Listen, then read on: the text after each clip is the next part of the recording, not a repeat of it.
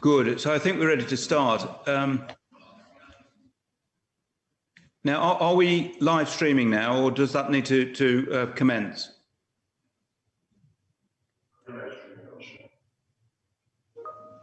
Yes, we are currently live streaming, Commissioner. We've started. Good. Mr. Rawat, I think we're ready to begin. Thank you, Commissioner. Can I just, before we start, just introduce the legal representation that we have for this session?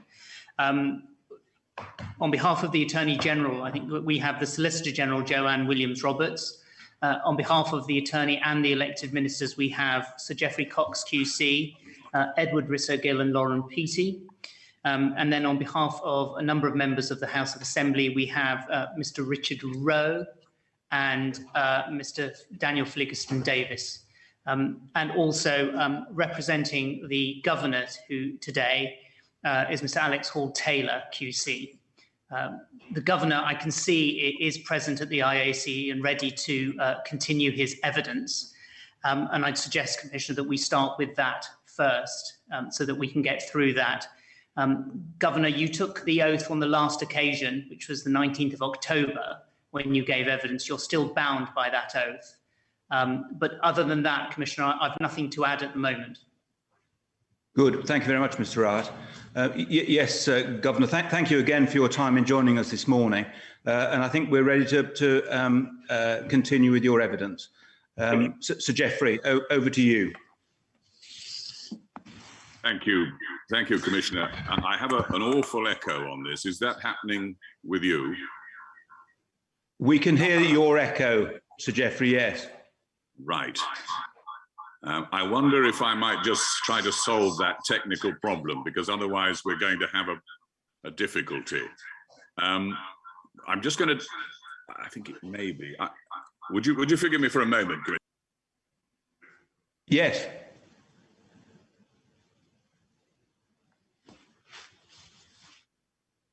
What I'm concerned about is that Mr. Risso-Gill is sitting next to me, and I wonder whether it's the close proximity of his machines that is causing this feedback.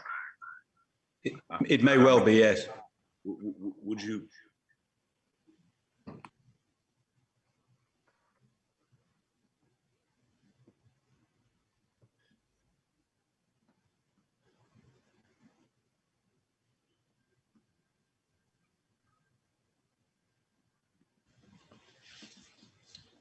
I wonder. Yes, I.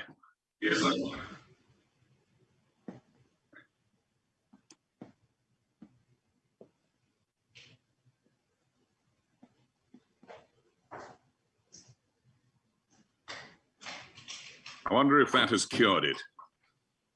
Commissioner, I wonder, can you hear the echo still? Can the Governor hear the echo? It's certainly a lot better. It may have cured altogether, Sir Geoffrey. So I think we press on. Thank you very much. Press on. I think that probably has. Governor, may I thank you very much for sparing the time to come back to answer what I hope will be questions at a canter and relatively short. And there are some areas of policy which I want to ask you about, or policy disagreement potentially. Let me begin, if I may, by quoting, I needn't take you to it, but quoting the Foreign Affairs Select Committee, who said this in their recent 15th report. The FCO must ensure that the officials it appoints in the overseas territories have the skills necessary both to build constructive relationships with the overseas territories' governments and to ensure that the territory's governance meets the highest standards. That's at page 782 of the governance bundle for the Commissioner's note. I needn't take you to it, Governor, because it's, I suspect, relatively uncontroversial statement to build constructive relationships with the overseas territories' governments and ensure governance meets the highest standards. My question to you is not really based on what they've said, but what are the skills necessary for a governor of an overseas territory, and particularly the Virgin Islands? The skills are to have the means of fulfilling the responsibilities of a governor under the Constitution. Being a governor of an overseas territory is a fairly unique job. And the people who've been appointed to those positions in the various overseas territories have come from a variety of backgrounds. So my own background is in the Foreign Commonwealth and Development Office. But I have colleagues who have a background in the former Department for International Development, who have a background in the Ministry of Defence, who have a background in domestic home departments. What's unique about a governor's position is that obviously it involves working overseas, but also involves engagement on what would normally be considered domestic issues, as well as foreign affairs issues. A variety of experiences skills I think are useful for the position. There's no one particular model that fits all. To build constructive relationships with the overseas territories government would take a degree of what might be described, would you not agree with me, of diplomatic and personal skill. The ability to manage human relationships, often challenging ones. That is correct. It also, of course, to ensure the highest standards of government, which is also the responsibility of the governor, involves taking clear positions on occasion. So it's not simply a matter of building constructive relationships with the domestic government, but also advising and cautioning and taking positions if the government may be departing from governance standards. Well, a constructive relationship ought to be a relationship in which frankness and candor is possible, oughtn't it? Yes, it would. Without offending. That's correct. That is certainly should always be the aim of not to cause offence, but that doesn't mean one wouldn't give frank advice on occasion. Yeah. I mean, in your case, I've looked at with admiration at your background. You were, I think, the High Commissioner to Sri Lanka. Am I correct? That's correct. Which you fulfilled for, I forget how many years. Was it 2 years? I can't remember. 4 years in Sri Lanka. 4 years in Sri Lanka as its High Commissioner. You had 4 years as the Governor of Bermuda, I think. That's correct. You were acting ambassador to Nepal. So you've had a long history. Is that fair in very diverse parts of the world as the representative of the British government and Her Majesty and indeed 4 years as a previous governor? Yes, 4 years as previous governor. Before that, a career in foreign affairs. I would suggest that being a governor is a bit different from being an ambassador to a foreign country. The functions and responsibilities differ somewhat. Yes, but what it has given you is I guess, is a considerable amount of experience. What do you think that the experience that you've had has enabled you to bring to your role as governor? I leave others to judge. I think that rather than myself, I hope my experience has been useful in carrying out my functions. Like all other governors, I was selected after a competitive process. One isn't simply sort of handed these jobs. The jobs are advertised within Whitehall. One applies for the position. It's a fairly rigorous process, and the panel and board within the Commonwealth Development Office, and ultimately the Secretary of State and Prime Minister and Majesty will appoint the person who they believe is best suited for the position. And in the course of that process, are the overseas territories consulted? Was Virgin Islands consulted? I believe it may vary somewhat. There is no formal requirement for consultation of the overseas territory in the appointment of the governor. My understanding is that there may be, the governments may be written to prior to selection asking what qualities they would wish, but they're not actually consulted on individuals. Is that correct? I believe that's correct, Sir Geoffrey, yes. Yes. You obviously, and Mr. Rowett asked you this question, I just want to ask one or two follow-ups up. You obviously have any governor has a challenging role, because they are not only, and forgive me if I put it clumsily, the Foreign Office's man in the overseas territory, but they are supposed to be the overseas territory's man, so to speak, in Whitehall and UK. So how do you balance that role? You said in evidence on day 50 in this commission that you did and would represent the views and the interests of the Virgin Islands and its government to Whitehall. Is that really feasible, or within what limits can you do it? I have found it feasible. My job is to explain the position of the overseas territory to the Foreign Commonwealth Development Office and other colleagues in Whitehall. Sometimes that will be done directly by the government itself. For example, last week at the Joint Ministerial Council in London, when Premier Foy had meetings with ministers in the UK, but otherwise it is open to me and something I do to explain the position and to support and defend that position where I believe it is a correct position to which Whitehall should be paying attention. But sometimes my job is in the other direction, which is to also say government here that I believe they are taking a position which may not be in the interests of the territory, or indeed in accordance with the Constitution. So there are two sides to the position, but they're all aimed at achieving the same objective, which is promoting the good governance of the territory. Suppose there is a conflict of interest.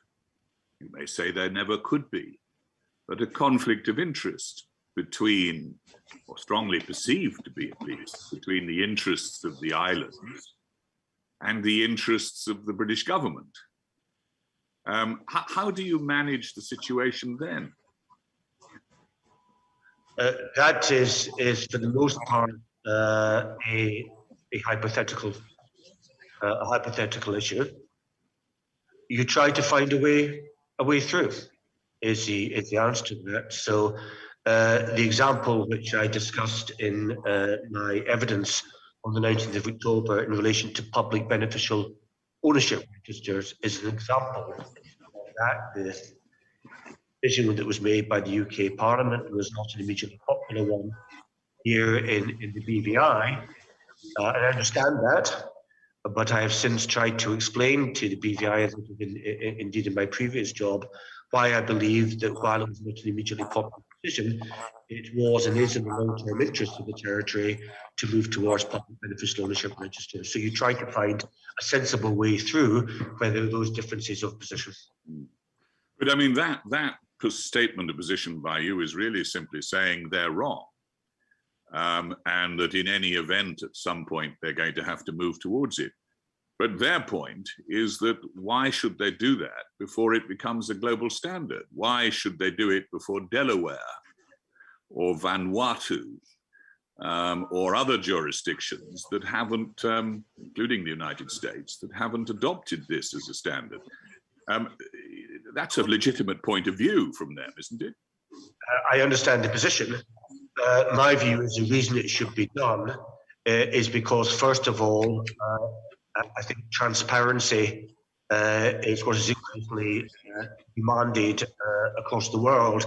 And secondly, because of the EU position, respectively the UK position, the EU position, if we don't move towards a public register, the likelihood is that we will be blacklisted under the 5th Anti-Money Laundering Directive. And I do not believe that was the interest of BVI. It is in the interest of BVI, it's having a high standard, transparent financial services sector, meeting the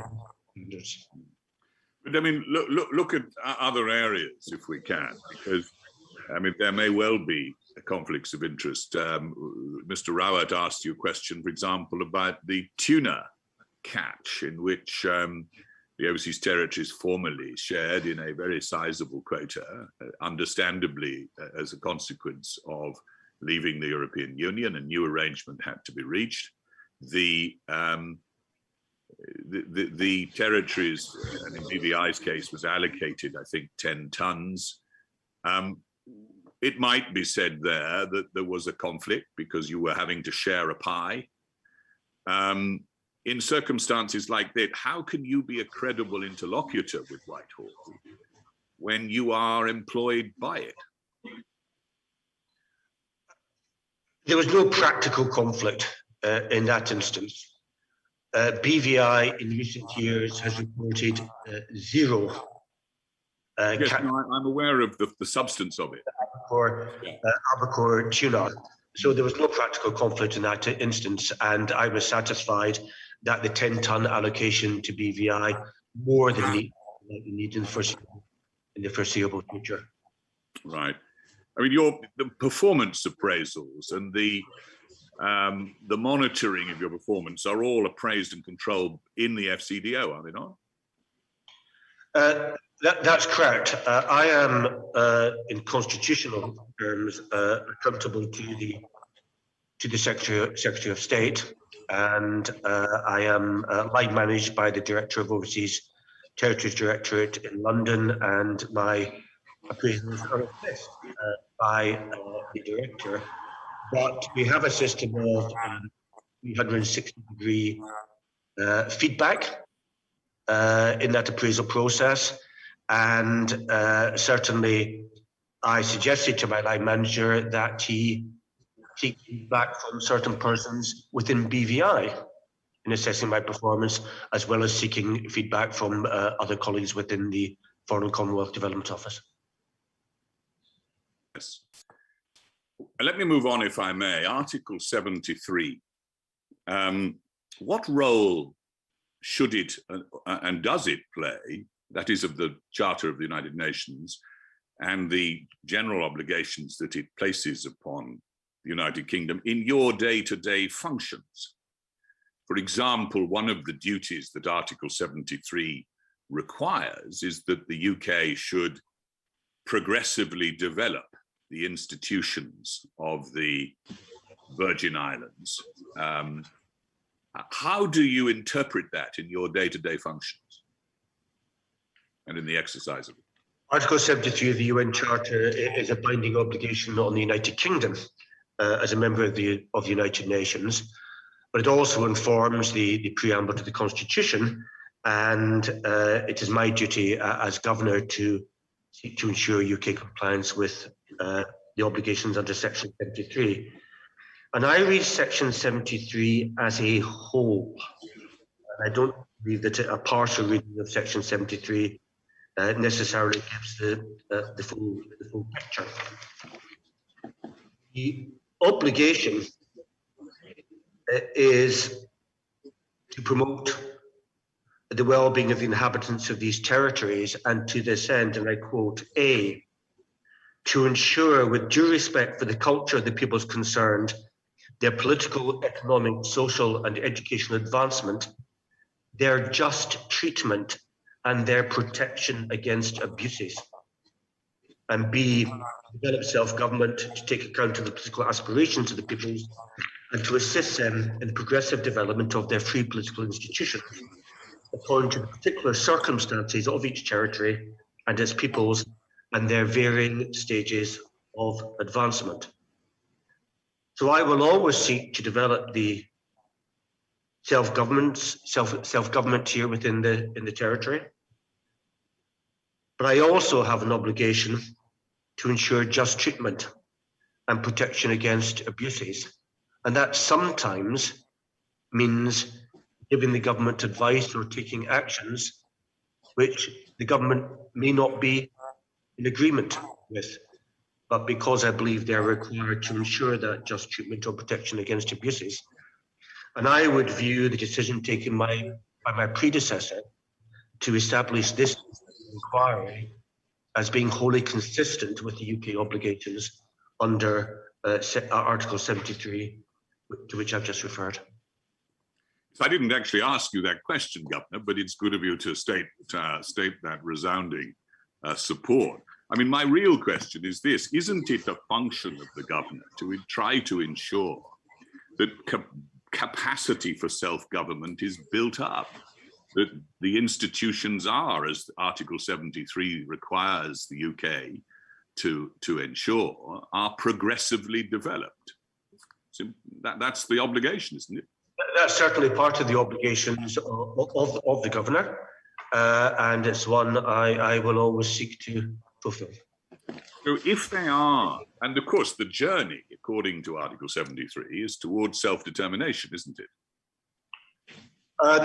The people of the BVI already have the right to self-determination, the right of self-determination. It is for them to exercise accordingly with their constitutionally and free will. But the duty under 73 is progressively to develop the institutions so that they may assume a full measure of self-determination. Should they so choose? Absolutely. If they and when they so choose, and in what form they choose it.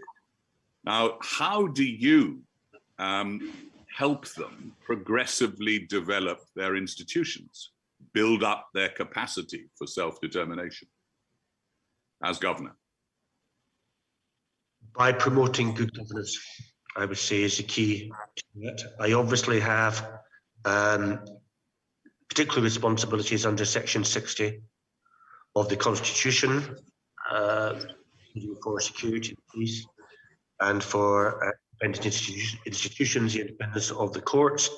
So I want to develop an effective service. I want to help to continue to develop an effective legal system and effective courts in which citizens can have confidence.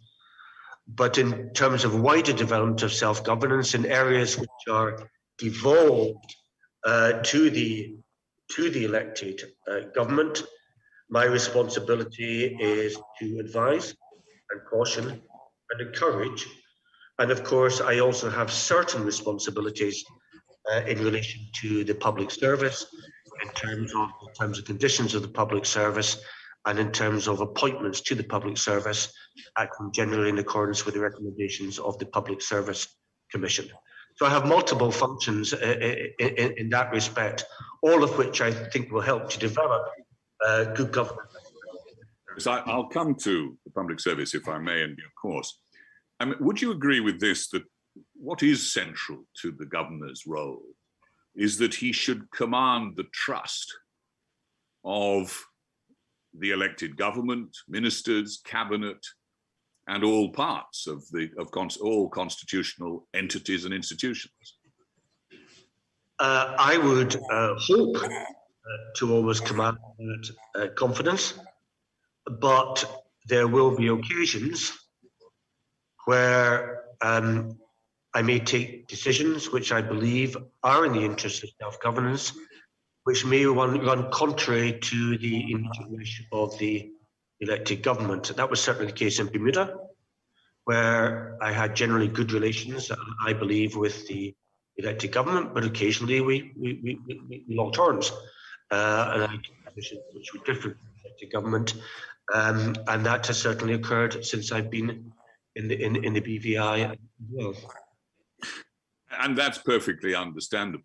But the constitution that the Virgin Islands has, we'll leave aside other overseas territories for the moment, creates a situation where you have a wide and quite extensive executive authority over Section 60 matters. Clearly, you are obliged to consult in certain cases with the Premier. But the difficulty here, isn't it, and I'd very much welcome your comment on this, is that whereas that portion of executive authority entrusted by the Constitution to the elected institutions is democratically accountable, the decisions that you take, whether on instruction or not on instruction, is not subject to any kind of democratic pressure. certainly not in the Virgin Islands. And that can create, can it not, friction?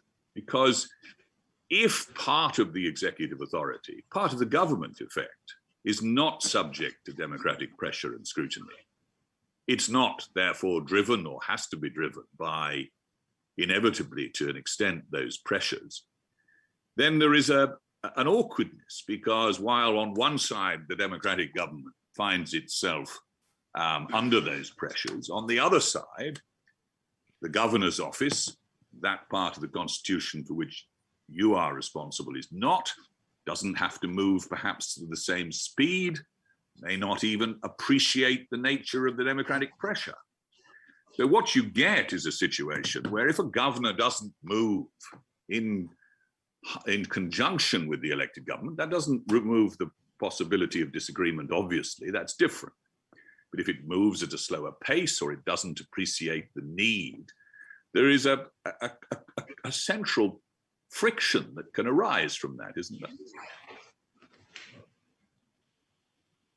I think there's a twofold answer to that question and challenge which you put, Sir Geoffrey.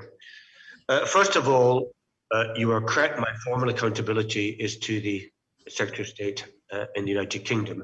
That's the same with all the governors and all of the overseas territories. That doesn't say I'm not subject to a degree of local accountability. I am bound by the Constitution and constrained by the Constitution. I am subject to British Virgin Islands law like any other person in this territory. I can be sued. I can be judicially reviewed. I can be questioned in cabinet as to the positions which I am taking. I can receive questions and queries and challenges from members of the House of Assembly who may write to me, or indeed from the Honourable Speaker. And as I said in my evidence on the 19th of October, I'm also accountable at the Court of Public Opinion and by a free and independent media. So while I am not democratically accountable like a minister is to the House of Assembly, all of those are ways in which I feel I can be held accountable, and indeed I'm held accountable by people here in BVI. As regards, if I may, the second part of your question, I do indeed have powers under the Constitution which fall to me as governor. But most of BVI are actually devolved to the elected government. And there, where I chair cabinet, I can advise, I can caution, I can make recommendations if a decision is proposed in cabinet which I believe is a poor decision or a wrong decision. I can say so, but I have no power of veto. Cabinet can override my advice in any matter which is outside my special responsibilities, and those are cabinet decisions over which I, as governor, however bad I think those decisions may be, I cannot override. They are solely the responsibility of the elected government. So that's a real restraint of what I can do under the Constitution as governor. But obviously you accept that apart from the Secretary of State, there is almost no democratic scrutiny. You're not accountable to any legislature other than the UK legislature, which are under the ministerial accountability of the Secretary of State. And if there were no role, if there were no point in democratic scrutiny, we wouldn't have democratic systems, would we? While you obviously put up, and I fully accept that you're judicially reviewable in the decisions you take in the jurisdiction, and no doubt the press will from time to time write. The reality is you are not subject to the day-to-day transparency and scrutiny of proper democratic accountability. I mean, in the United Kingdom, the Foreign Affairs Select Committee commented on this in its 15th report, did it not? It proposed a different system of holding the Overseas Territories Directorate and indeed decisions taken in the jurisdictions with a continuous scrutiny from a new form of committee, because the Foreign Office Affairs Select Committee last conducted an inquiry into the governance by the UK of the overseas territories in 2008, before its 2019 report. What it said was every 10 years is just not enough. There's just very little democratic scrutiny of what you're doing, isn't there? I am not a democratically elected politician. I am an appointed official, and my accountability applies in the way which I described. If the view is that the Foreign Affairs Committee in the UK should be examining the overseas territories more regularly, then that's certainly a point for consideration and debate. But I, with respect, would not accept a position that I am not accountable in certain ways to the people of the British Virgin Islands. I should also say that should I hope I will not, but should I seriously breach my responsibilities under the Constitution or seriously misbehave, it would be perfectly possible for the Premier, for the government, to make representations to the Secretary of State, to the Minister for the Overseas Territories in the FCO, reporting what they consider to be my ill behaviour. And if I had misbehaved, if I've breached the Civil Service Code, breached the Diplomatic Service Code, seriously breached the Constitution, I would be held to account by officials and ministers in the United Kingdom. I'm well aware of that. There are often areas, as you well know, that aren't quite as extreme as that, where overseas territories do right. Indeed, there were plenty of letters written before you arrived, but they don't tend to receive a particularly full hearing. I mean, that was the complaint of the overseas territories in the 15th report to the Foreign Affairs Select Committee, that the difficulty is they don't have a very easy route of appeal, and certainly not a democratic one, if they feel that they are falling out of sync with a governor. There's little place for them to go. The Foreign Office back their man, unless, of course, there's a flagrant breach of the type that you describe. But look, let me move on, if I may. Impartiality, political impartiality, is obviously critical, isn't it, to a governor's role? In terms of domestic politics, absolutely. It's not for me as governor to favour one set of members of the House of Assembly or one political party over another. So yes, I would always be politically impartial in that sense. And what about public expressions of disagreement with the sitting government over matters of policy? Are you governed by collective cabinet responsibility, or at least cabinet confidentiality, so as not to do that kind of public expression of disagreement? I would need to refer to the precise rules in the Cabinet Handbook on that. I would always seek to respect Cabinet confidentiality, but I'm not bound by collective responsibility because I'm not a member of Cabinet. So is it appropriate for a governor, I don't know what you would think, certainly you haven't issued any, to issue public statements that may either be expressly or impliedly critical of the sitting government? On occasion, I believe it could be appropriate. It was something to be done, no doubt, rarely and after careful consideration, but on occasion, it might be necessary to open particularly if the elected government has taken a position which one believes to be fundamentally incorrect or misleading. But then you wouldn't want to do that, presumably, without a full discussion with the government and attempts first to resolve it in a different way. I think in most circumstances that's correct, yes. And presumably give warning of the statement you propose to make. Not necessarily. It would depend on the issue of the day as to whether it be appropriate to give prior warning.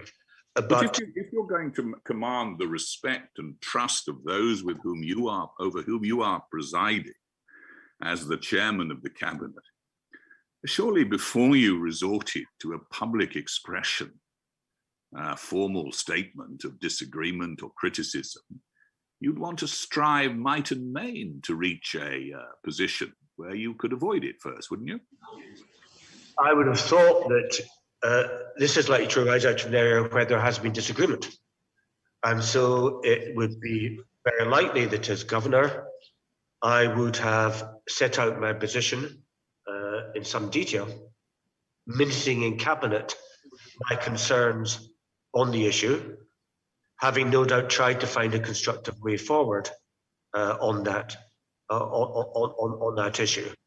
So it would only be after exhausting efforts to resolve the issue within cabinet that one might feel like we should go public on it. Yes. Let me ask you a different area, if I may, but same general thing. What I'm trying to elicit, if I may, or from you and your assistants, is how a governor should conduct himself, what he can do to attract the trust of those who are in this different position. They're accountable every day to a legislature, to public opinion, to the electorate when they next stand for their election. Clearly, the governor has the capacity to harm their electoral prospects with any such public statements of disagreement, or by inadvertently not moving fast on various aspects of reform which lie within the governor's responsibility. How does one maintain the trust of an elected government, any elected government, unless one conducts oneself with absolute and impeccable faithfulness to the principle that a governor should not be involving him or herself except as a last resort in matters of political or policy controversy? Isn't that obvious? I'm not sure I would accept your last resort point, Council, because to go back to where we were on Article 73, one has the obligation to promote self. One recognises that the elected government is responsible for domestic policy. It is not for the governor to determine that policy outside the areas responsible. But the governor also has those responsibilities for ensuring just treatment and ensuring protection against abuses. And if the governor believes that decisions are proposed or decisions are made which are contrary to those principles, it is right and the duty and the obligation of the governor to speak up and try to prevent that failure in just treatment or abuse from taking place. So it is a positive obligation, a duty of the governor to seek to do that. But surely, what good can it do to resort to the megaphone? The right way of doing that is to operate by persuasion, by argument, by counsel. Ultimately, it's the government's decision to take those right to take those decisions, and there may well be disagreements over it. It's not for the governor to express those disagreements publicly, is it? Except as a last resort. One would always seek to persuade and encourage and to advise as appropriate. But there may be occasions when it is right for the governor to speak up. But that's what the courts are there for, aren't they? If the government is infringing the rule of law, if it's not acting according to fundamental constitutional or legal principle, the courts are there for that. Why is it a matter for the governor, who's part of the executive, to, although an unelected part of the executive, to resort to public debate? I'm not sure I would use the term public debate. Well, public statement. The obligation of the governor is to ensure just treatment and protection against abuses as well as promoting self-governance.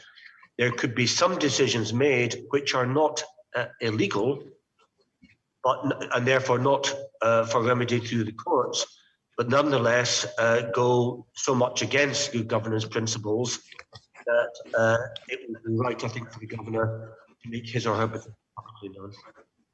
No doubt, rarely. Difficult to know what those would be, but let's leave that to one side for the moment. Let's suppose you're right about that, and there's an area for, where there may be. I mean, the government, an elected government within its own policy sphere, is entitled to take decisions over which there may well be disagreement. You may disagree on all sorts of grounds, but I can't, at the moment, I'm struggling to understand what you're saying. I mean, why should a governor, if it's not illegal, if it doesn't offend human rights principles, if it doesn't offend constitutional principle, why should a governor resort to public criticism or public expression against a sitting government, fraught as that is with electoral implications and political ones? I think what a governor will do is not so much make criticism, but state what he or she believes to be the correct position. And I hesitate to give a current example, but there have been statements made of late in relation to my position and my legal representation before this hearing, which are frankly misleading and inaccurate. The suggestion that I would be using section 103 of the Constitution for my legal representation was nonsense. And I've been very tempted to make a public statement, and I suppose I'm making a public statement now to state the inaccuracy of that position. And I think it's legitimate for me to do so with respect. Well, the governor, absolutely. I mean, any such criticism would be wrong. Let me move on, if I may, on this issue. I mean, one of the issues, again, of the governor's role, which has caused concern, and you were asked about it very fairly by Mr. Rowett, is this question of direct interaction with officials in the ministries for which ministers are constitutionally responsible. Now, I don't want to enter into this debate in any kind of detail, but I will ask you, if I may, this. Would it be correct for the governor's office to direct or instruct officials in an individual ministry outside a Section 60 responsibility without seeking the minister's assent?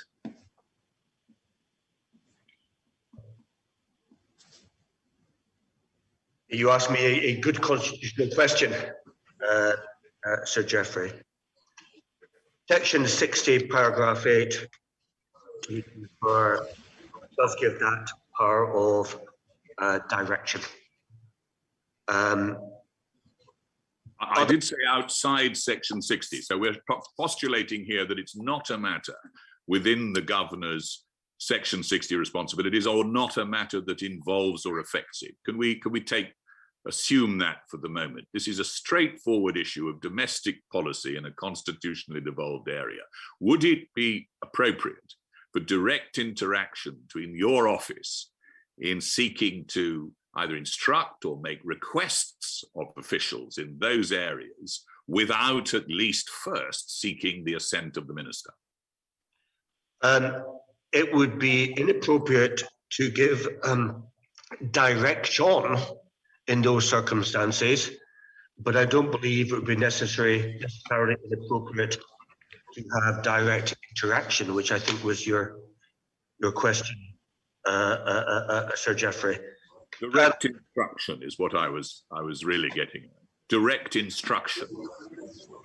I think as regards direct instruction, you're correct, but interaction would be perfectly proper. And I gave the example at my hearing on the 19th of October of the report the UK is giving in relation to COVID-19 and vaccinations.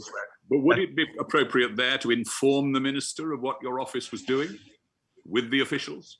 In material matters, that's correct, but let me draw your attention, please, to Section 40, paragraph 2 of the Constitution, which says that the Governor shall not be obliged to consult with the Cabinet or the Premier if, in his or her judgment, the matter is not materially significant so as to require a consultation.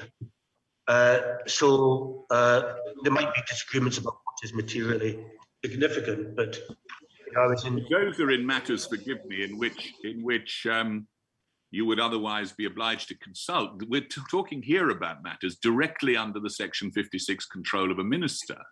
Let me give you an example. A governor wishes, this is not a personal example, but a governor wishes to organize a school visit so that he can go and talk to the school children or have discussions with the principal, whatever it may be. His office rings the permanent secretary or the deputy permanent secretary and seeks to organize that visit. It wouldn't be right to do that, would it, without at least asking the minister first? It might depend on the purpose of the school visit, Sir Geoffrey. I understand the hypothetical nature of the question. If I've been invited by the school to give school prizes at the annual school prize day, I'm not sure about necessarily the Minister for Education should be, that I should make the Minister of Education aware for that. If we were going to go to the school to seek to better understand, education provision, which is clearly a devolved matter, then it would be appropriate for me to inform the Minister for Education. So there is here, isn't there? There is a line of constitutional respect and comity that ought to be observed. That's correct, and I hope I always do. So, no, these questions are not personal, Governor. Let me make it absolutely clear. I will always seek to inform, consult, first of all, in accordance with my constitutional duties, and matter of I would seek to do that. But there will be practical occasions when I will get in touch with officials where I don't feel obliged. So, to give you a practical example, yesterday, in preparation for this inquiry, I sought information from the public school teachers in the territory, and I didn't feel obliged to tell the minister I was seeking that information. I was in Virgin Gorda a few weeks ago and to check on the current population of Virgin Gorda. I did not feel obliged to consult the relevant minister in seeking that information. That's practical business, and we wouldn't be able to carry out our practical functions if one had to go through the minister on each such occasion. But where there's a substantive matter, I would.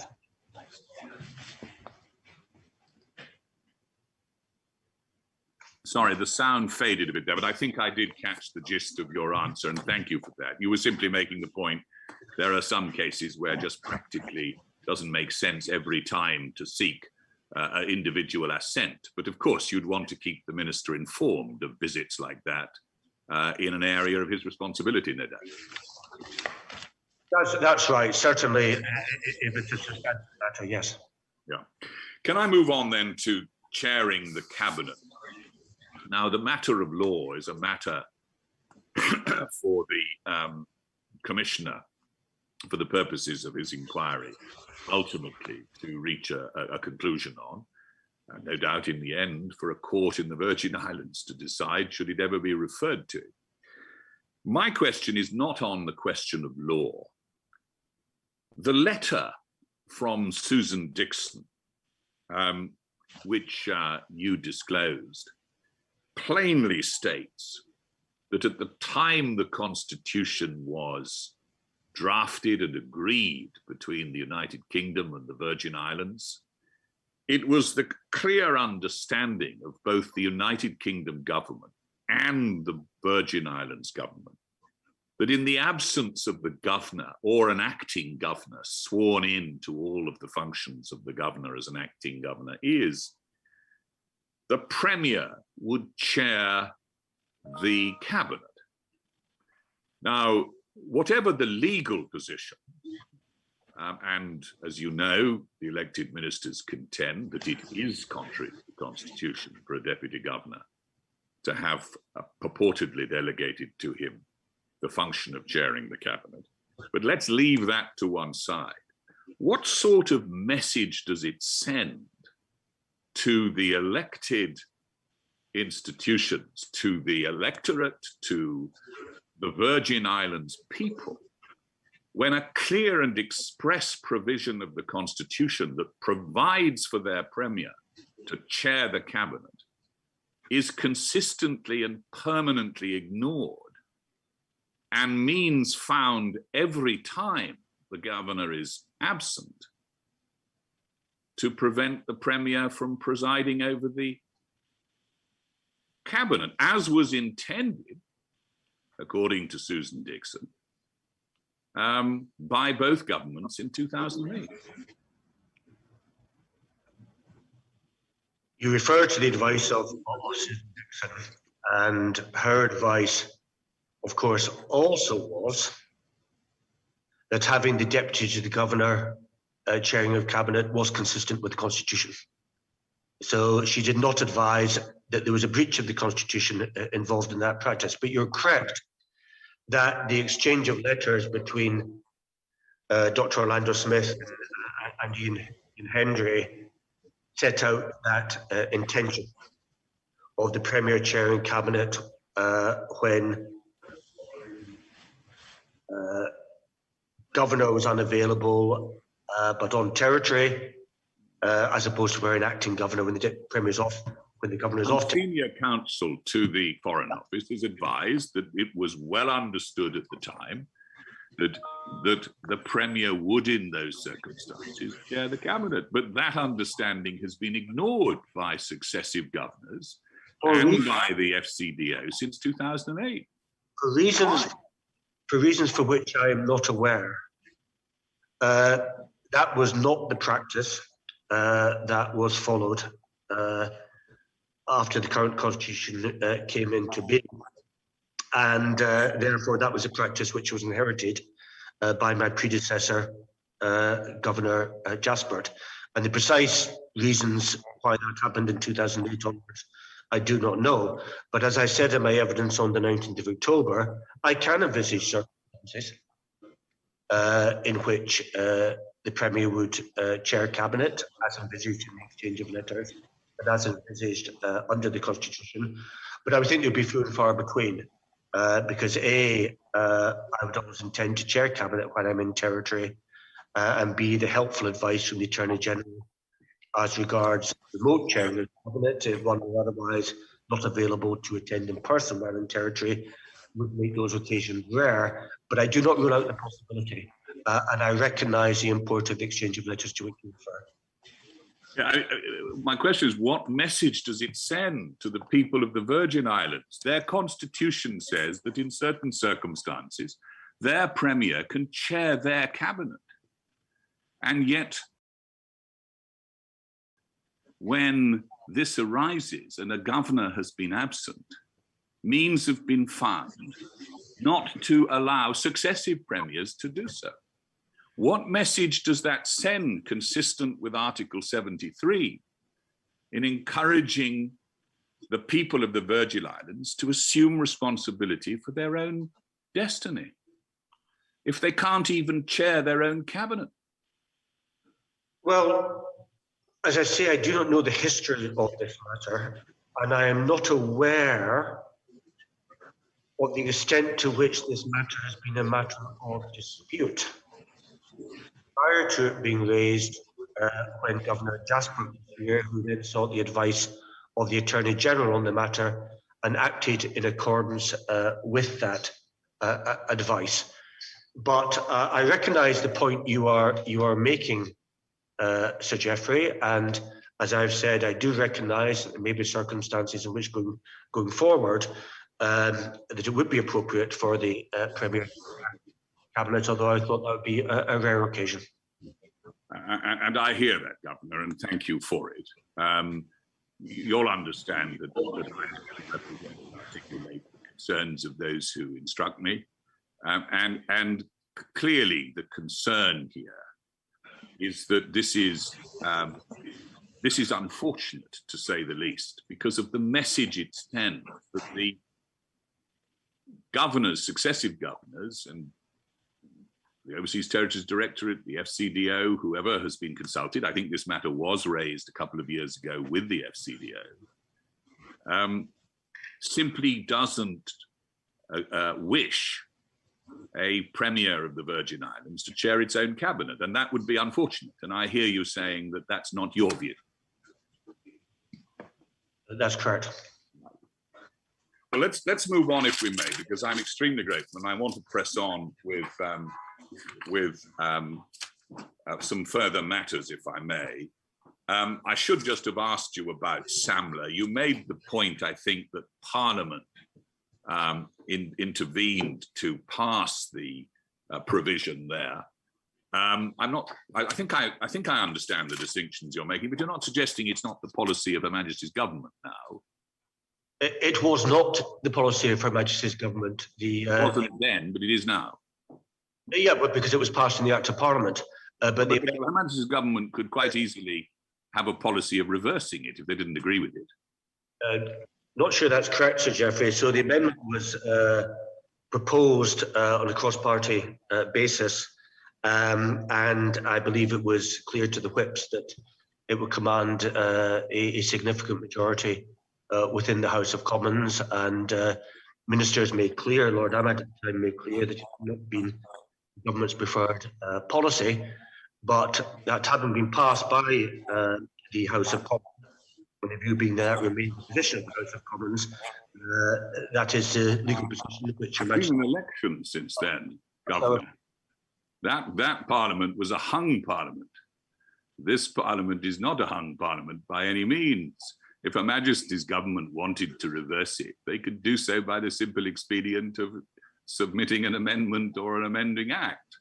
But it hasn't chosen to do so, no doubt because the government's adopted that policy for perfectly legitimate reasons. I'm not familiar, Sir Geoffrey, with what the whip's calculations may be on that particular matter. It would be inappropriate for me as a public servant. Better to stay out of those, you're quite right. To be so. But it seems to me that the move towards public registers is pretty inexorable. That is the direction in which we're going, and we're going to have to live with that reality. Now, the public service, if we may. In your evidence in October, you considered or gave this answer that the Deputy Governor was responsible for a professional and independent public service, and that the management of the public service lay with the Deputy Governor. Is that a correct or fair assessment of your position? Let me just refer to the exact words I used, if I may. Please do. Just give me 1 second, please. Yeah.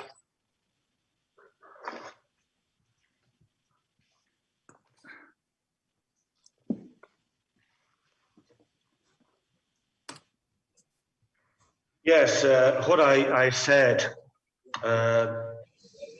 was that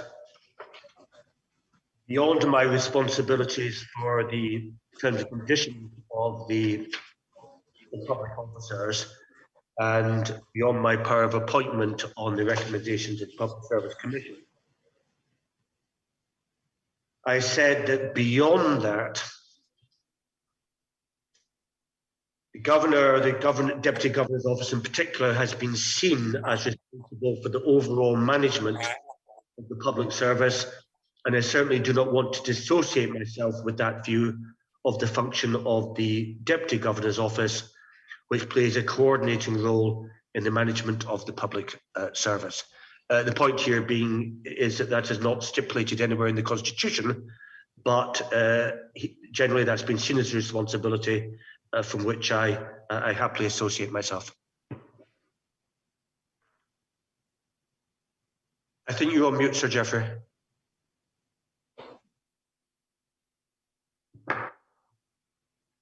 So sorry, at page 206 of the transcript, Mr. Rowett asked you the role of the governor is wider than that. It's about producing a professional, independent public service, to which you answered at line 4, correct.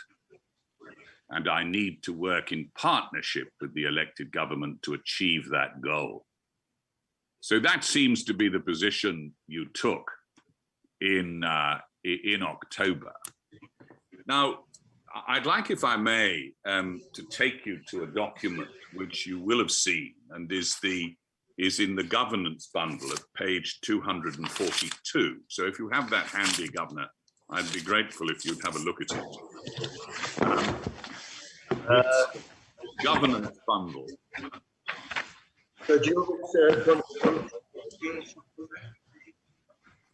I couldn't quite catch that. I'm so sorry. Just give me a moment. I'll see if I can find it. Thank you. Yes. It's the governance. The PIA report. Yes. Have you got that? Thank you. Excellent. Thank you very much. Now, I just want to come with that. Put a few points to you based on this. If you'll turn to the first page under introduction, you'll see the title, Importance of Policy and Planning.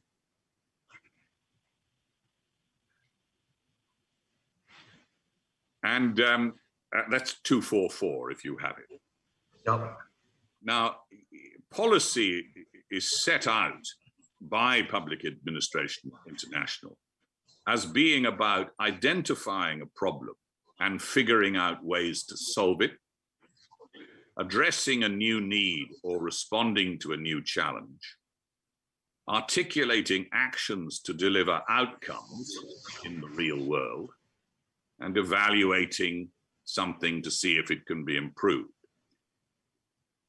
That is a pretty decent description of what formation of policy is about, isn't it? It's really the meat and potatoes of governing. You have a problem, you have a priority, you have a need, and you formulate thought through developed policy to address that need or problem, correct?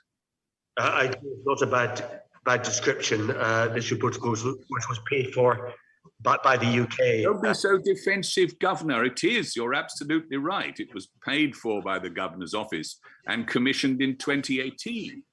And a process has been moving forward for the public service transformation. But what this report shows is that that process of policy formulation, execution, and evaluation has been chronically neglected for many years.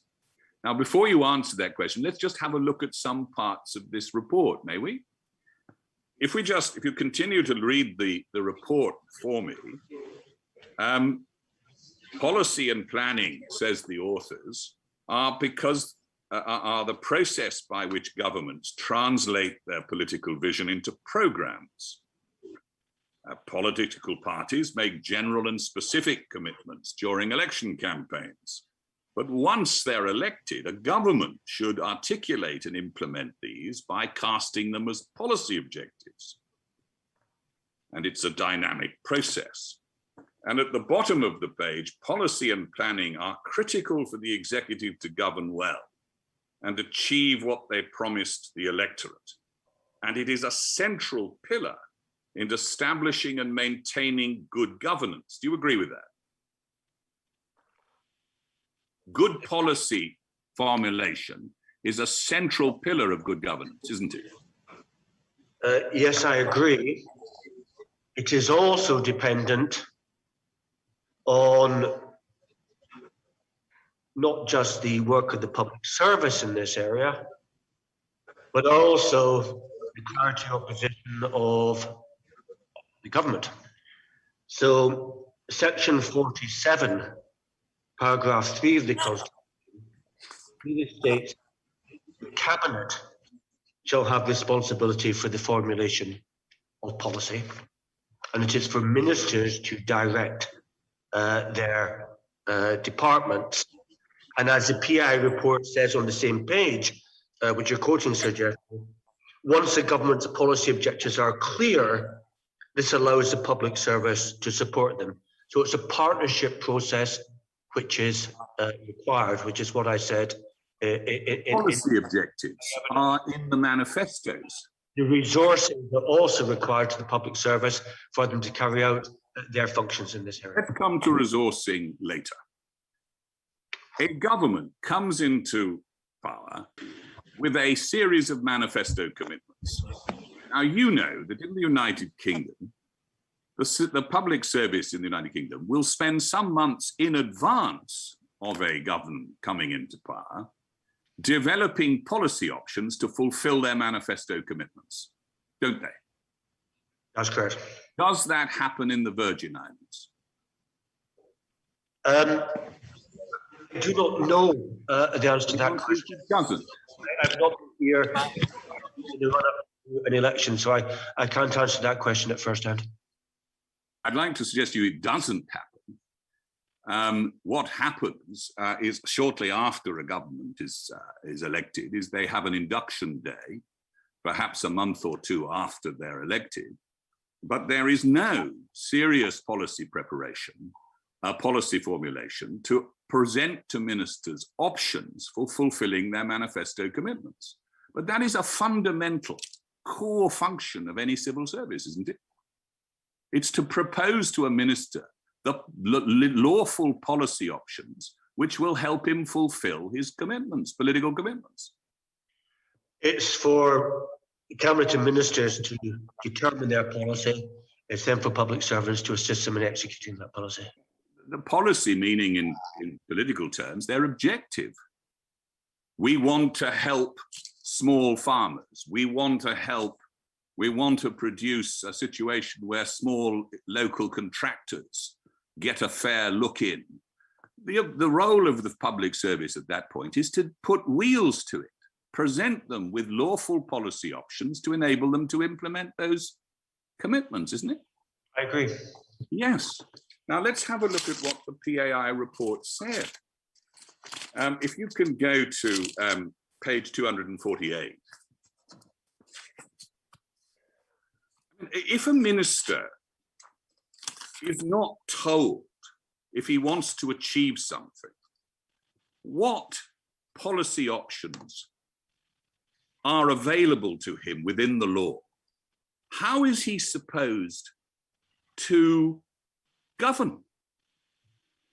You know, don't you, that in the United Kingdom, a minister will receive detailed ministerial submissions setting out the reasoning for the decisions he might take on a particular subject, discussing the policy options and inviting the minister to choose between them.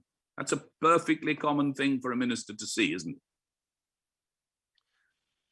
it? That is right. And of course, that is ministers being open to having various options proposed to them and recommendations proposed to them on how they should act. And a wise minister will wish to look at those different options before taking the relevant decisions. On occasion, ministers may be so determined on the policy they wish to pursue that they may be less interested in having different options put to them. Yes, but it's absolutely standard in the United Kingdom that a minister, particularly ministers from all walks of life, many of whom may have no experience of government before, may even have very little experience of administration in the private sector, they will have detailed submissions setting out the reasons why certain policy options are available and when certain options may not be, and setting out the risks connected with them in those ministerial submissions. You know that, and that's what happens, isn't it, in the UK? So Jeffrey, I may be able to help here. And I hope I'm not overstepping the mark in saying I recognise that the policy planning function of the public service could be further developed. And that is precisely why I welcome the transformation paper, which has now been agreed in Cabinet, which has a section in it which would aim to achieve that particular goal. So I do accept that. What I do not accept is that any failure of policy planning is responsible for what I believe may have been a number of poor decisions made by government. You don't accept that a failure of the policy formulation, execution, and evaluation function is responsible for what? Certain poor decisions. So, for example, and I have seen the advice of the submission of the Attorney General in this regard. There is a need to increase the policy planning capacity within government. But I do not believe, with respect to the Attorney General, that it is a failure in policy planning which has led to procurement legislation and procurement guidelines being consistently ignored and overridden through tender waivers. I don't think it's lack of policy planning which leads to people not qualified for statutory boards being appointed to them. And I don't believe that it's a lack of policy planning which led, for example, to an individual be given residence status who clearly did not meet either the policy guidelines or indeed the policy recommendations of the Immigration Board. We can't discuss that individual case, Governor, as you know, but there are certainly things that can be said about that specific case, but it would be wholly wrong for us to discuss that in public at this point. Let me come back to the other points you make.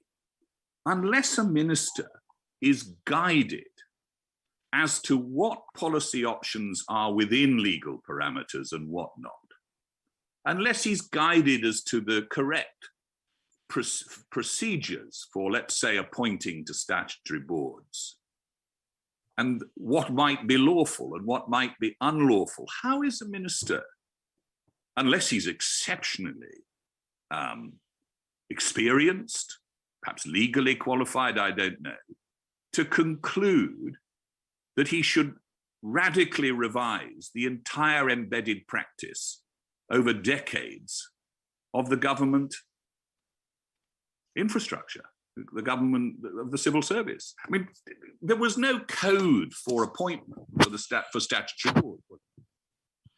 Well, my view is... Answer my question, sir, and has there ever been a code or written guide?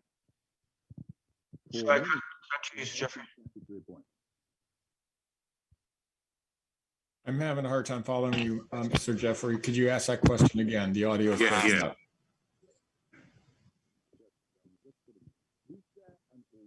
I can't hear you, Sir Jeffrey.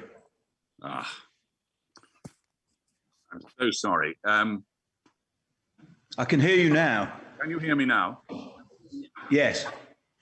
I'm so sorry. I don't know what's happened there. There was no muting button, but it seems to be muting and unmuting on its own. Help me with this, Governor, if you may. Was there any code? Is there now a code, such as the one produced by the Cabinet Office in the United Kingdom, for the appointment by ministers to statutory boards and bodies? There's no general code, but of course, individual bits of legislation may specify criteria for who should be members of statutory boards. That is the same in the United Kingdom. There are statutes that specify broad criteria, but the civil service in the United Kingdom has thought it right some years ago, through the Cabinet Office, where this function resides, to promulgate general advice and guidance and procedural guidance to ministers and to individual ministers about the appointment of statutory boards. Now, that is a function of the public service, isn't it? Such guidance may indeed be helpful, but in my experience of cabinet chairing ministers here, I have and I say absolutely a highly intelligent cabinet of well-qualified individuals. They are well aware of the criteria which are stated for appointments. They are aware of the they can read the Register of Interests Act, which is plain as a pikestaff and what should be done. It doesn't require policy planning for public service for them to understand that issue. It requires them to abide by what it is. So why do we do it in the United Kingdom then? Are you saying the United Kingdom cabinet isn't full of intelligent individuals? No, I need the code, whereas the Virgin Islands doesn't? No, I'm not saying that. I said a moment ago, I believe such guidance could be helpful, but the lack of such guidance does not explain decisions which may fly in the face of what is required by legislation or stated criteria. Let's leave aside legislation. What written guidance does is it sets a culture of expectation and it allows public servants to refer to it as an established guide and policy when giving advice to ministers, doesn't it? But if you don't have something like that in writing about the procedures, a manual in effect, I mean, the whole purpose of manuals is to change culture and to get people abiding by practices and rules that favour good governance, isn't it? I agree with you. Such guidance could be helpful. So, for example, we've fallen into a situation where tender waivers happen all too frequently. Well, also in the governor's group. Yeah, indeed, there have been some of the governor's group as well. So new procurement legislation has, I believe, been passed by the House of Assembly. It will come to me for assent. I hope that procurement legislation is helpful. In applying that procurement legislation, guidance to ministers will no doubt be helpful, but it also requires ministers to be willing to abide by that legislation and comply with its requirements. So it's a twofold process. No doubt advice and guidance for ministers is indeed helpful, and I would welcome further work in that area. But it's also the responsibility of ministers to ensure that they comply with what consultants do. My suggestion to you is that ministers are not getting robust, clear policy advice and formulation to enable them to translate their political commitments into lawful policy. I'm not going to discuss the individual concern, but let me come back to my residence case, please, a granting of residence, where the law very clearly states the criteria. The Immigration Board made a clear recommendation, a policy recommendation based on those criteria. Those criteria and the recommendation were clearly set out in Cabinet to ministers. Ministers choose to ignore that guidance, ignore that policy advice and taking decisions. But forgive me, Governor, as long as they're acting lawfully, that's the right of democratically elected ministers to decide. And it's by no means clear that they were acting unlawfully. And we can't discuss the individual case. There may be many things that could be said about it. As a general principle, I take it you don't disagree that a minister is entitled to be told in detail what policy options are available to him that comply with proper legal parameters. Correct? I agree that would be helpful. What I am, with respect, contending is that any failure of policy planning advice to not explain a number of the decisions and issues which have come up before this Commission of Inquiry. In other words, I don't think that is a sufficient or clear explanation of the concerns which have been investigated by this Commission. It is not a failure of policy planning which explains all the issues which have been considered here. Let's take an example. I'm sorry. I'm sorry to interrupt, Sir Geoffrey. I mean, ultimately, these will be matters that I will need to consider, enjoying the debate between you and the governor as I am. Two things. I think in part these are matters which I will need to consider on the basis of the evidence as I find it. But secondly, Sir Geoffrey, this may be the well, I assume that this is the last matter that you are going to raise questions with the governor on. But I see the time. You had an hour to ask questions. We've gone out over 75 minutes. So I obviously want to finish this particular topic. But is there anything else that on this topic that you can helpfully raise with the governor? Yes. Yes, if I may, Yes. This is the last topic, along with budgets. So I'm hopeful of concluding it fairly shortly. I haven't tried to interrupt the governor in his answers, so forgive me if we've taken a little over. But indulge me, if you would, for a little while longer on this point. It is important, and it is central, as you know, to the minister's concerns. I understand that. Can we move to page 250 of the report? PAI report that we have in front of us. The authors, under policy capability, say that policy capability in most ministries is weak, save for at the most senior level, i.e. permanent secretaries. And the authors then say, this likely accounts. Do you not have it, Governor? Forgive me. I do have it, sorry, yes. Carry on, please. The authors then say this likely accounts for why policy reform in key areas such as immigration, labour workforce development and telecommunications has not been progressed. Now we know, because this inquiry has looked into it, that immigration is a particular topic where policy reform was desperately needed. The Commissioner has looked into various policies that seem to be emanated from 2004, for example, in connection with belongership. And what the authors of this report are directly saying is that it is the policy capability which is weak, that is most likely the reason why reform in immigration has not been, in a key area, has not been progressed. And then the ministers, the authors, take exactly the point that you've just made to the Commissioner. They say, some might say, this is the last line of the paragraph, there has been no political will. But says the authors, quite rightly, I submit to you, it's difficult for politicians to find the will if there's no solid evidence and robust strategic policy advice.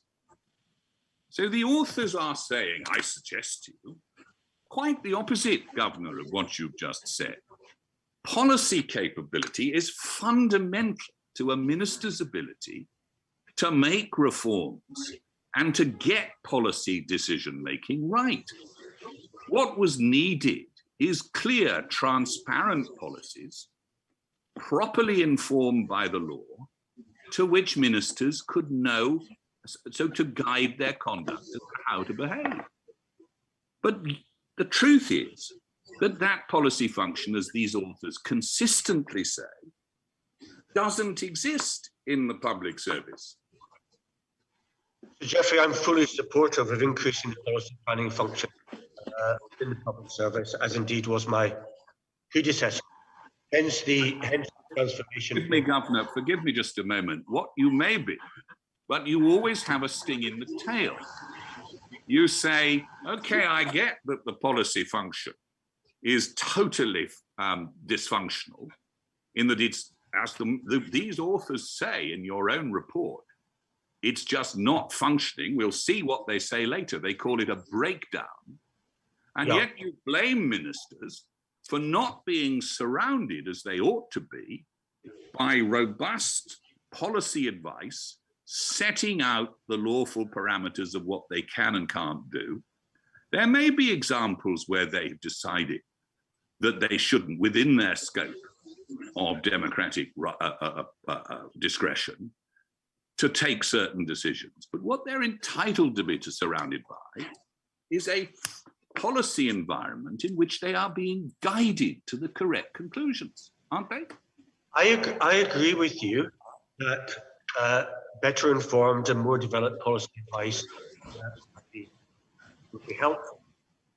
There has been, we've heard brief budgetary issue, but let me take specifically natural resources, labour and immigration, that ministry to which you've just referred, Sir Geoffrey. If you look at the budget figures for 2020, Governor, forgive me for a minute. We will come to the budgets in a minute. I'm anxious just to keep us on one topic at a time. Okay. The topic I'm on. Yeah.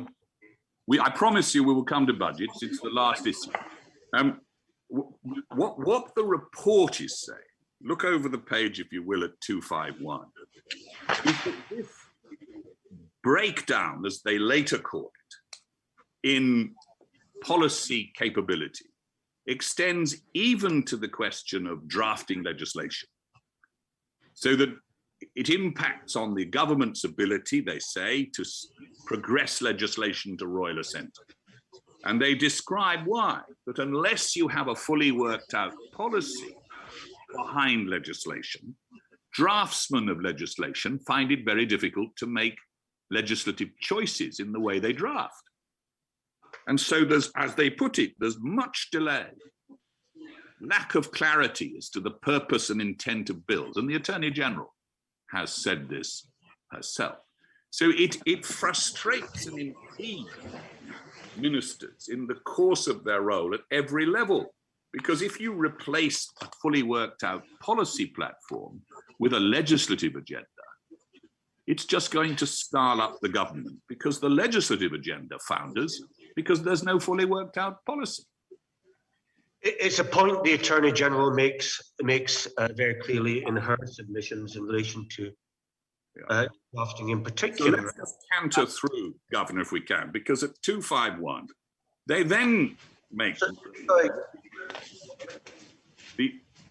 the authors. Can you hear me?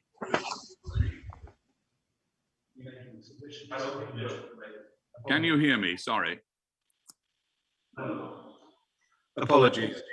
Mr. Commissioner, Sir Geoffrey, we've had 10 minutes of submissions on this. Apologies. Just one moment. There's a lot of feedback, Mr. Hall-Taylor. I'm sorry, Mr. Commissioner. I mean, a lot. It may be because. Are you in the same room as the governor? I'll try speaking to. I'll try speaking to this microphone. That should be better than you being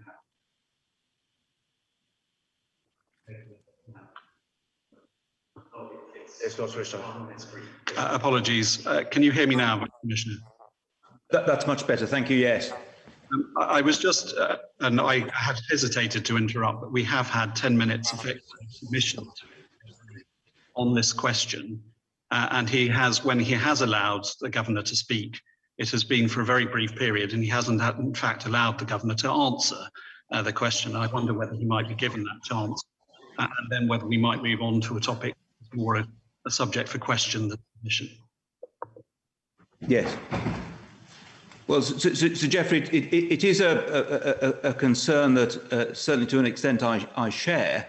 I mean, I understand the point that you're making about the lack of policy planning capability. I understand that, but the governor has responded to that. But is there anything else other than by way of lengthy submissions that you want to ask the governor about this?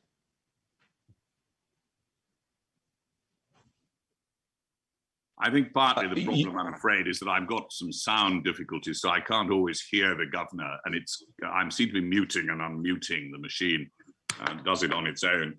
I think what I wanted to do is not make submissions, but And indeed, I don't think I have been making submissions, but if Commissioner, you think so, I will endeavour to abbreviate them. I think the point I'd like to put to the Governor, if we could just have a look at various parts of this report, which won't take us 2 minutes. So, Governor, if you'd like to look at 251, the report not only says that the policy formulation function is lacking, but it says the systems for executing policy require strengthening.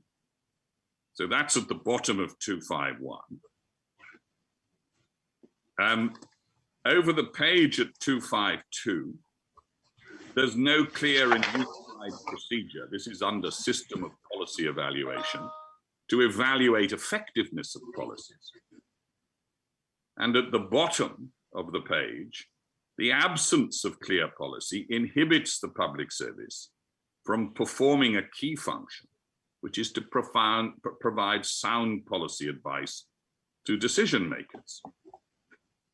And then if we go over the page to 253, many of the challenges in the Virgin Islands government, this report says, stem from a breakdown in policy formulation and weak policy capability in the line ministries. Now, my question to you really,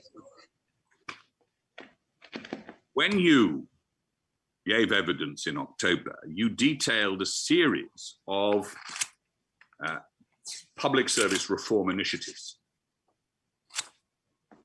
According to this report, none of those public service reform initiatives, if you look at page 248, either touched upon this critical function of the public service, or any that were implemented failed to be able to institutionalize it. So if you look at page 248, the second paragraph, you'll see that efforts were made to establish a policy coordination mechanism, but going back to 2000. But it's clear that a number of policy development initiatives and training have been undertaken, but uncoordinated and implemented without adequately building institutional capacity and human resources to maintain and institutionalize it. So until 2018, no sustained effort has been made to cure this fundamental problem in the critical function of policy formulation, implementation, and evaluation. Do you accept that? No, not as Jeffrey, and I am going to come to the budgetary point here because I believe it is critical. First of all, I did indeed, in my evidence of the 19th of October, set out public transformation work since 1999. At no point did I claim that all of that work was aimed at a policy development. It was aimed at a variety of issues to improve the functioning performance of the public service. Secondly, I think it's incorrect to suggest that all of that work was fruitless. I think, for example, that in the evidence, which I believe may be coming to today from the acting financial secretary, he does recognise, for example, the usefulness of work provided by the debt advisor, provided by the United Kingdom in handling debt issues, and he does recognise that some of the financial management training was aimed at policy development. There's a fundamental problem here which relates to financial investment in training. And if I go to where I was going a moment ago, the PA report refers to the issue of natural resources, labour, and if one looks at the latest budget papers tabled in the House, and if you look at the policy planning team within natural resources, labour and immigration, the training budget allocated for policy planning and administrative services in 2022 budget estimates is $978. I repeat, $978. Mr. Fred in his evidence also recognises, I may just turn to his evidence.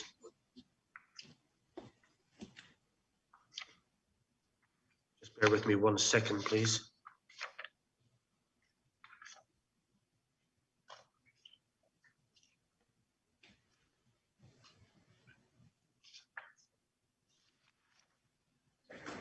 Give me 1 moment.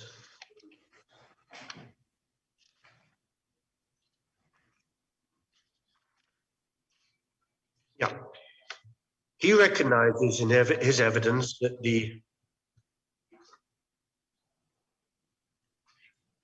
central responsibility for training the public service lies with the Department of Human Resources. As I said in my evidence on the 19th of October, the allocation of budget there is a total of $25,000, having followed consistently over the years. He ended up with $25,000 last year.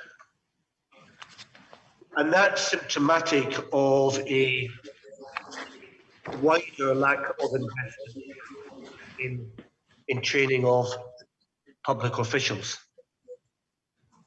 So the total allocated budget for teacher training in 2021, the estimated expenditure is $12,300. $12,300. I believe there are some 450 public teachers. That means an investment of less than $30, just over $27 per teacher in training provision. Now, no doubt the UK could have done more, but since 2018, the UK has invested around £2.14 million in training for the public service. But the primary responsibility for budgetary provision for the public service rests with the elected government, particularly in areas of devolved responsibility. There are many fine public servants, and I do not believe, certainly permanent secretaries, but also some other levels, they're not public servants who are very capable of giving policy, good policy advice.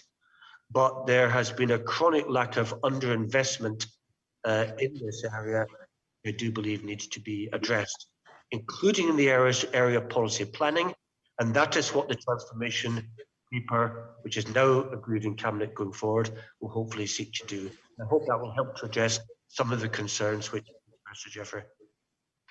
Let me ask you one or two questions arising out of it, because as you know, Mr. Fred doesn't accept your analysis of the full training budget for the government, while he accepts that in one line of one department, $25,000 appears at paragraph 3.6 of the affidavit to which you refer. He makes it clear that in 2021, the budget for foreign and domestic training of public servants was in fact £479,384.47.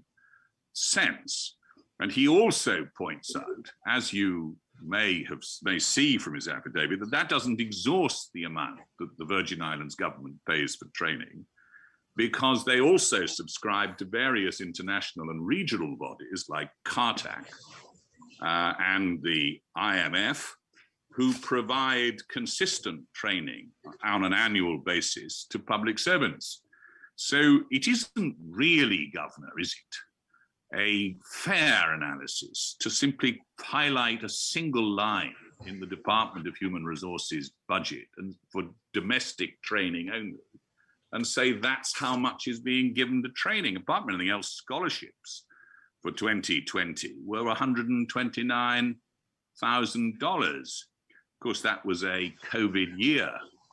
So what do you say to that? I mean, Mr. Frett doesn't agree with you. He says that the budget is hundreds of thousands of dollars more than that. The problem is, or may well be where we're together on it, is it may not be addressing the central question of policy formulation and evaluation.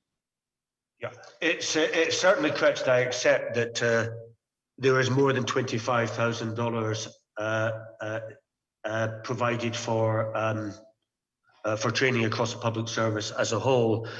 You may need to ask Mr. Frett how much of that $479,000 figure is actually made up of.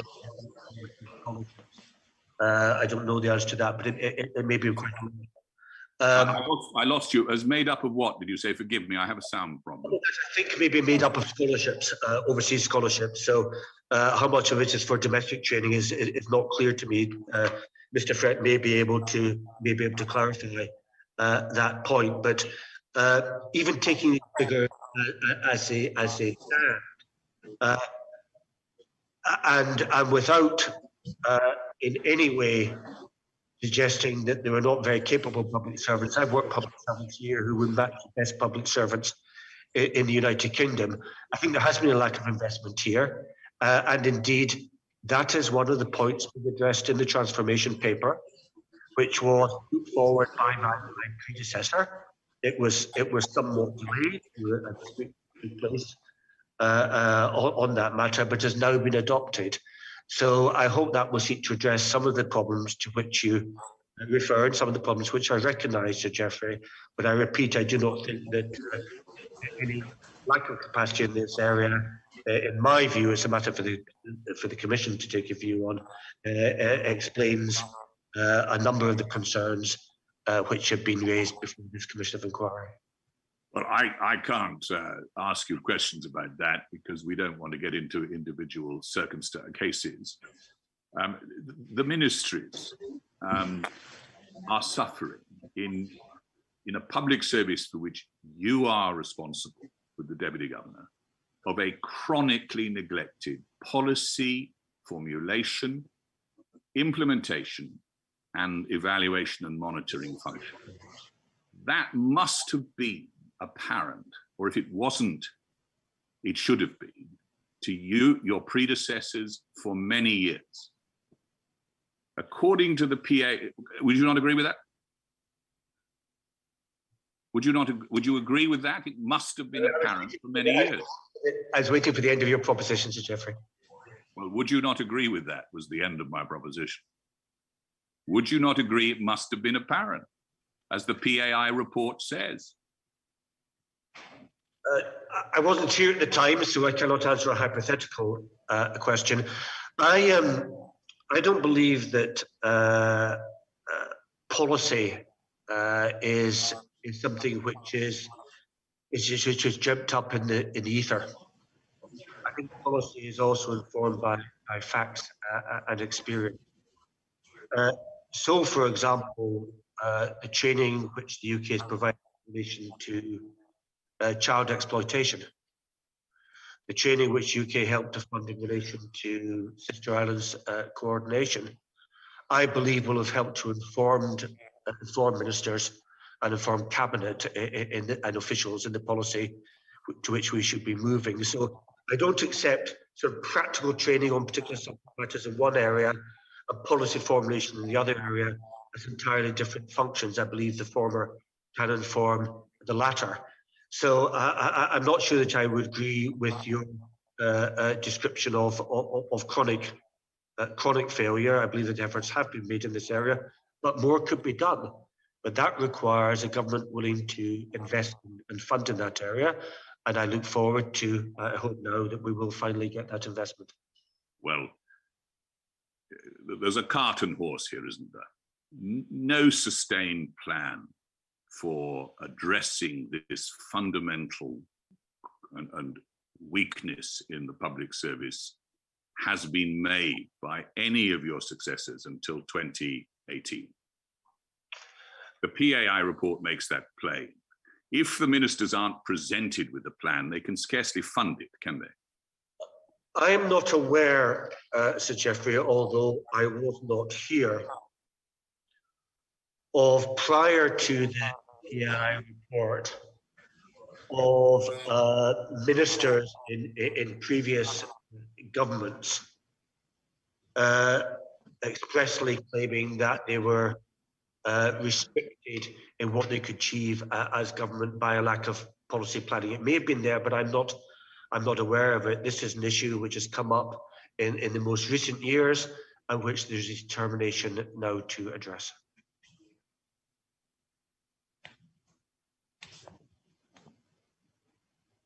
So I think you may be on mute again, Sir Geoffrey.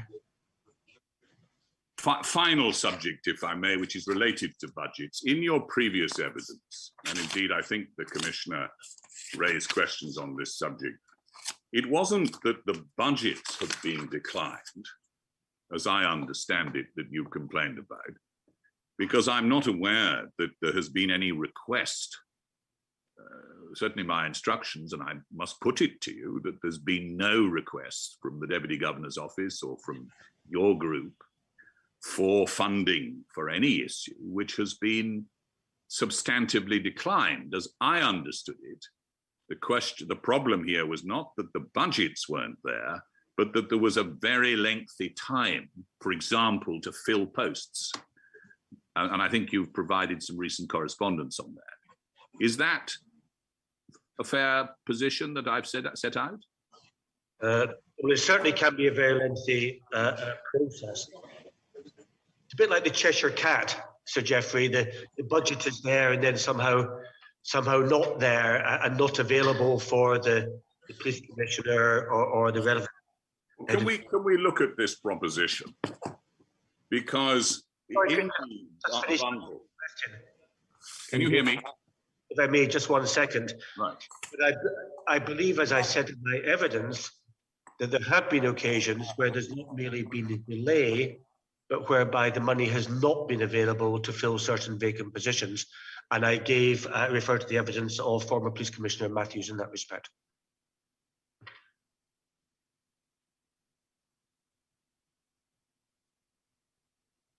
Hello, can you hear me? Yes, I can hear you now, Sir. Yes. Thank you. I hear you say that. As you know, the minister's position is that they aren't aware of having received a request that they've declined. But let me come, if I may, to the point. In the bundles in front of you, in volume 1, could you go to page 342?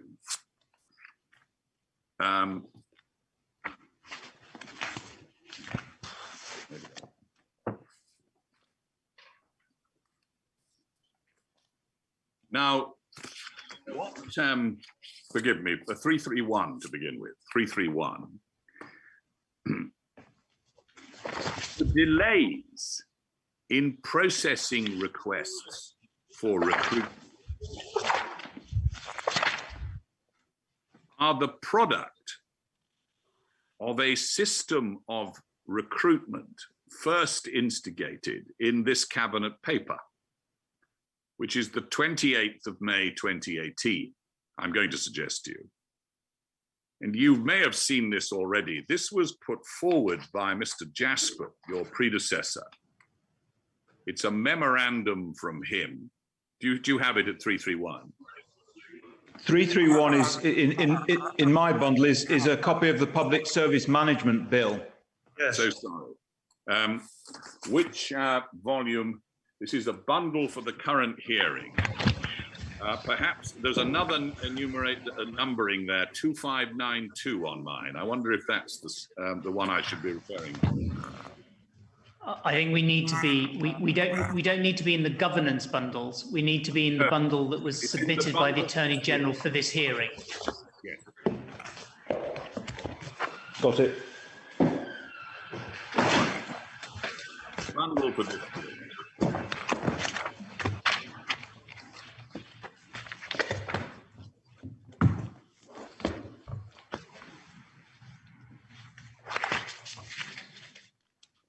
So is this the Attorney General's submission? No, this is the Cabinet paper submitted on the 28th of May 2018 to the Cabinet. Thank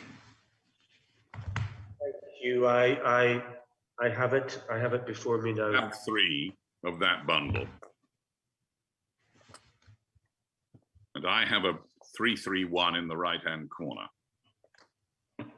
Now, what this paper did, and it was raised with you, I think, earlier on the earlier occasion, is propose, your predecessor proposed at page 334 at paragraph 9, agreement to cease non-essential external hiring. And the governor put forward, your predecessor, that accounting officers would be expected where possible to strictly deploy measures to control the growth of the service, and he mentions what they would be. So, and Cabinet in 2018, previous government, of course, adopted that proposal from the governor. And if you'll then march forward, you will see in the bundle to the 9th of, forgive me, to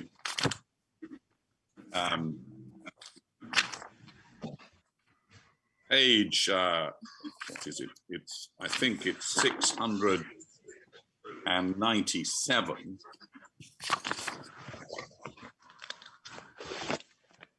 Yes, I have.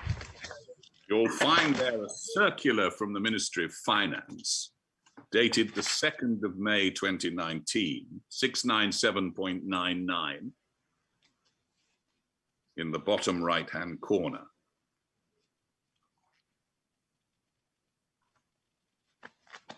And there you see that the circular is to inform accounting officers for new procedures for the filling of vacant posts, effective immediately. So this is the 2nd of May, 19.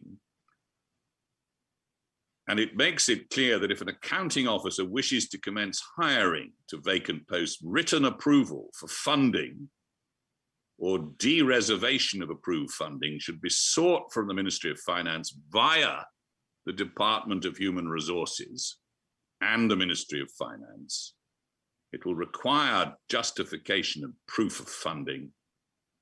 Failure to do so will result in the Human Resources Department denying the request, and then they will provide the Department of Human Resources and the Ministry further guidance in a joint circular. Now, the joint circular has, I hope, been sent to the inquiry, but sets out the detailed requirements for any vacancy in any part of the government. So if you'll look at that, it's dated the 29th of May 2019. And you'll see that it's a joint memorandum from the Director of Human Resources, which is under your group, I think, is it not? Correct?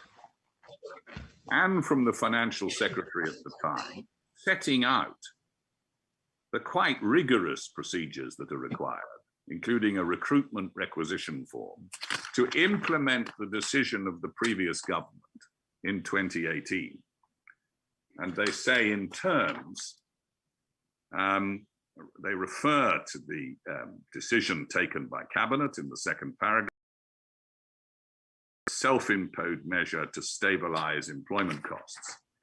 Now, delays in this procedure, which is very cumbersome, I needn't go through with it perhaps in detail, you may be familiar with them, but it requires the filling out of requisition forms, are a direct consequence of your predecessor's invitation to the Cabinet to exert rigorous control over recruitment to the public service, aren't they? No doubt, and I believe it's absolutely right to have a process involving recruitment. Particularly given the strains on the budget caused by COVID-19. It's right that for any public service, when money is tight, should be properly justified. Of course, I also believe that there may be occasions where it's very urgent to fill a position, and one hopes that one can get efficient fashion. But yes, I do believe it's correct to have a rigorous process, Jeffrey. And there may be some scope then, because what I think you've done, Governor, and let me make it clear, I'm in no way personally critical of you, sir. You, if I may say so, no grounds to be. What I'm seeking to illuminate, if I may, for the Commission is that while you say that there are budgetary pressures, in truth, the Governor's office, your predecessor, acknowledged and indeed proposed a rigorous control over recruitment, which has caused vacancies. Mr. Frett says in his earlier affidavits, this has caused what he called a brain drain. And it may well be there's now grounds, and I think you've done this, haven't you? You've exonerated for certain areas of government, I think the Attorney General's office, possibly the DPP, a compensation and salarial review. That's correct. It's clear there's pressures there which cause me concerns over the rule of law functions carried out by the Attorney General of the DPP, and so I did instruct him to have a review there. This is difficult. Every government in the world has had to tighten the belts because of COVID-19. And I'm not looking forward to a high pay award from the civil service in the year ahead. But that can lead to people leaving, and one needs to take corrective action.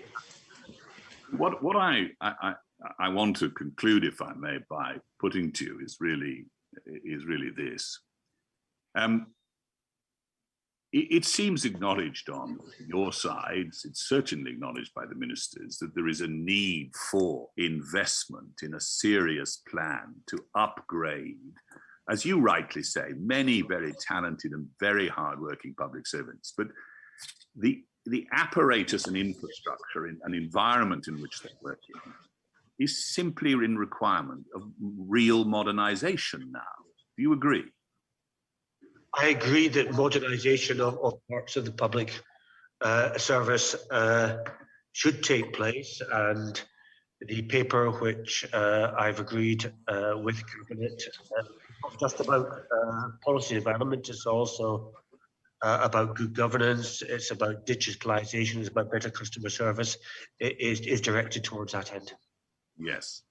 And indeed, the public service transformation plan is really the first of its kind that has been proposed by Deputy Government since the new constitution. We somewhat differ.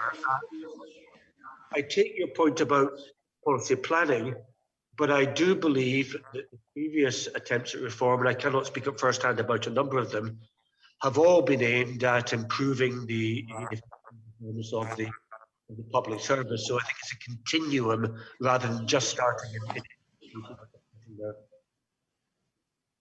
Sorry, Sir Jeffrey. We see what the PII report says about that any efforts on the policy side of formulation and implementation have simply not failed to institutionalize. They haven't been comprehensive or sustained. That's what PAI says.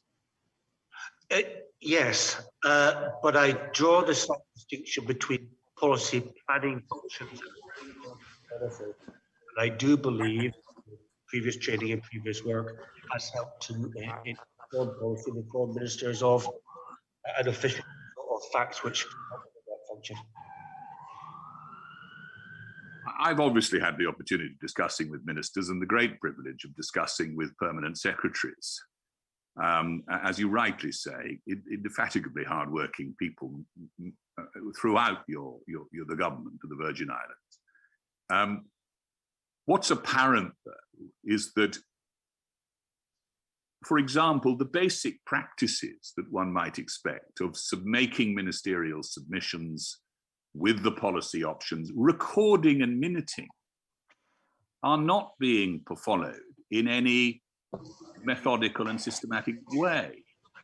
So, for example, if you look for a minute of a minister's decision, if you ask for a record of how a particular decision has been approached inside a ministry, you will struggle really to find any kind of audit trail maintained by, I'm not saying this is universal, but it's certainly widespread, recording and minuting those decisions. Would you agree with me that that sort of record keeping is fundamental, a core function of the public service? Record minuting is very important, as are keeping of records. And I think as this commission has demonstrated, there has been a challenge in getting the relevant records out. And as I made clear my evidence of 19th of October, part of that is because, again, of a serial underinvestment in records management function, despite consistent requests being made by the Deputy Governor's Department to increase investment in that area. So yes, I look forward to that being improved. But fairly, Governor, it doesn't really need fancy bells and whistles to keep a minute of your minister's decision, or to make a ministerial submission and ask and record or retain his written comments on the submission, doesn't it? I mean, it can be done in hard copy. It still is in the United Kingdom. Yes, I'm a bit of a hard copy man myself. Nothing to do with underinvestment. It's the fact is that they're just not keeping the records. They're not minuting. They're not recording. They're not making ministerial. Papers with which I'm most familiar, other than those which fall within the governor's group, where I see some rather good examples of the papers that come to me, are cabinet decisions. And other than during the COVID period, where I recognise there were extreme difficulties given the frequency of cabinet meetings, in my experience, the cabinet secretary keeps excellent records of cabinet and of the reasons for the decisions made within cabinet. So there is an example of which I think is very good practice. So I suspect there may be different pockets in different ministries. Well, cabinet is rather different. That's good. Cabinet is rather different. This inquiry, my instructions are that the IRU that has been assisting the Attorney General has simply been unable to get hold of minutes of ministerial decisions inside the ministries. The inquiry has what the government has, and you don't find submissions to ministers with recorded comments as to their views. You don't have minutes of meetings. You don't have a record of how a decision is taken.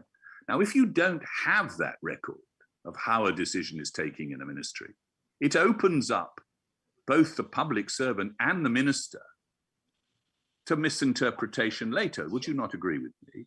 Because if you have no trail of how a minister has approached a decision, no written record of it, subsequently a minister could be accused of all kinds of things, which a minute would reveal to be unfounded. Yes, I'm tempted to say there may be occasions when ministers do not want precise reasons for decisions being taken minuted. What I don't know here, Sir Geoffrey, is whether the failure to find that in the first place, or whether it's the fact that the relevant records has been lost. A number of records were lost in Hurricane Irma, for example. So it may be a bit of both. But I agree with you that decisions should be properly minuted, the reasons for them, and the proper record should be kept. And again, and it's no use, forgive me, a minister saying don't minute this. If it's a matter of public business, a public servant should minute it, shouldn't they? Yes, they should. Quite. And now, Sir Geoffrey, we've been going over 2 hours. I'm just concluding there, if I may, with my thanks to the governor I think I needn't put any further questions, and I'm extremely grateful for the Governor's patience and time, and indeed yours, sir. No, thank you, Sir Geoffrey. I was particularly thinking about the live transcriber because he will need a break. What I propose to do now is to break. Mr. Hall-Taylor has an outstanding application to ask the Governor questions. What I would do is, in accordance with the COI protocol, is for him to discuss those questions with Mr. Rawat to see whether they could and should be put through him, if Mr. Hall-Taylor has any questions to put. But then if we have a 5-minute break now for the transcriber, I'll hear from Mr. Rawat and Mr. Hall-Taylor then. And Commissioner, if I may, let me thank Sir Geoffrey for his questions. Thank you, sir. Thank you very much. Yes, thank you, Governor. We may have some more questions for you, but we'll know in 5 minutes or so. Thank you.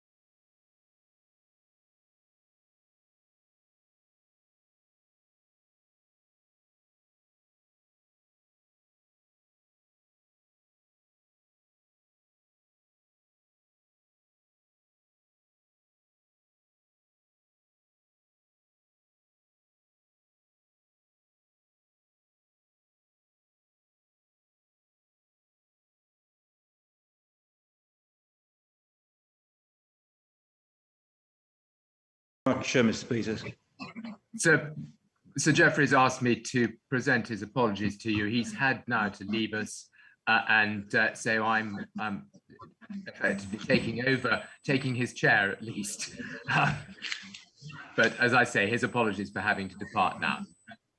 No, thank you very much, Mr. Rousseau-Gill. Now, I understand, Mr. Hall-Taylor and Mr. Rowett, that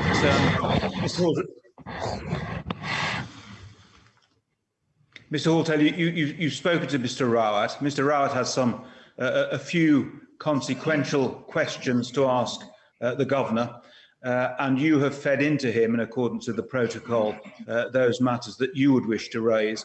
So Mr. Rowett is going to ask, as it were, all of the questions that need to be asked. Is that right, Mr. Hall-Taylor? Yes, that's correct, Commissioner. Good. Thank you. Thank you very much. Thank you very much for coming back, Governor. Mr. Rowett. Thank you, Commissioner. Governor, I hope you can hear me. I can hear you clearly. Thank you. Very occasionally the audio drops out, so I may need to just interrupt you if we do lose you, just to ask you to repeat a question. You've been taxed over the last 2 hours by Sir Geoffrey on a number of matters. What I would like to do is hopefully take things a little shorter, but again address the sort of issues that he has canvassed with you. Amongst those issues was the constitutional and operational relationship that exists between a governor and elected institutions. And the first question I'd like to put to you is this. Earlier, when giving evidence, both today and on the 19th of October, you expressed your commitment to the principles in Article 73 of the UN Charter, which require the development of self-government and assistance in the development of free political institutions according to the circumstances and stages of advancement of an overseas territory. How is the stage of advancement of a territory such as the Virgin Islands assessed? And why might there be differences, for example, in the degree of self-governance seen in different overseas territories?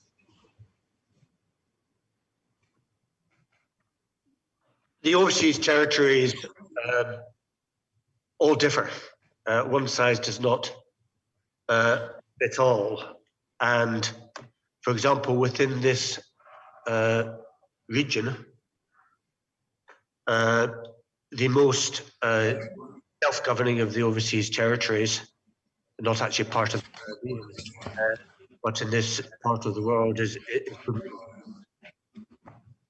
with Cayman perhaps a close second. And those are territories with much wealth and high capacities. On the other hand, we have smaller territories such as Montserrat and Anguilla, smaller populations. Montserrat obviously facing the challenge of the volcano which occurred there and which depended on UK overseas development assistance. And whilst there are many capable persons in Montserrat, it's one of the less self-governing territories. And that is assessed actually, I think, by the governments themselves, who may make clear they still require and seek UK support in certain areas. Others do not seek that support, and also assessed by governors and by UK government ministers, and also by reports that may be made, for example, by the IMF, by the Caribbean Task Force, by regional organisations. And my job is, of course, to promote and develop self-government here in the BVI, and I do so. But to give you just a practical example of where there could be a difference between territories, an example of that is disaster management. In Bermuda, there is a Minister of National Security who leads on disaster management, working in very close conjunction with the governor.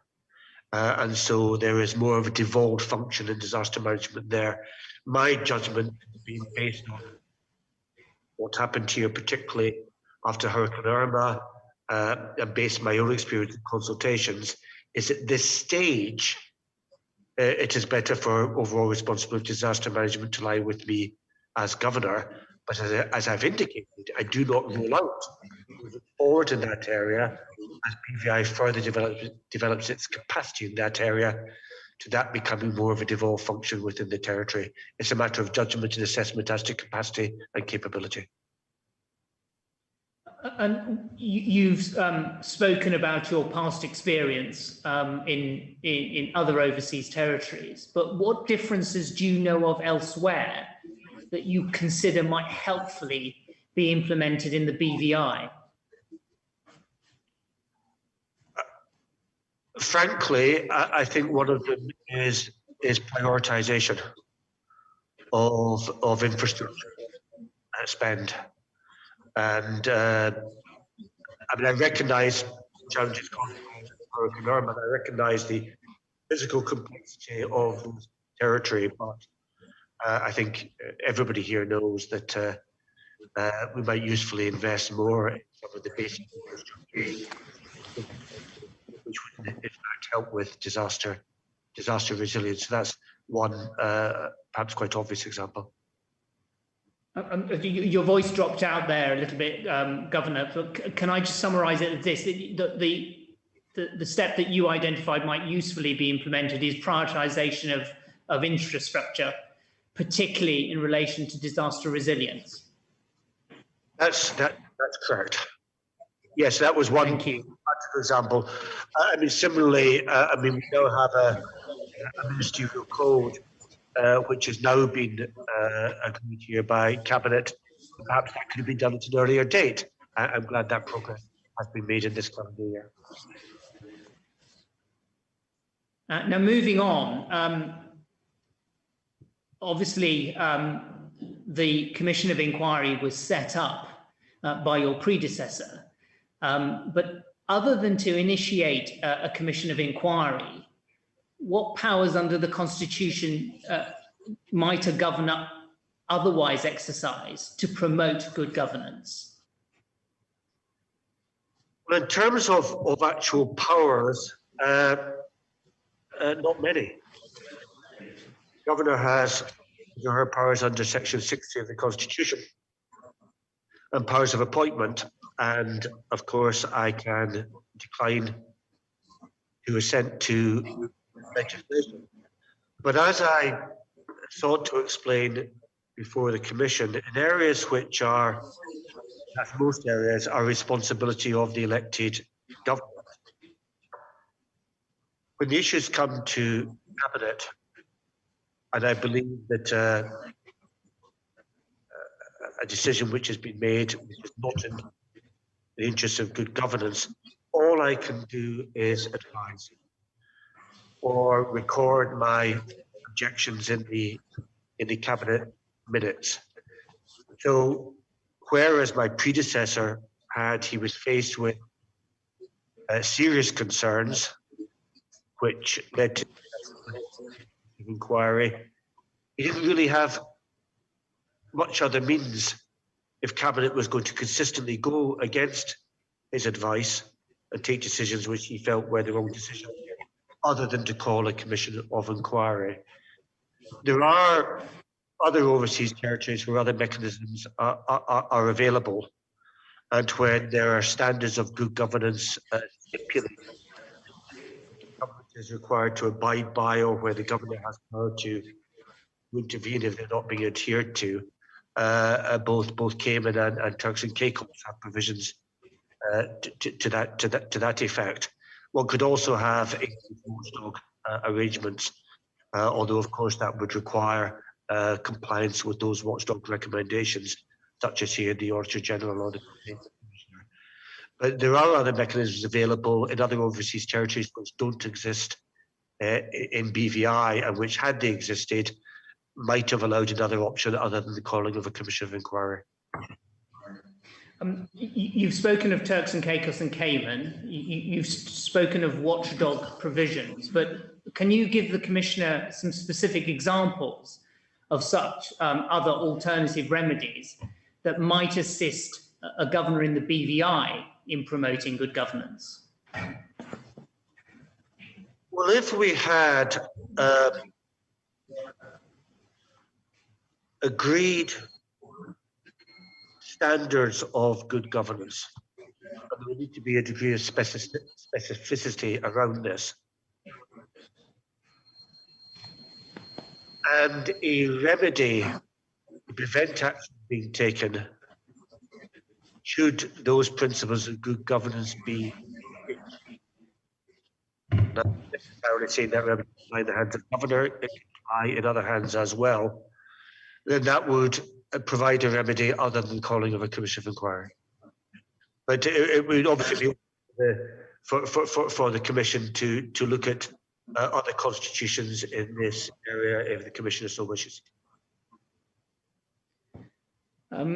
One of the sections of the Constitution that you drew Sir Geoffrey's attention to is section 42, 40.2, which you responded to Sir Geoffrey by pointing out that it removes an obligation on a governor to consult with cabinet or the premier, where in that governor's judgment, the matter is not materially significant so as to require consultation. But could you explain what your understanding is of matters which are or are not materially significant?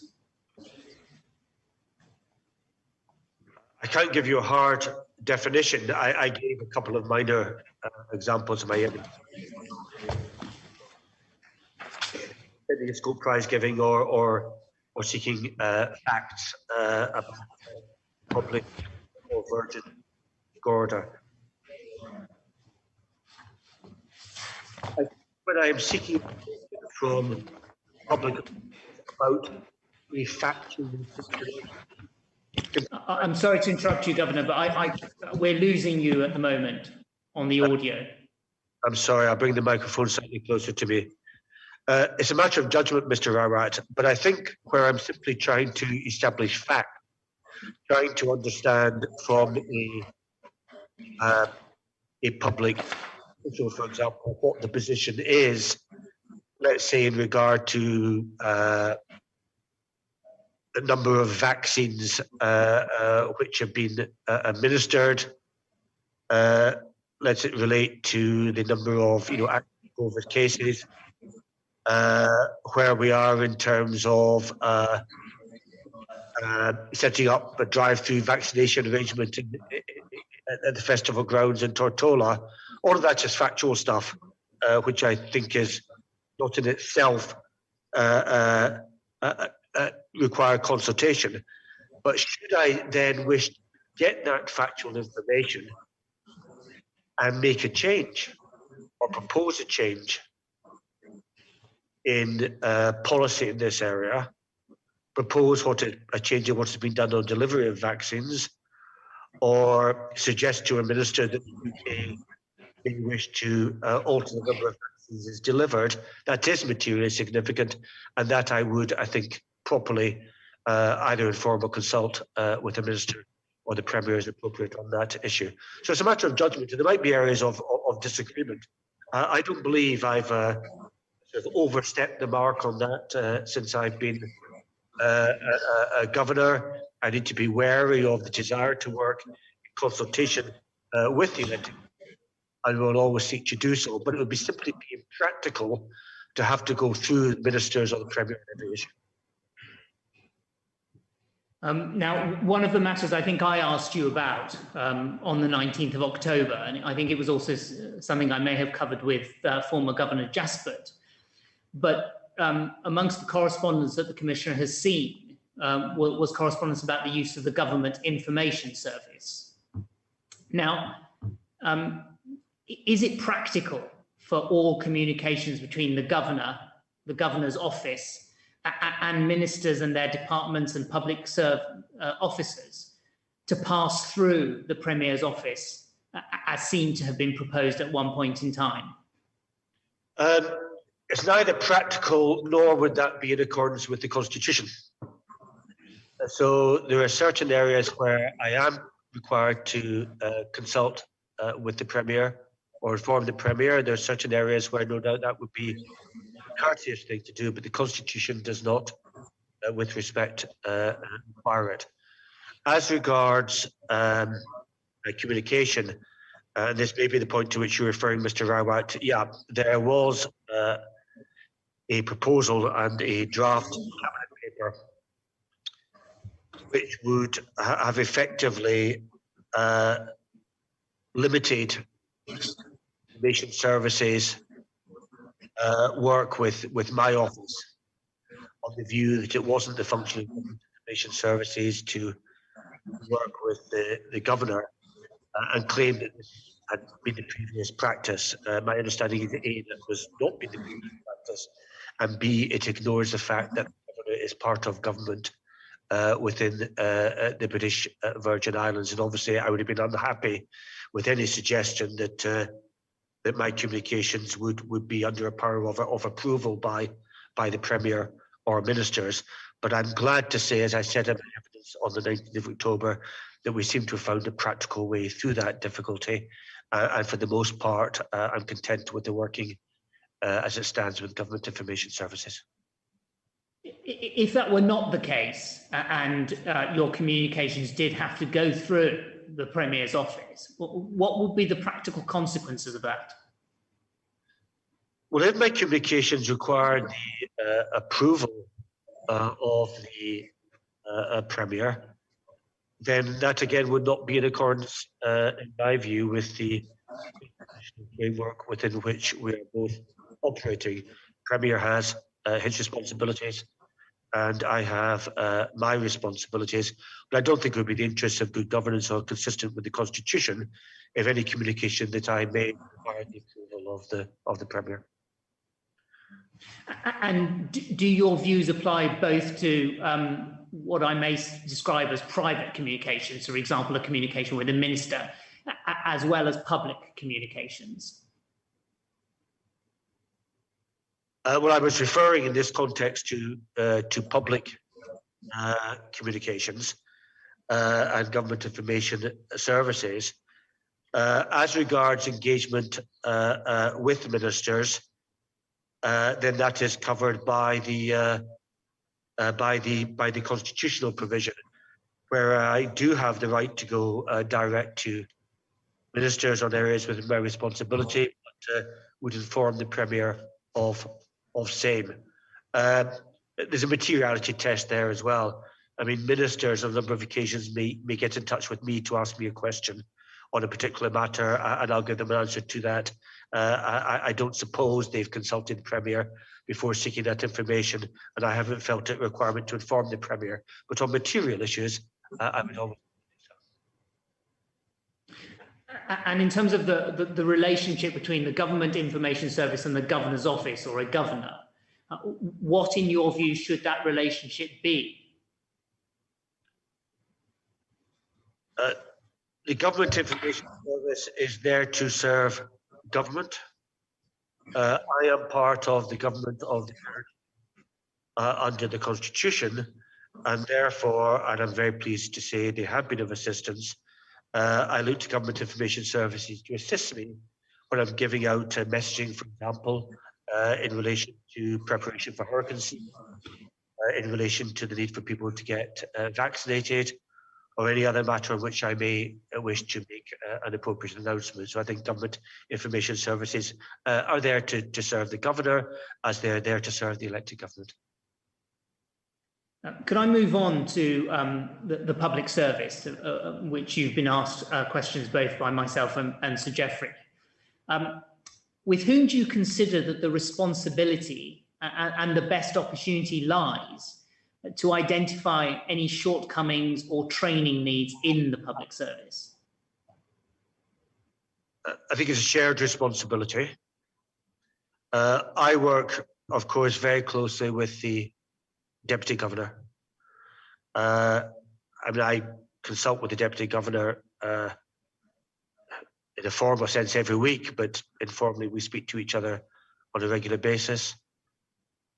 To his permanent secretary on a regular basis. I also speak, obviously, sometimes to the director of human resources. and as a need may arise with the head of the Public Service Commission, although her functions are primarily independent of my direction. And so in our regular meetings, I become aware of issues affecting the public service and challenges within the public service, and of issues which may need properly to be drawn to my attention. So I have a responsibility in that area, but there's also a responsibility for permanent secretaries who supervise the departments and staff within them, and the responsibility for ministers, because under section 56, I think, of the Constitution, ministers have a power of direction and control of their department. So if they have a concern over the performance of their public servants, it's perfectly proper for them to draw them to the attention of to the permanent secretary and to the deputy governor and his team as necessary. So it's a shared responsibility.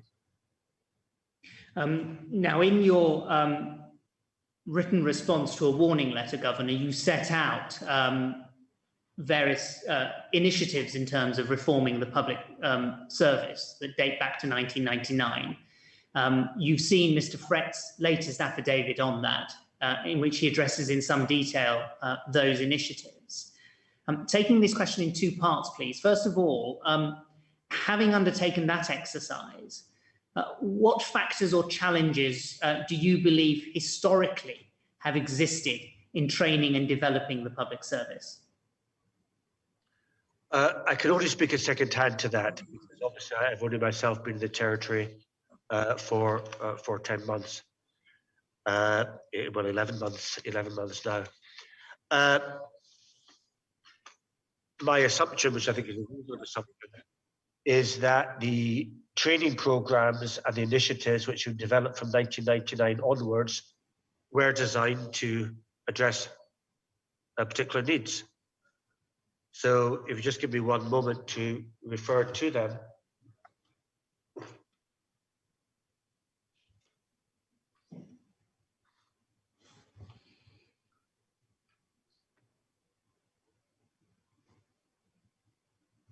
In 1999, the work on public outreach and engagement and development of systems where build capacity in those areas. Similarly, the establishment of the Complaints Commissioner was designed to have a new mechanism to deal with complaints of maladministration, and similarly the need for financial reform started in 2013. I'm not sure I'm quite answering your question, Mr. Rawat, but those public service transformation initiatives were designed to improve capacity and performance in the various areas to which I've referred. And as the heading to the table itself said, this is a journey which I've referred to from 1999 onwards, and which continues to this day with the public service transformation paper, with which we're now moving forward in agreement with the Premier. Well, can we bring it then to the current day, please, Governor? In terms of the factors or challenges that currently exist in relation to training and developing the public service, can you tell the Commissioner what you think those are? Well, again, they're what are addressed in the paper, and they cover a number of broad areas in relation to good governance, e-government, digitalization of the public service, better customer service to meet the needs of the people of the BVI, and better human resources management. Within those broad headings are a number of more detailed points, one of which relates to policy planning capability. So there are needs in those areas which this paper will hopefully address. As I've tried to make clear in my evidence, both on the 19th of October and today, one of the reasons we need this initiative now is, in my view, because of chronic underfunding of training within the public service. And the responsibility does not lie with the governor or with the deputy governor. Responsibility for that basic underfunding in training and addressing issues such as records management lies with the fact that elected governments, and my criticism is not directed necessarily at any one particular government, but a chronic lack of underfunding in training. The UK has sought to play its part, and I give you the figure of approximately £2.14 million since 2018, but that figure is in stark contrast, even in taking the evidence in the affidavit from Mr. Frett, is in stark contrast to the training investment in a number of parts of the public service here. So we need to address that and improve that. And I hope that the paper now has been agreed will help to deal with that. But to try to lay the blame at the door of governors of the UK for this, I don't think is an accurate reflection of the true position.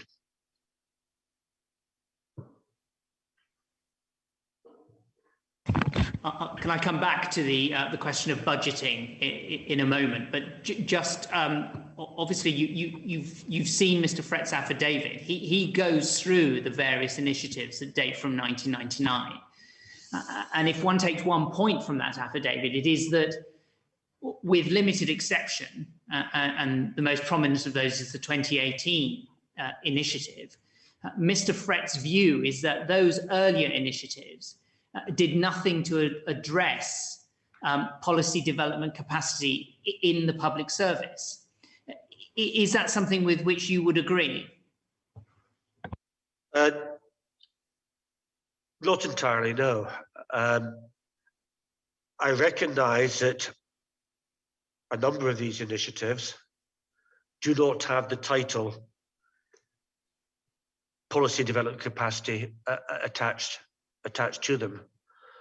As I tried to indicate in my evidence, I think that training in quite practical areas, or training on specific subjects, let me put it that way, rather better, can actually help to support policy development. So the first step in developing a child safeguarding policy is actually training what the risks are, and then some training on how to address those risks. And that can help to inform policy development in those areas. So I don't accept the sort of delinkage between sort of policy development in an ethereal sense on the one hand and practical training on the other. And secondly, you need to ask the Acting Financial Secretary on this yourself, but I think there is recognition that some of the training has been relevant to policy development. But to take you beyond that, if you ask me, is there more to be done in that area? Yes. And the PI report does point to more to be done in that area. And that is what is being addressed in the paper which was put forward and agreed by my predecessor and then by myself with the elected government. I don't need to repeat it, I think. What I don't accept is, with respect to the submissions which have been put forward by the Attorney General, that the lack of what is viewed as policy development skills is an explanation for a number of failures in governance to which I've referred.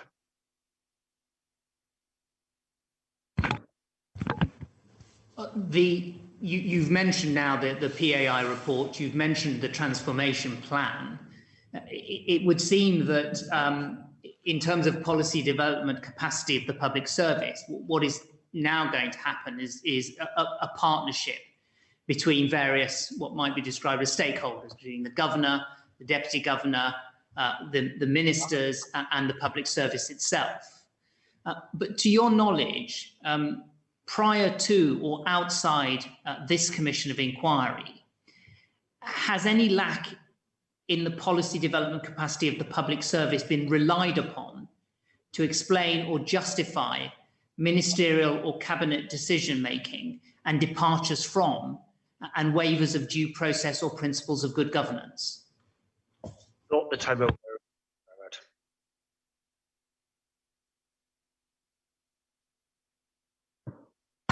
I said I would go on to public service budgeting. We've done that in some detail, both on the last occasion and today. The point I wanted to ask you was in relation, if you have it with you, Section 6 of Mr. Frett's affidavit. If you have that to hand, please, Governor. Yes, Yes, it's the very last page, 697.16, if you need the page reference. Just bear with me one moment, please.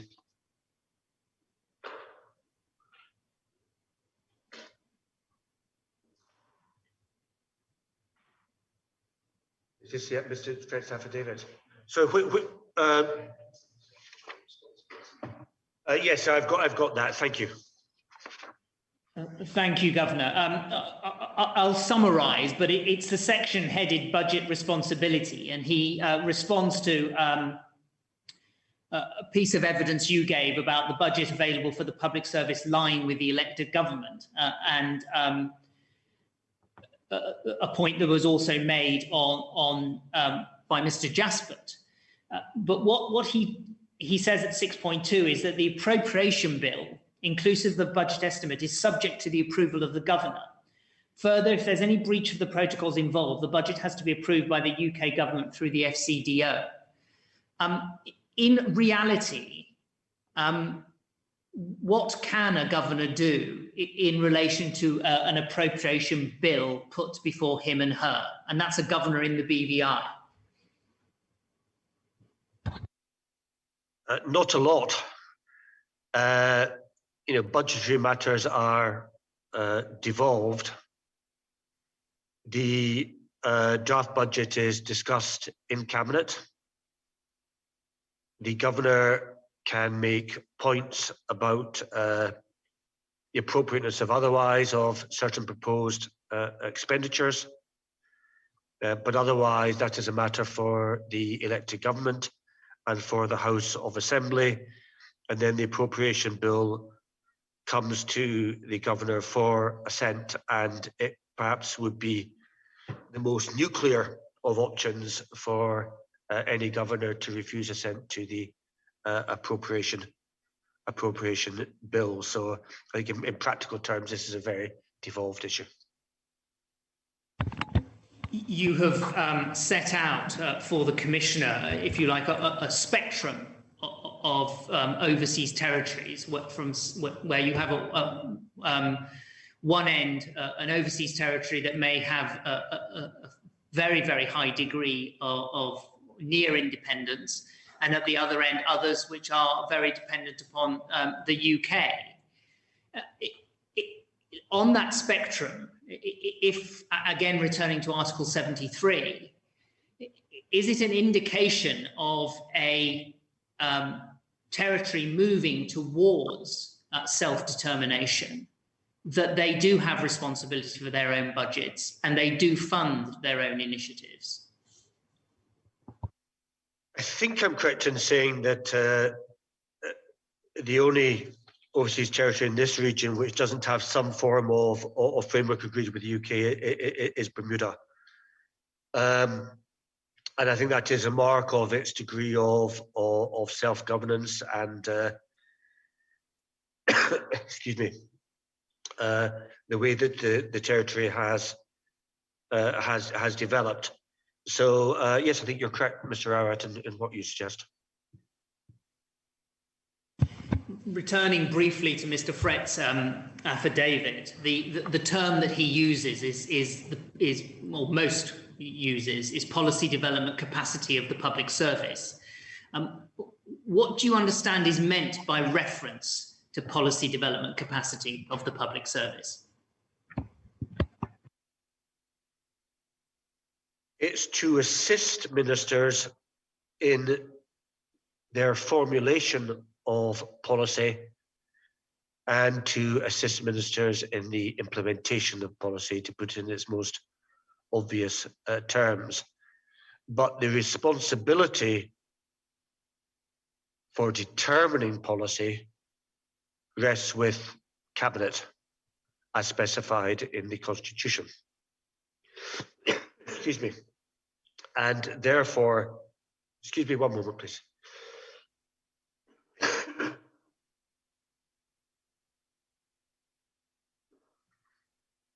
Excuse me, Mr. Ahmed. And therefore, given the responsibility lies with ministers, the primary responsibility for investing funds in developing that capacity, I think rightly rests with ministers, but working closely with the governor. And I accept my responsibilities for the public service as well. And I do not dissociate myself from that general management of the public service to which I referred. And I recognise it's desirable to build capacity in this area, as did my predecessor, which is why since 2018 we've been working on this particular transformation programme, which I'm glad to say after some rather unfortunate delays has now come to fruition. Now, you'll have seen what the options set out in the PAI report are. One of the phrases that stands out from Mr. Frett's affidavit is a reference to a skilled policy formulation cadre. Mr. Howard, I have a bad cold which I picked up in London last week. Give me 1 second.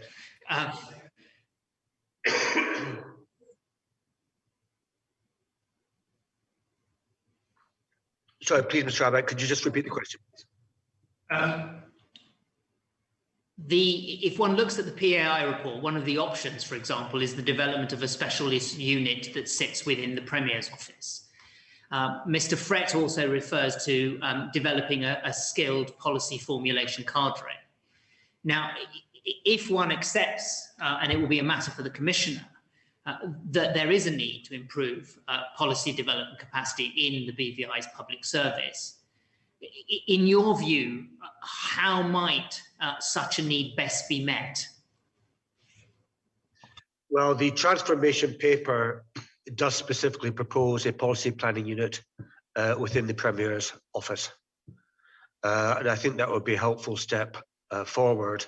And secondly, I agree that it's sensible to provide further training to probably a relatively small number of officers in this area to assist both that central unit and assist within their individual ministries.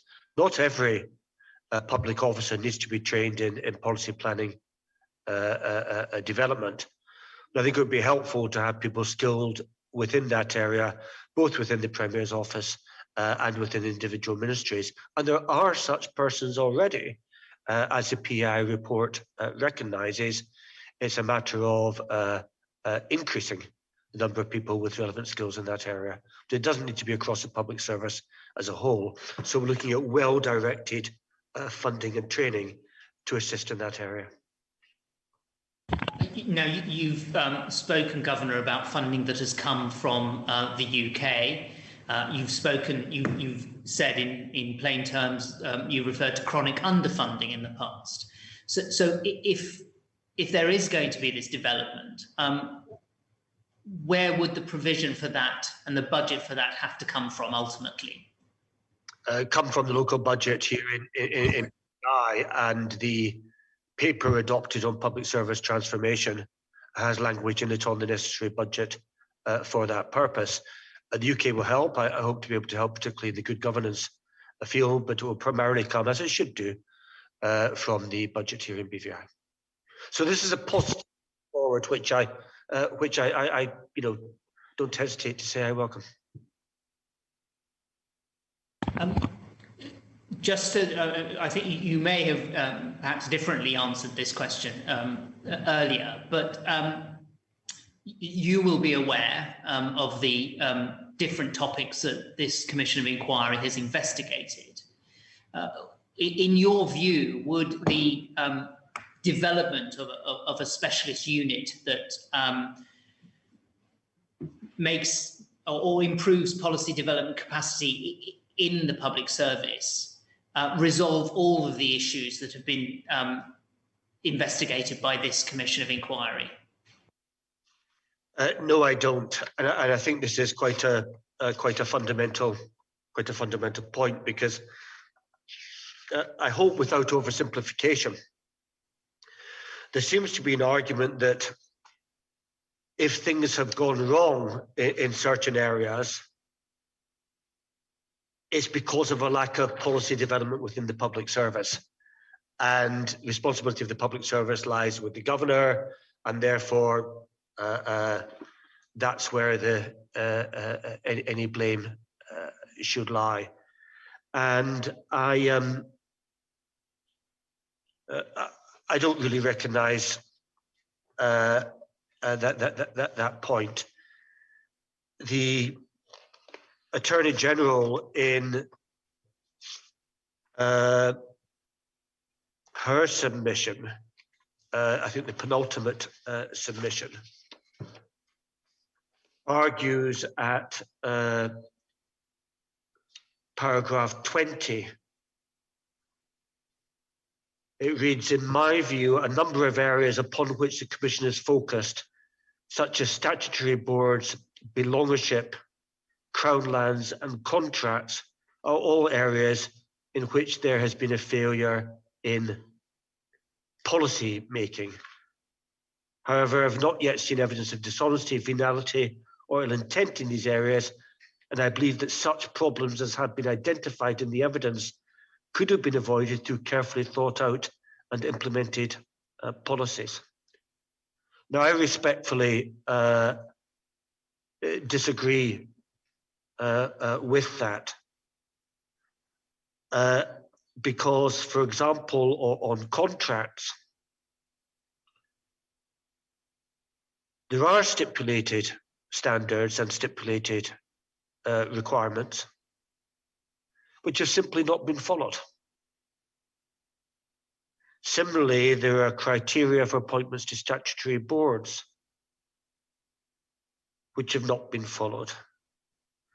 The requirements to declare interest under the Register of Interests Act is plain.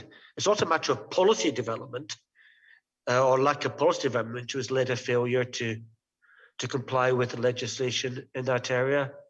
It's been a failure to comply. And on the belongership, I gave the example of the residency decision, which, with respect, in my view, ran contrary to what are clearly established policy criteria and what was a clear policy recommendation from the Immigration Board.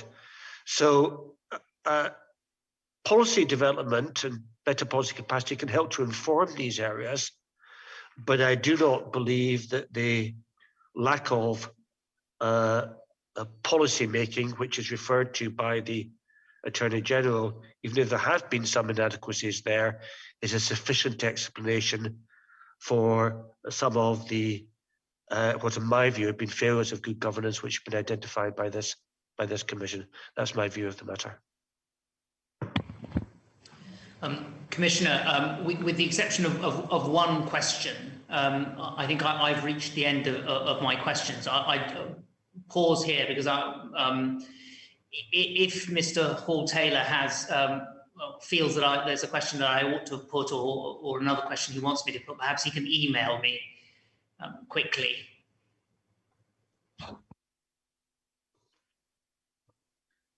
I'm happy to indicate that there are no further questions. Thank you for that. My last point that I want to raise with you, Governor, is this. Obviously, I asked you questions over what perhaps was quite a long day. You've been asked questions by Sir Geoffrey today, and we've covered a lot of ground. But is there any other matter in relation to good governance in the Virgin Islands that you wish to draw the Commissioner's attention to?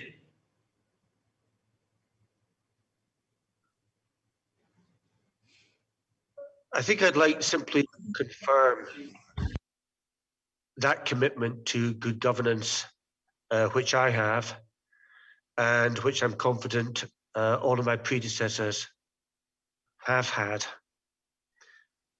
As we've also had a commitment to progressing self-governance. But in line with Article 73 of the UN Charter, both responsibilities apply. And developing self-governance doesn't mean the governor necessarily agreeing with everything. Sometimes the governor's responsibility is to draw plainly to attention where he or she believes there have been failures of good governance. And I hope I do not prejudge what the Commissioner will find or recommend, but I hope that the result of this Commission inquiry will be to help to serve both of those goals of self-governance and good governance within the British Virgin Islands. Thank you, Governor. I'm going to make two requests of you, if I may. The first job we have for you is if you could provide the documents that you had to hand when you were answering questions from Sir Geoffrey. I'm thinking specifically, you referred to the budget for a ministry and the training budget being $978. If you could provide those documents to the Commission. The second job I have for you, if I may, is if you could just give a breakdown of the, I think it's £2.14 million you say the UK has contributed. If you were able to set out in a letter how that broke down for the Commissioner, that would be helpful. Yes, certainly. I'll endeavour to. As I explained, precisely attributed to trading and not to trading is sometimes that scientific process, but 1.14 million is my best estimate since 2018, and we can provide you with further details of that. Thank you. Thank you. Well, can I conclude, Governor, by thanking you for returning to give further evidence to the Commissioner, but also thanking you for the way in which you have given your evidence today. Yes, and could I add my thanks, please, Governor, both for your time today and also for the helpful evidence that you've given today as well as in October. Very much appreciated. Thank you very much. Thank you, Commissioner. Thank you. Now, Mr. Rowett, we can let the Governor and Mr. Hall-Taylor go, I think. And I think the next witness is Mr. Smith-Barclay. Commissioner, and I think if I could ask you just to rise briefly for 5 minutes so we can set up the room and get Mr. Smith-Barclay in place. Yes, no, that's clearly sensible. We'll break for 5 minutes so that can be done. Thank you very much.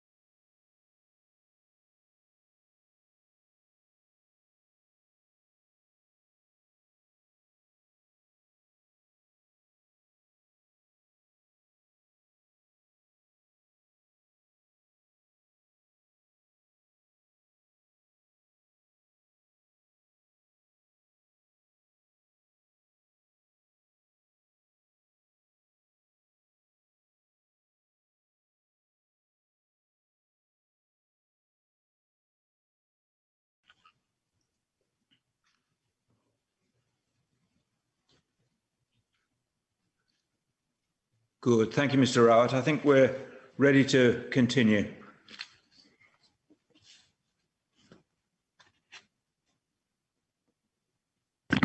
Thank you, Commissioner. Mr. Smith-Barclay, can you see and hear me? Yes, I can. Thank you. And thank you for coming to give evidence to the Commission. I understand that you would like to make an affirmation. Yes. Do you have the words of the affirmation with you? Yes, I do. Could I ask you, there's no need to stand, but could I just ask you to read out the words of that affirmation? No need to stand. Oh, okay. I do solemnly, sincerely, and truly declare and affirm that the evidence I shall give shall be the truth, the whole truth, and nothing but the truth. Thank you for that. Can we deal with some introductory matters, please? Could you give the Commissioner your full name? My name is Ronald Smith-Barclay. And your professional address?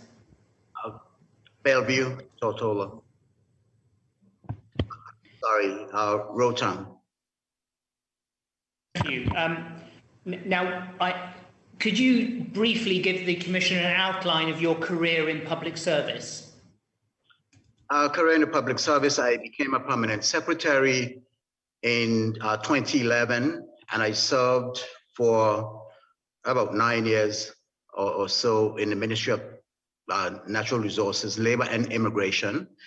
And in 2019, I was transferred to the Ministry of Transportation, Works and Utilities. Thank you.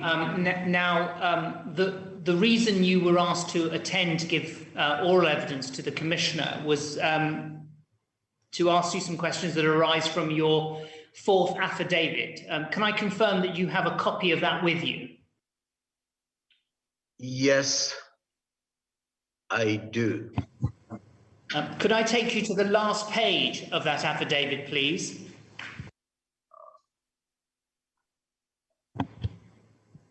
Just one quick minute, please. All right, I'm just going to help Mr. Barclay find the affidavit on the laptop, if that's okay. Thank you, Ms. Peaty. So I need to go back. Oh, yes, please.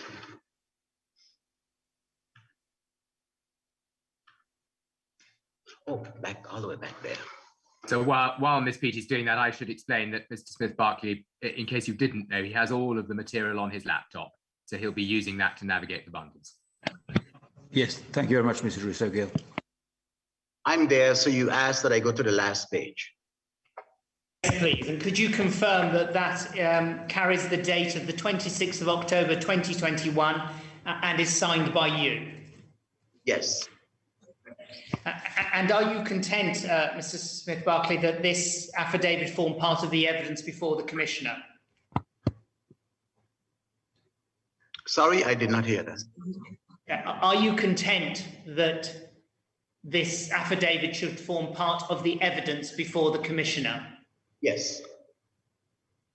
Now, Mr. Russo-Gill has helpfully said you have everything on your laptop, but can I just confirm what everything is? Do you have the written response of Minister Wheatley dated the 29th of September 2021 with the accompanying bundle of documents? Yes. It's good.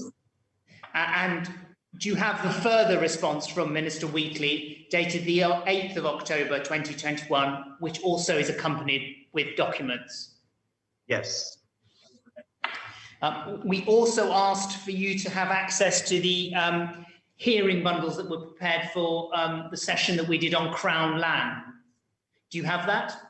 Yes.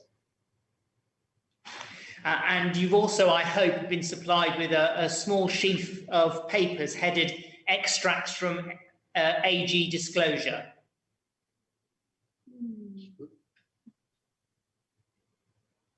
I'm not sure about that one, Mr. Rawat. I think it came through, I think either yesterday or this morning.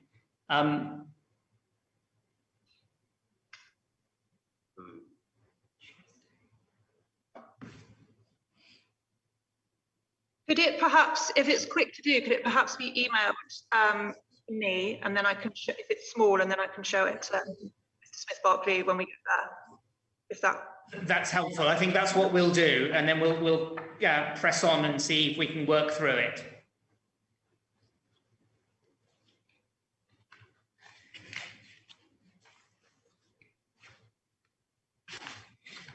It's only 17 pages. It may be, and apologies if it's the case that we do have. Barclay does have it.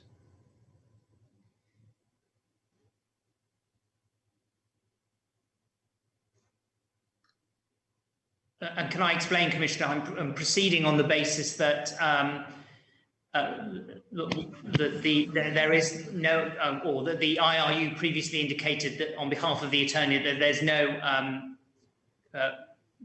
issues of privilege asserted over that material anyway. But if I return to Mr. Smith-Barclay, can I take you to paragraph 2 of your affidavit, please, Mr. Smith-Barclay? Yes. In that paragraph, you explain that you were at Natural Resources, Labour and Immigration for some 9 years, or 8 years possibly. Aside from Minister Wheatley, which other ministers did you work for whilst you were in that ministry? Honourable Dr. Kedrick Pickering. Could you repeat that again, please, sir? Honourable Dr. Pickering. That's Dr. Kedrick Pickering, isn't it? And for about 6 months prior to that, Honourable Omar Wallace Hodge. Now, if I could take you to, we perhaps don't need to take you to it, but I'll show you if you need it. In the Crown Land hearing bundle, there is an affidavit produced by Joseph Smith Abbott, who succeeded you as permanent secretary at Natural Resources, Labour and Immigration. That affidavit was made as a result of a request to Minister Wheatley to provide an affidavit on various matters concerning Crown Land. And when Mr. Smith Abbott gave evidence in response to that affidavit, he explained that it had been prepared with the assistance of public officers working to him in the ministry. Were you asked to assist at all in the preparation of that affidavit? I believe I was contacted towards the end, not at the beginning, but I was contacted. And was that just to assist with some of the information that went into the affidavit? Yes. In relation to the affidavit that you've made and that we're asking you questions about, how did you come to make that affidavit? Well, I was contacted again, and I was asked to confirm that the discussions mentioned by Minister Wheatley, and I guess that entire discourse at some point did happen. And I think that is the essence of this document that we're looking at. Basically confirm discussion. Who contacted you then? I think it was either Mr. Gill or Mr. Abbott Smith, or maybe together, but it came from one of those two persons. And who was it who drafted the affidavit? I don't know, but I could only assume. When I received it, it was drafted, but I reviewed it. Thank you. Now, one of the documents that you refer to, and this is at paragraph 3.1 of your affidavit, it is the response that Minister Wheatley put in, and for the transcript, that's a response that he put into a warning letter. you say that you reviewed the response together with the documentation to which it refers. And you then go on to set out particular paragraphs of the response with which you agree. Now, what that response says, it refers to a dispute between two parties. Would you agree that the two parties at the heart of this dispute were Nature's Way and Delta Petroleum? Yes. Now, in Mr. Smith-Abbott's affidavit that I mentioned a moment ago, he said, and I can show you it if you need it, but he said that a dispute had arisen between Mrs. Penn, who is the principal of Nature's Way, and Mr. Bevis Sylvester over the land in parcel 310, to which Mr. Sylvester also claimed to be entitled. Now, parcel 310 is what your affidavit goes to and what we're going to ask you questions about. But in referring to the dispute involving Mr. Sylvester in person, that's not something with which you can agree, is it?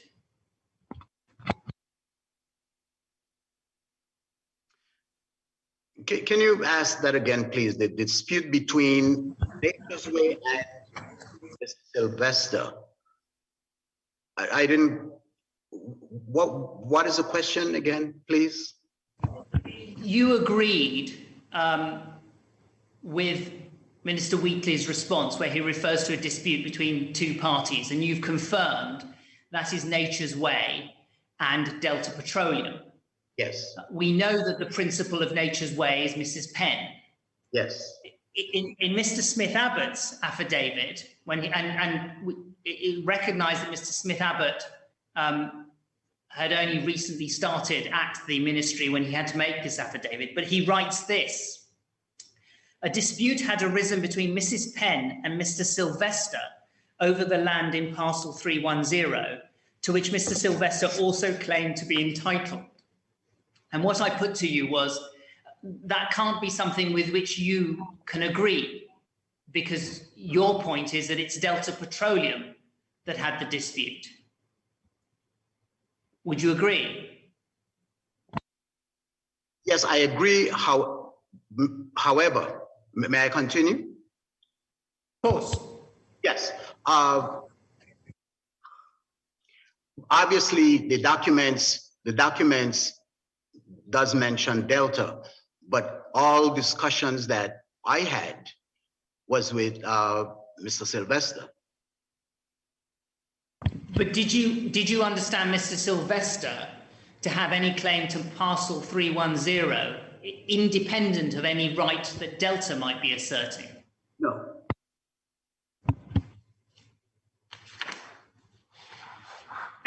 Now, tell me if you need to look at the documents, but I'm hoping that you may have some familiarity with the background of this case,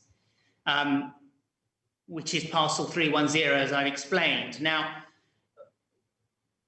what the documents show is that on the 18th of July, 2007, the Executive Council, as it then was, decided to lease what became parcel 310 to Nature's Way. And that decision was then communicated to Mrs. Penn on the 1st of August 2007. Now, if you could turn up, please, and I hope Ms. Peaty has it, but the document that's headed Extracts from AG Disclosure at page 6.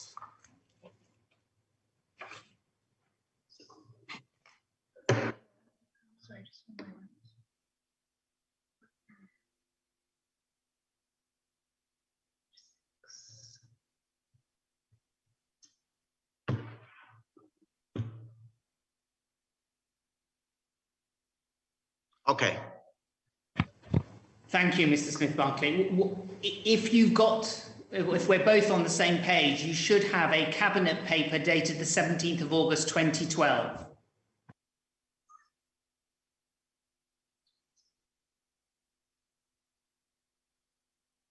With Mr. Owatz.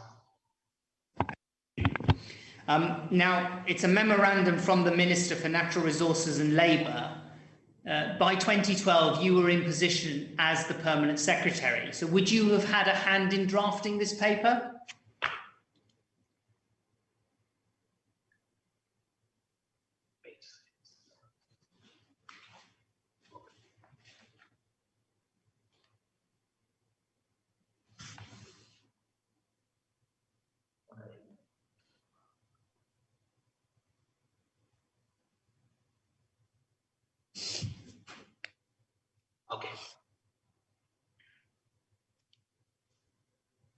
Okay, sorry, I'm there now. What my question was whether you would have had a hand in drafting this paper. Also in reviewing, but yes, since it's ultimately the permanent secretary's responsibility. But the process is the matters would be discussed, and the officer responsible would obviously draft the document, and then it comes to me for review. So yes, I would have been very much involved in the putting together of this paper. Now, before we leave that page, you'll see that at Roman numeral 8 under other, it says the leased property to benefit from an easement over parcels 252 and 309. The paper itself is headed lease of Crown Land parcel 310 to Joan Penn doing business as Nature's Way Limited. And then at C, it says the lessee to undertake the outstanding reclamation at his/her own expense to secure the southern boundary of the leased property, parcel 310. If we go to page 7,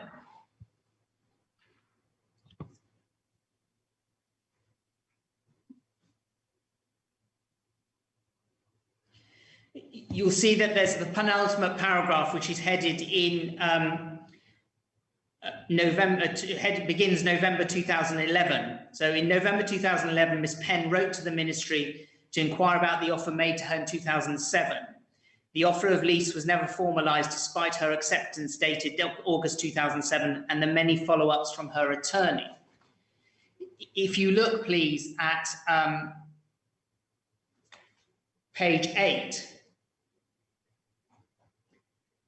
and at the top of the page, the top paragraph, if you look at the last sentence, what it says is that this paper seeks to regularise the offer as handed down in Cabinet's decision of July 2007. So it's regularising the offer that was made to Nature's Way. So it follows, doesn't it, Mr. Smith-Barclay, that the position of the ministry in 2012 was that Nature's Way was to be preferred over any competing claim from Delta Petroleum. Well, as the last sentence says, this paper seeks to regularize the offer as handed down by Cabinet's decision. So at this juncture, we were implementing the decision from Cabinet.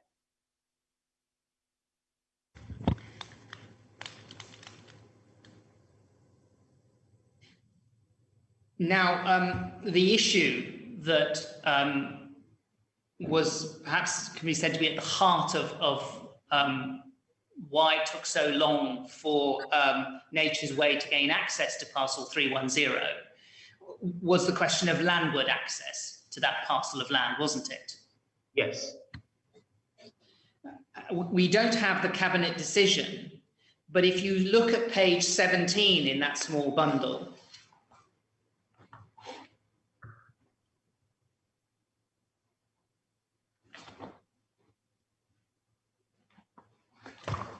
yes, it's a letter from you as permanent secretary to the Attorney General's chambers, and it's addressed to Crown Counsel, as she then was, Principal Crown Counsel now, Maya Barry. It's dated the 17th of June 2015.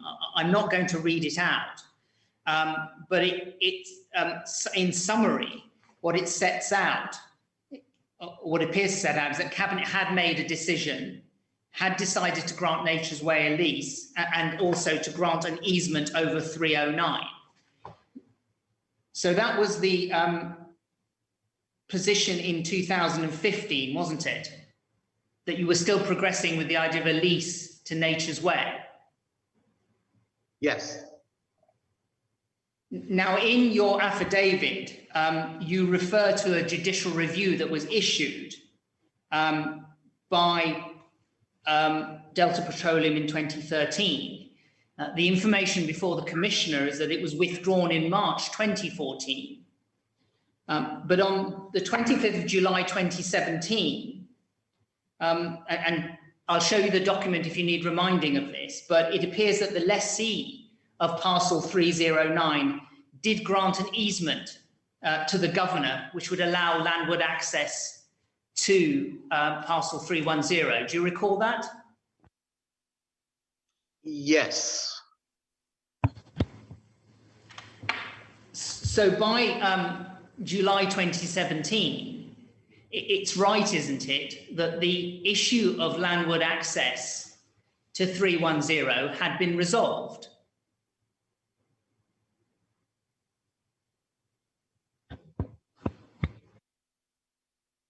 Could you take me to that? All right, if you look at the Crown Land bundle, the first bundle, please, at page 1176. Just a minute.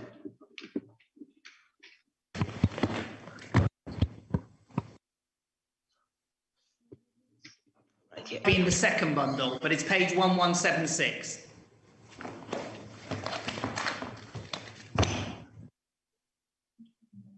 Yeah, this one.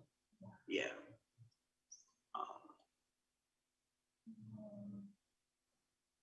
No. Oh, 117.176.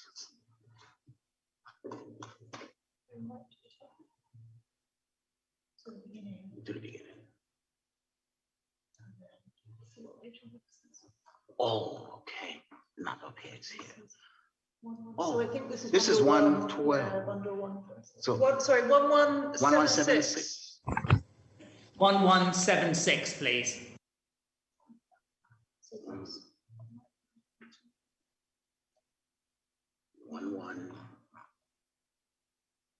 Oh, this ends at 119. 1199. So 17 or 6 would be.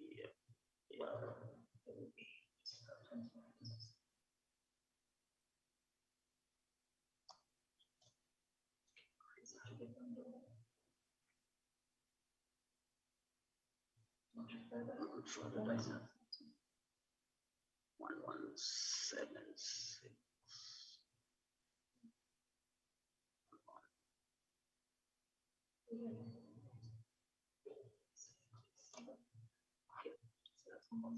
1176. Okay, 176. So I would. Oh. Sorry, just 1 moment. Just a minute.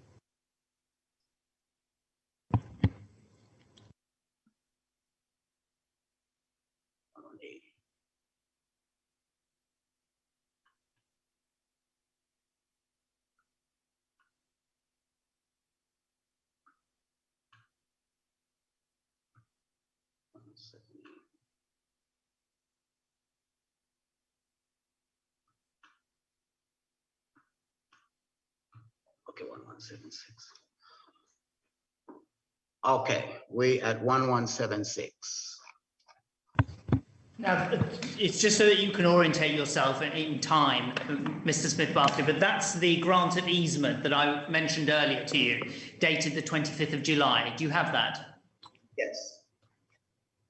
And so, in effect, that's a grant of easement to the Governor from the lessee of parcel 309. But the consequence of it was that that gave landward access to parcel 310, wasn't it? Yes. If you turn through this bundle to 1213, please. And the same, or the next bundle. our bundles might be different, but I'm using a hard copy. So it's page 1213, please.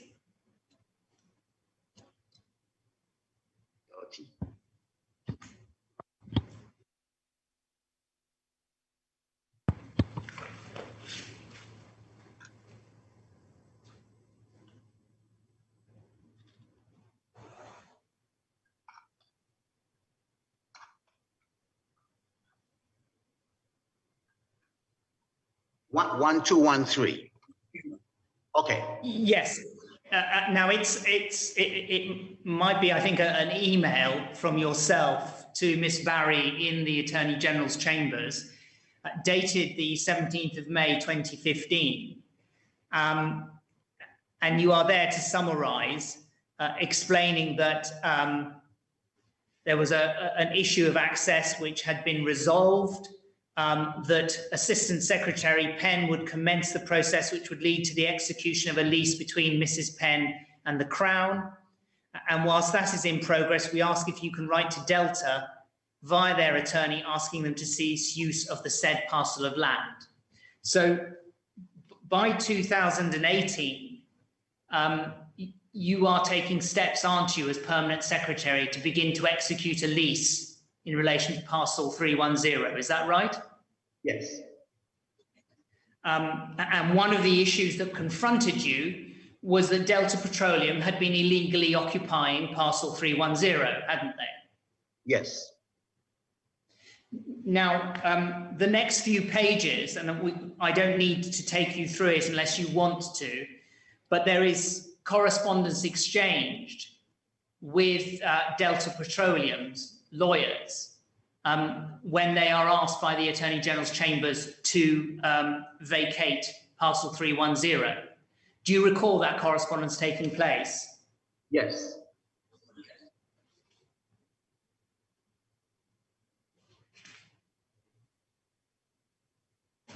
And what we have, if we turn through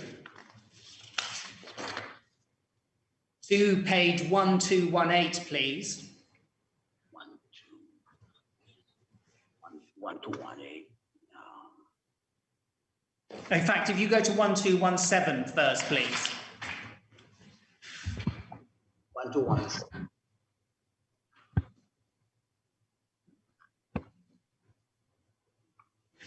Okay. Now, 1217 is a letter from Miss Barry, 1st of October 2018, to the attorneys for Delta Petroleum. And it says this: we have now had an opportunity to take full instructions on the matter. I'm now able to advise the government is not in a position to discuss a lease of the subject parcel. So Delta had asked whether it was possible to lease parcel 310.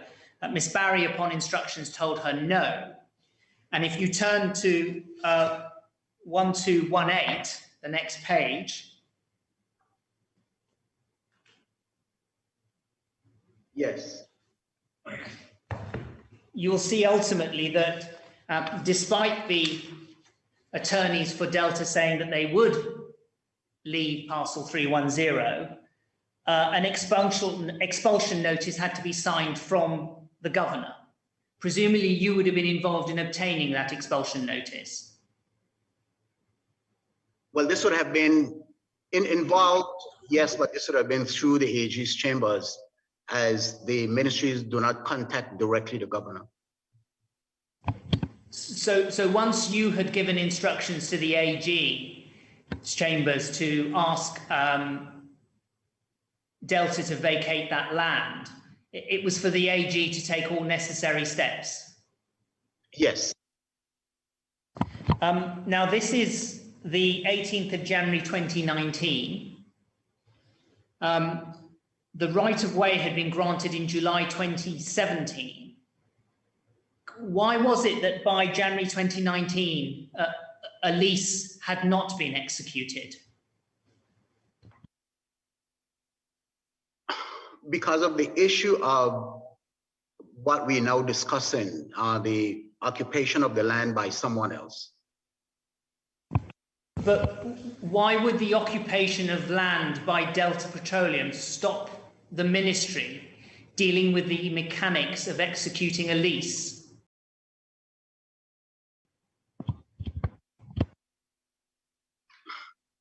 Well, practically it wouldn't. But I think at the time, the thinking in the ministry was we needed the parcel to be cleared, so to speak. But, you know, there isn't anything that I could think of that would have stopped that other than seeking to ensure that the parcel was free and clear. So in effect, Delta's continued violation of the law meant that Nature's Way didn't get the lease.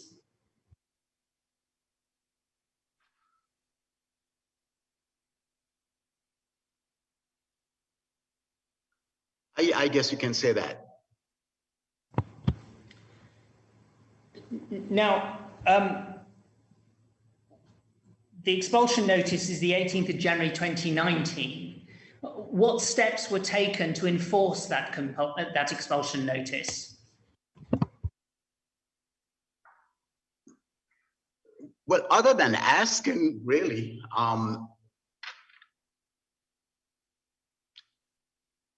that's the major, I think the major step that was taken, just ask that the land be vacated.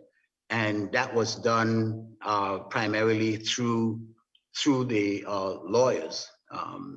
As you know, I did reach out to the AG's chambers for assistance in that regard, in order to get the land free and clear so that we can move forward. But did there wasn't history? I'm sorry, I'll let you finish. No, what I was saying is that this time there would not have been any direct contact between ourselves and Delta or Mr. Sylvester. I think all of this would have been done through the legal channel. I won't take you through it, but we have a sequence of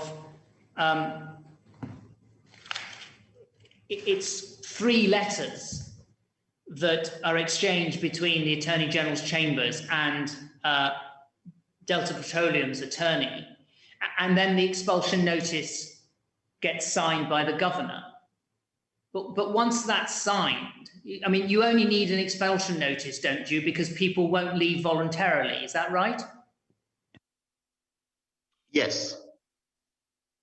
But even after that expulsion notice was signed, the ministry didn't take any steps to get Delta Petroleum to leave.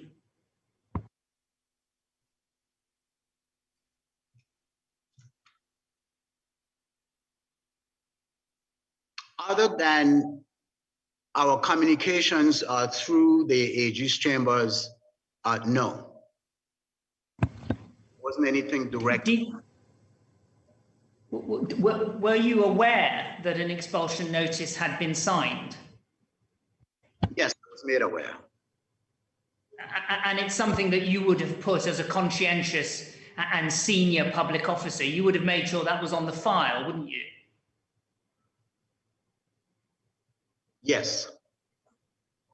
Do you recall giving instructions to the Attorney General's chambers to enforce compliance with this expulsion notice? No, I don't recall doing that. Would that be something that you would need the minister to agree to?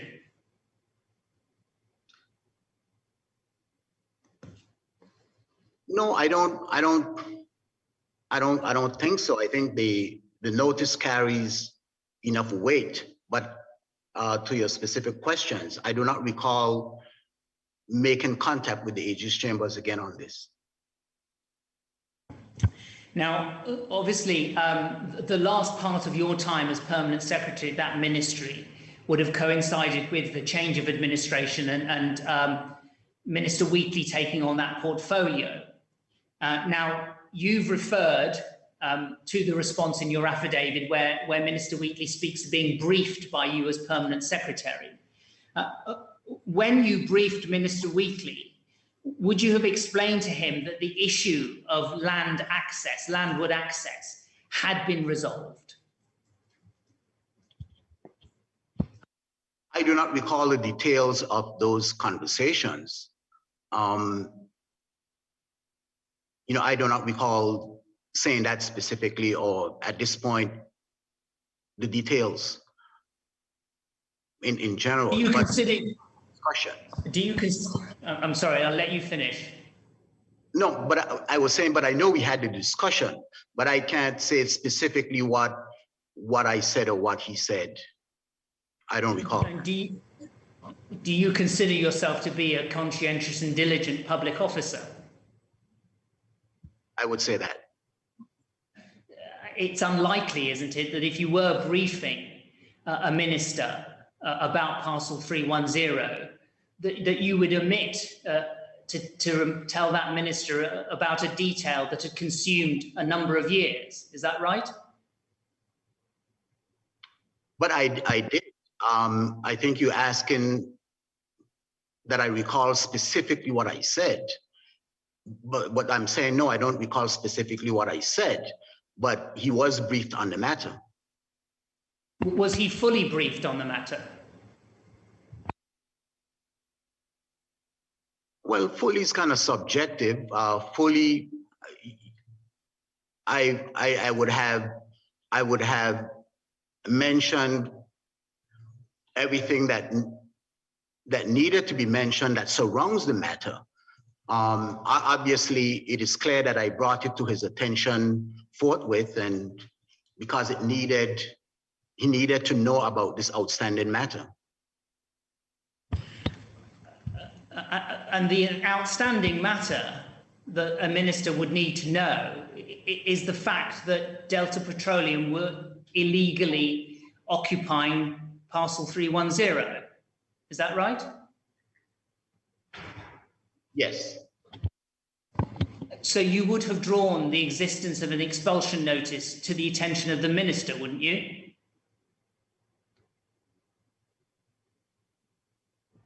My discussion with the minister,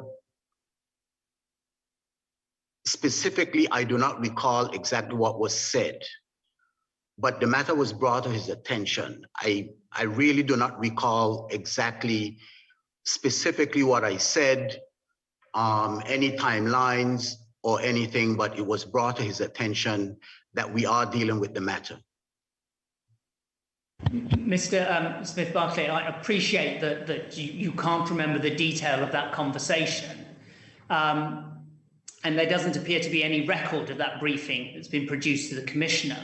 But just taking it from the perspective of the practice that you would adopt as an experienced public officer, you would have, or would you have given a minister all relevant details about this issue?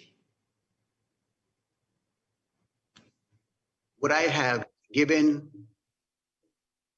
Would you? Is it your practice to give a minister all the relevant details about an issue that you are briefing that minister on?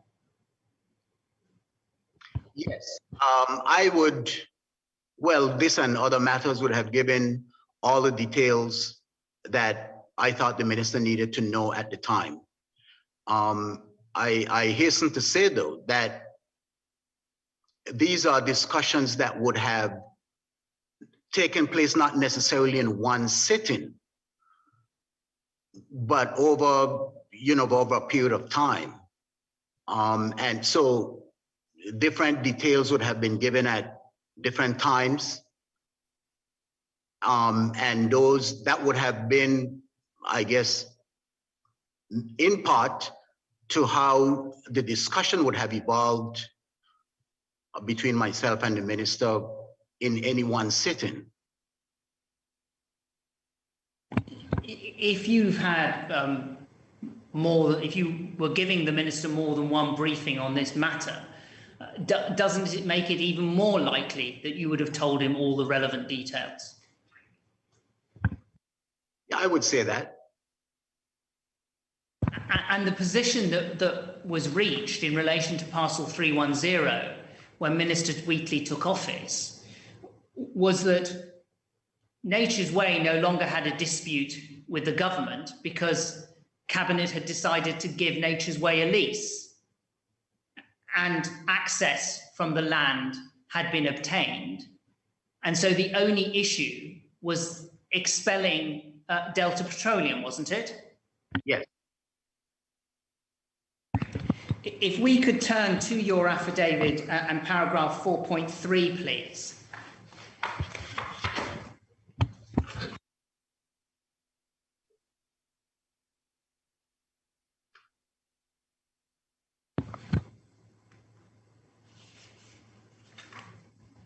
Okay, I'm there.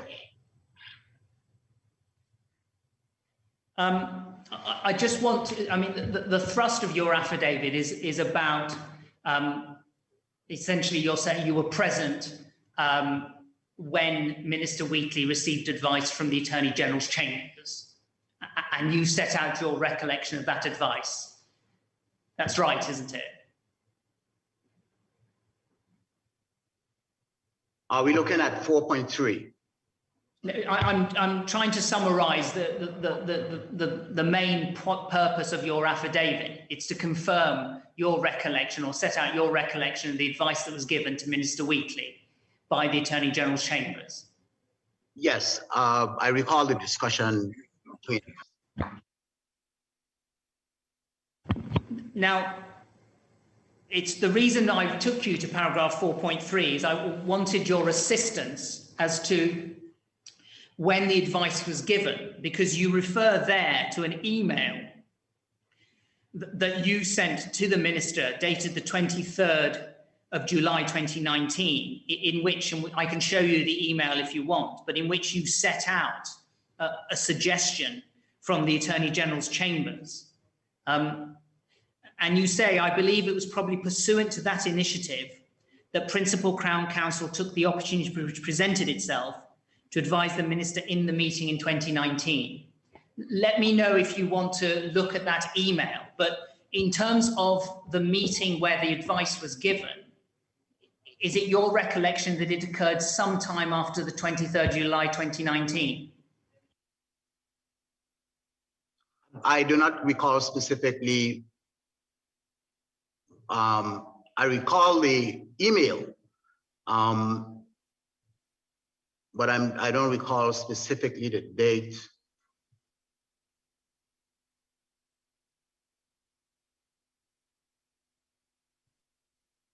Can you just help us then with this? When that last sentence of paragraph 4.3, what did you mean by that sentence?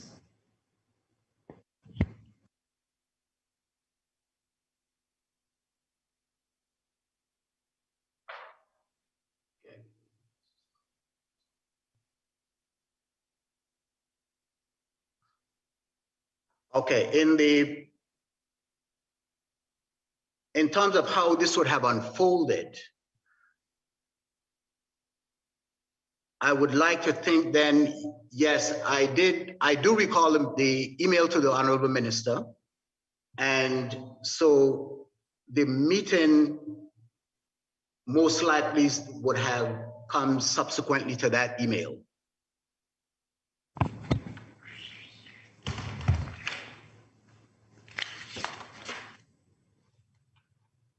So if you give me one moment. Now, turning back to paragraphs 3.5 and 3.6 of your affidavit, please.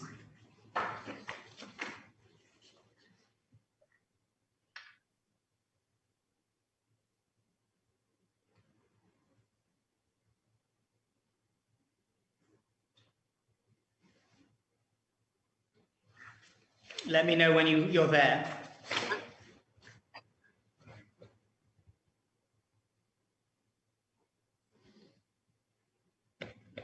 Yes, I'm there. I'm there. That, Mr. Smith-Barclay, is where you summarise that you say you got advice of strong competing claims, and there was a proposal of exploring with Mrs. Penn the idea of giving up parcel 310. You were there with the minister I think you were also there with Mrs. Skelton, who's the senior lands officer. Yes. And obviously with Principal Crown Counsel. Why did no one take any notes of this advice?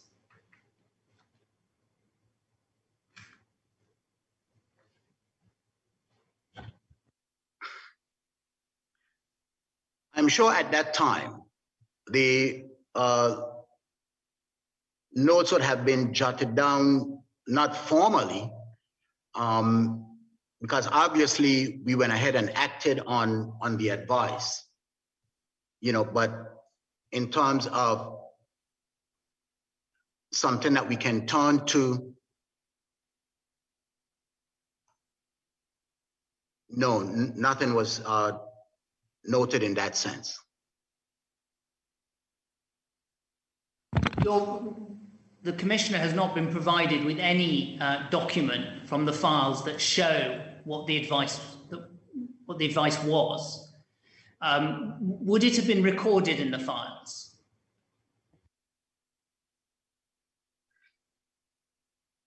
Coming out of that meeting, you're making reference to the meeting between the Minister, Chambers, and myself and the senior land officer. Which is the meeting, that's the meeting at which you get this advice. Right. There's no written record of the advice that was given. Right. I think you've said that it might have been jotted down in the files. No. I did not say that. I said go ahead. I think, well, I'll let you correct me. I think what you're saying is that then people may have informally jotted down what the advice was. That's what I said. You know, other than the informal jotting, what record of this advice was made? I cannot point to any place or anywhere where that is noted. However, as I mentioned, the advice was acted on and subsequently resolved. The consequence of the advice was significant because up until that point, the position of Cabinet and the Ministry was that Nature's Way should have a lease to parcel 310. And the only obstacle was Delta being an illegal occupation of that land. So what, was any thought given to asking for the advice in writing?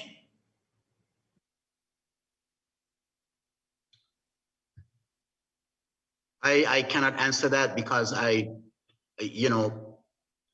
that is asking me to recall in detail what happened then, other than what we have.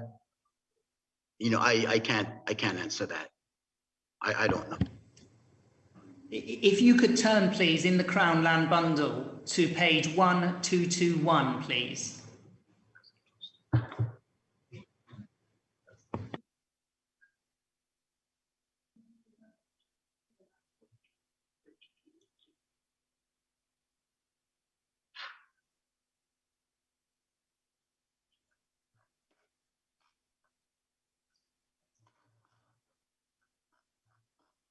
One, 221? Yes, please, Mr. Smith-Barclay. I'm there. If we're both in the same place, it's a Cabinet paper dated the 20th of June, 2019. Yes. Now, the decision sought there is close to the decision that was ultimately made, which was that the decision to grant parcel 310 to Nature's Way be revoked. And then if you see it B, that parcel 310 be granted to Mr. Bevis Sylvester as a lease for commercial purposes. Now, again, would you have had a hand in drafting, and it's still a draft, this Cabinet paper? Yes. And would it have been at the same level as before? You would have reviewed the draft done by a more junior public officer? Yes, that is the procedure. But obviously this was something of which you would have had considerable knowledge at the time. Oh, yes. As the permanent secretary, it's, you know, somebody else does the drafting, but it's, yeah, I'm responsible. And would the minister have seen this draft? Yes, the minister sees all drafts. Even as they're being worked on? Not necessarily.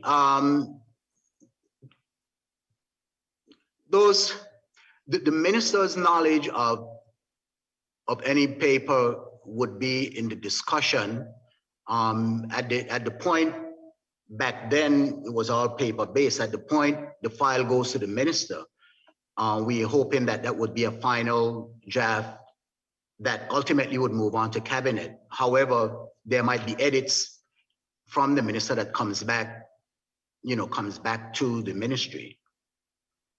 But the minister. So can I, if I summarize it like this, tell me if I misunderstood. So the minister makes a decision. The public officers then draft the cabinet paper. The cabinet paper and file will go to the minister for final review. The minister may edit, and then it will come back to the public officers. Yes, if the minister wants an edit, it comes back. If he doesn't, it goes on to the cabinet office.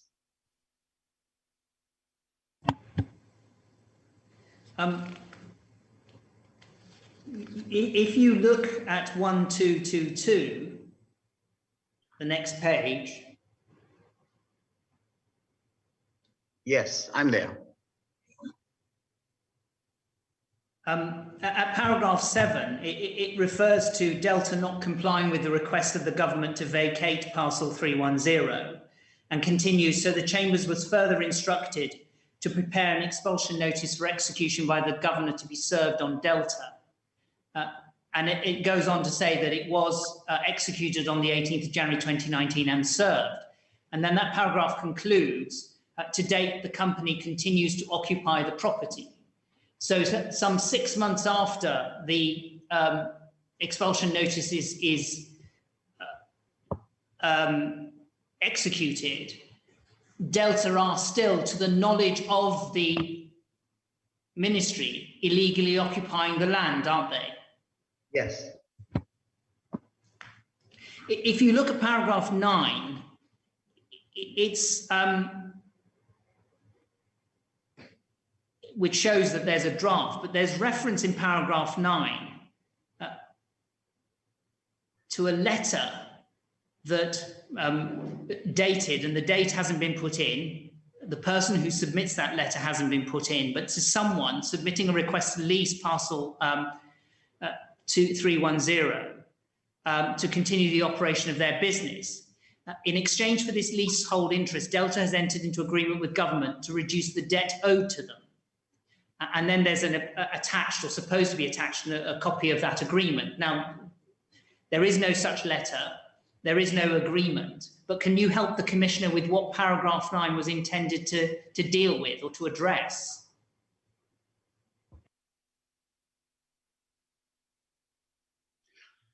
No, I cannot. What I will say is this was probably at this point background information.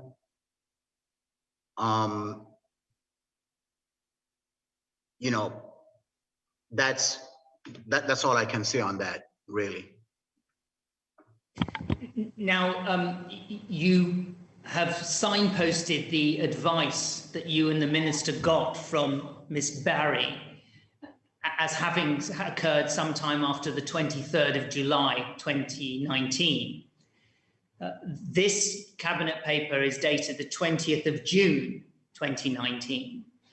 So what had changed between May 2019, when you wrote to Miss Barry to say that the lease would be executed, and 20th of June 2019, oh, it's May 2018 when you write to Miss Barry to say the lease would be executed, and the 20th of June 2019 when you're drafting this paper?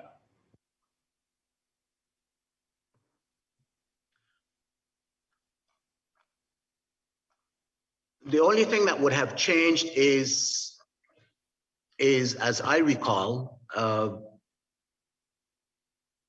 decision by, I guess, instructions given by the minister at that time as to who the land would go to. You know, because obviously we were hoping to execute on the previous decision, which was ultimately rescinded.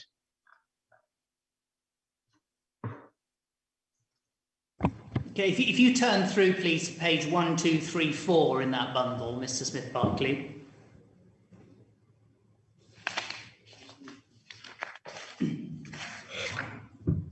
Or 1, 2, 3, 4. 1, 2, 3, 4, please. 1,234 in that bundle.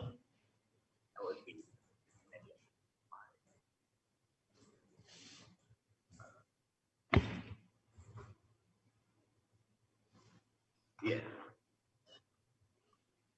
Okay. You should have a letter from Bevis Sylvester to Minister Wheatley. 1, 2, 3. Dated the 12th. 1, 2, 3, 4.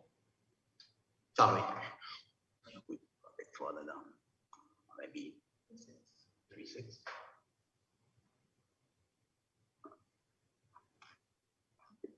Okay.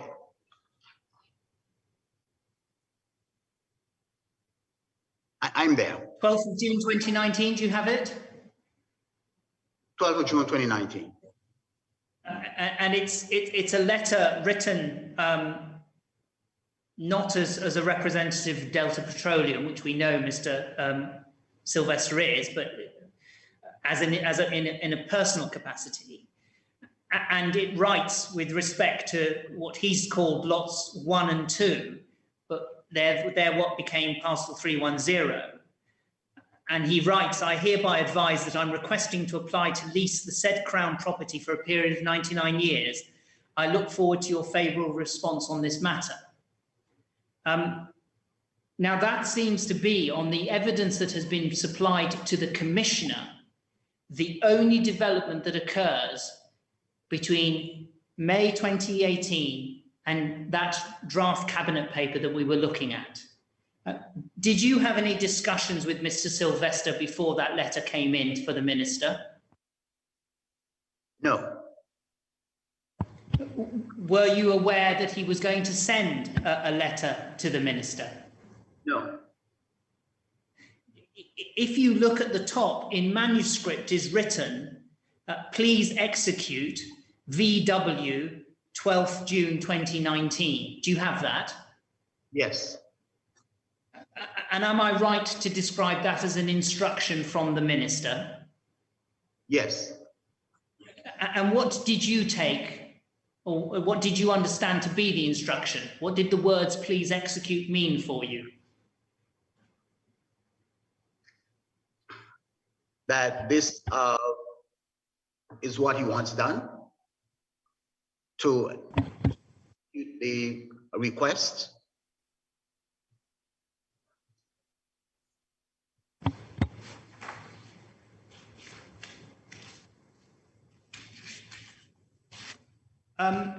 Now, the draft paper, as we looked at,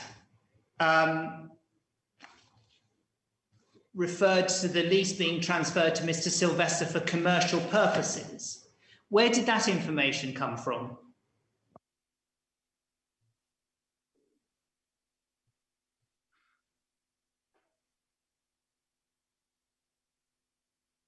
Was a paper.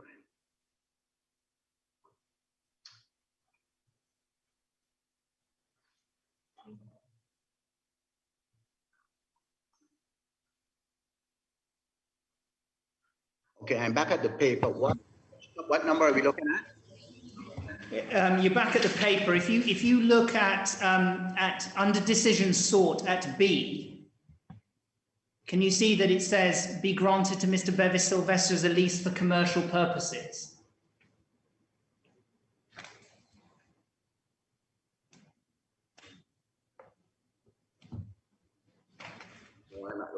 Could you let Mr. Smith-Barclay have the page reference, please, Mr. Rowett? It's 1221, Ms. PT.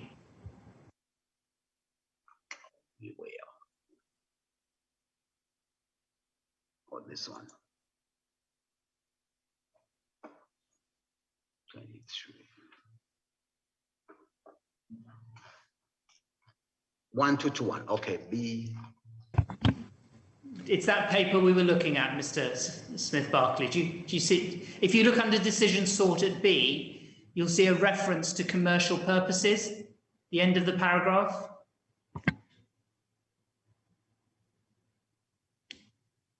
Yes, item B, yes.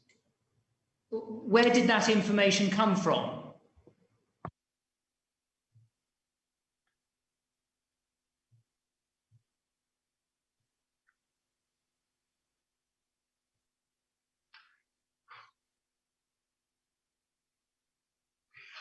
That information could have,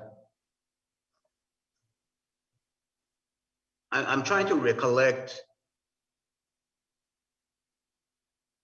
If you just give me a minute, please.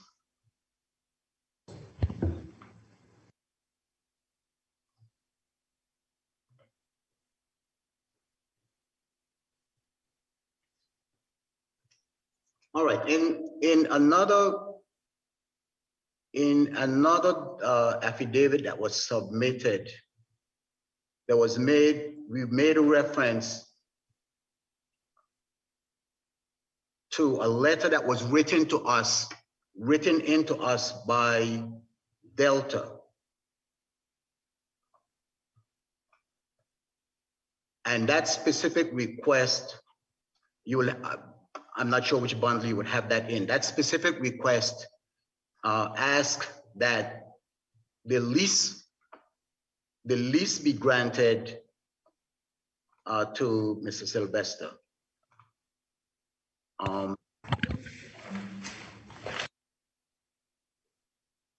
That was a letter, I'll find it for you in a moment, but it was written in 2010. It's in fact it's attached to the documents that accompanied the further response of Minister Wheatley. Yes. But it's a letter written by a director of Delta Petroleum on the 18th of April 2010. Why was that letter relevant to a transaction occurring 9 years later?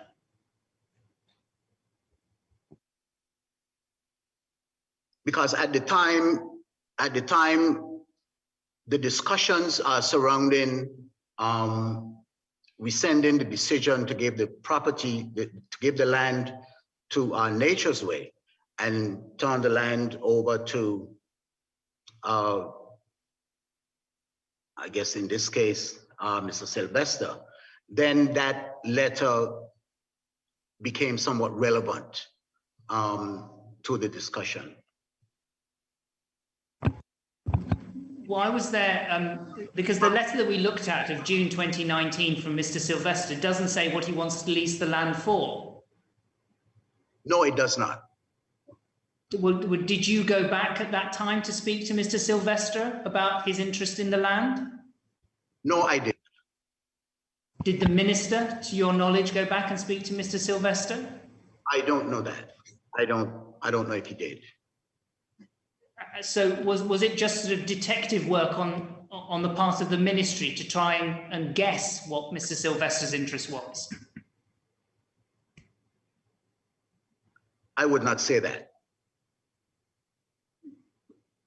But why couldn't you just have gone and asked him for more information? Well, I believe at the time when this I also recall another email, I'm not sure what bundle that is in, requesting additional information from Mr. Sylvester. I believe there's an email to that effect. But in terms of a discussion, a personal discussion with him, no, I didn't. I don't know if the minister did, but I did. I do recall instructing the officers at the time in the ministry to write to Mr. Sylvester, and I think that would have come on the heel of the advice from the financial secretary. Can I pause you there? I'll take you to that in a moment, because if I take you to page 1241 in that bundle. In the same bundle? Yes, 1241 in the same bundle, please.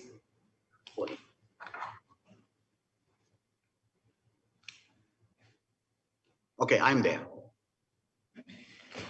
Now that is another draft or iteration of the cabinet paper, isn't it? Because it's dated the 27th of June.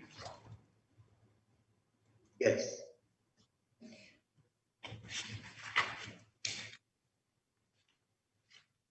And if you go through to 1244 or 1244, it refers again to commercial purposes.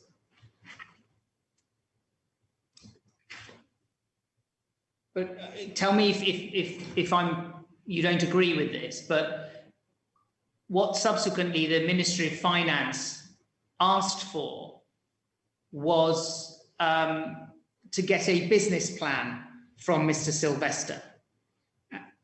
And you did write and ask him to give a business plan. Do you remember doing that?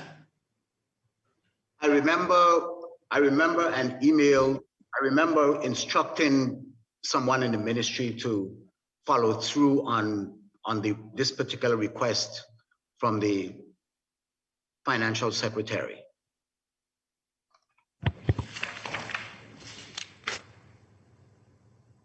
That instruction would have been to ask for the submission of the business plan.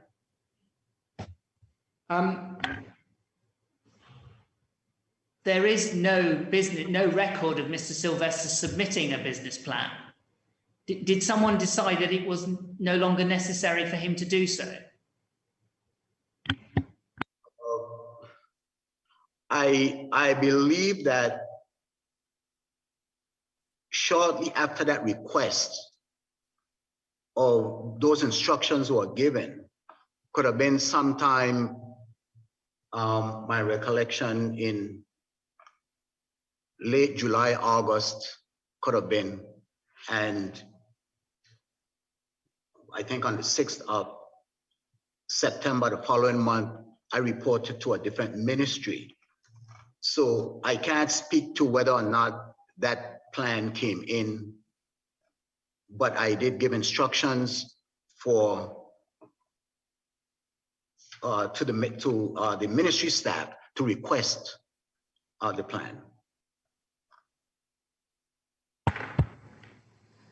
If you go to 1242,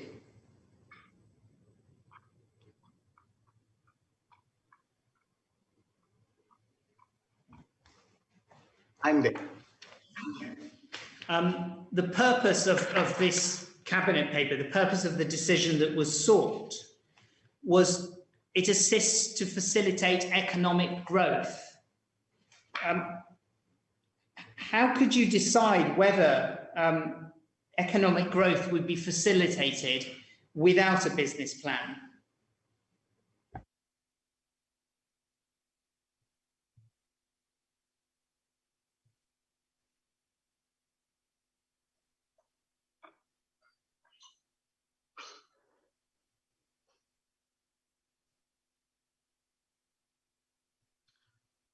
Well, just to reiterate what I said, the plan was requested. Well, I gave instructions to request the plan, and I shortly, within weeks, was transferred to another ministry. So I can't speak to whether or not the plan came. If I tell you, if you turn back to page 1235 in this bundle. In the same bundle? Yes, please, Mr. Smith-Barclay.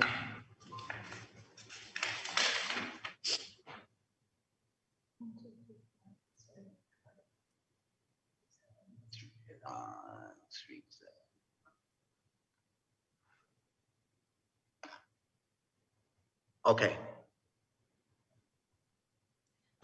That's a letter sent on your behalf to Mr. Sylvester, July the 25th, 2019, which concludes that in order for your request to be further processed, you are required to provide the ministry with your business plan for the development of the reclamation.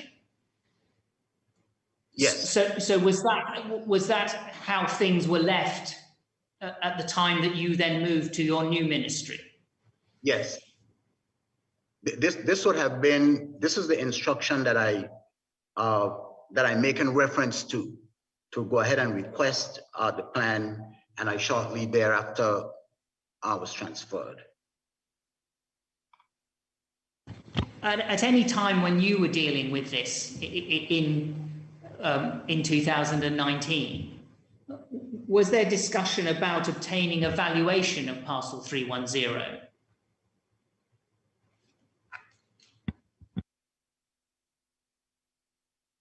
No, I do not recall that.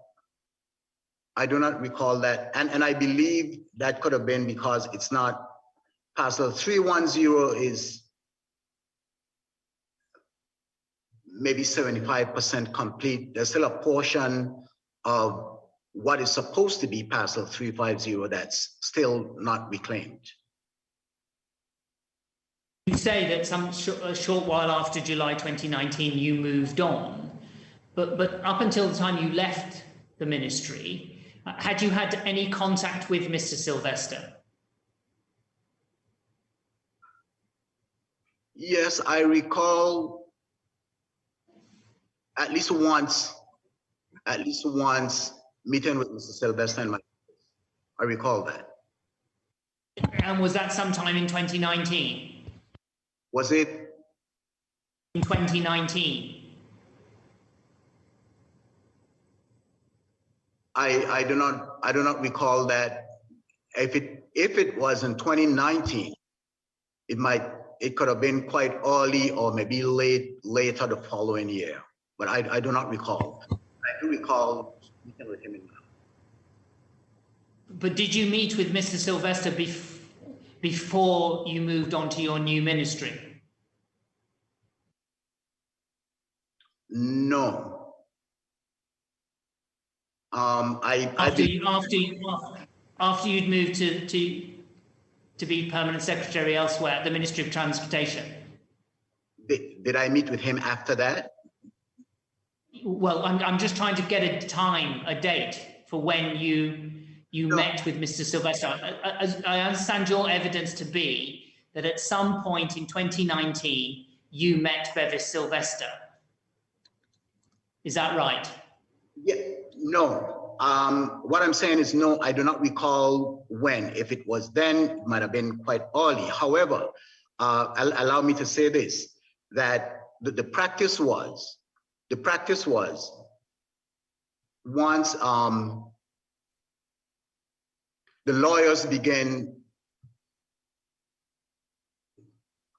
once the matter is kicked up to the level of the, if I could term it that way, the AG's chambers, then all discussions, obviously would have been from the AG's chambers to the lawyer on the other side. So that particular meeting that I recall would have been much earlier than that. I'm so sorry, but I don't remember specifically. I mean, could it have been, much earlier in time, 2010, well, 2000, around the time of the Delta Petroleum Judicial Review? Well, 2010, well, no, because I became permanent secretary in 2011. So, no, I'm very sorry, Commissioner. I do not recall the time of the meeting. I really do not recall.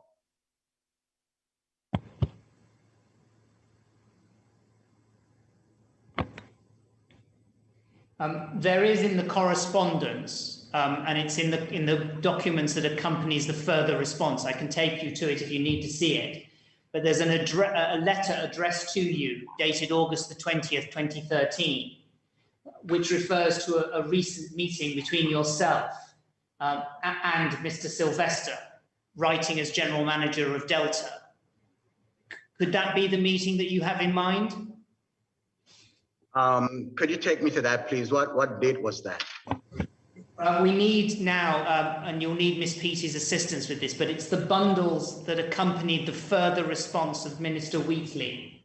So it's the response of the 8th of October 2021.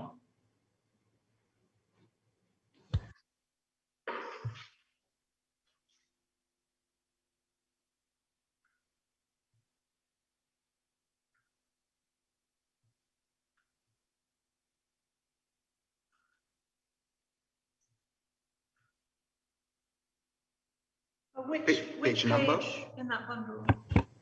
If you go to page 13, please, in that bundle.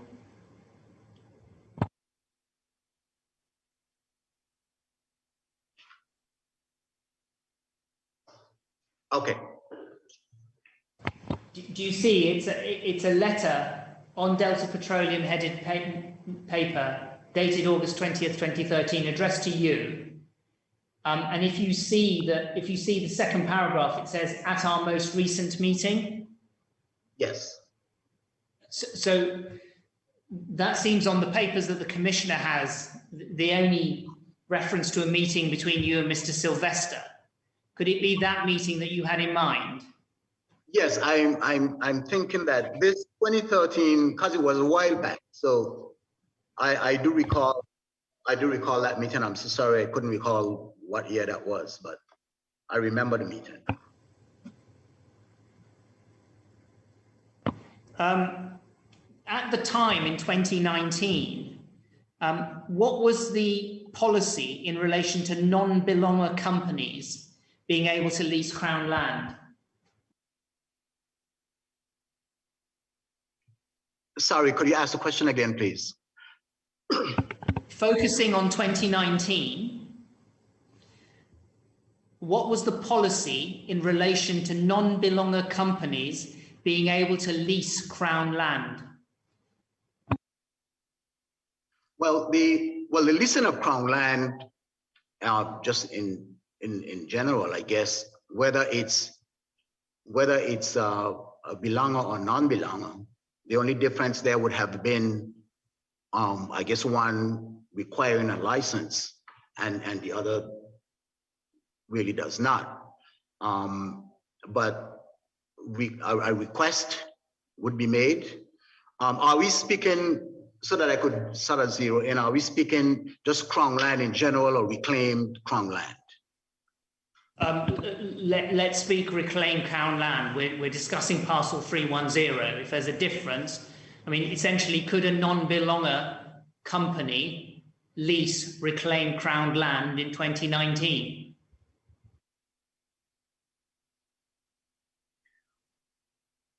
It was, I mean, I don't recall an example where it happened, but I can't say either that it could not happen. But it depend on, I'm sorry, please finish. No, that basically was the end of my thought. So would it depend on that non-belonger company being able to get a license? Yes, it would be subject to that. Cabinet was to grant the license for them to. But in this case, what the position that was reached when you left the ministry was that the lease to Nature's Way was going to be rescinded, and Bevis Sylvester was going to get the lease, not Delta Petroleum.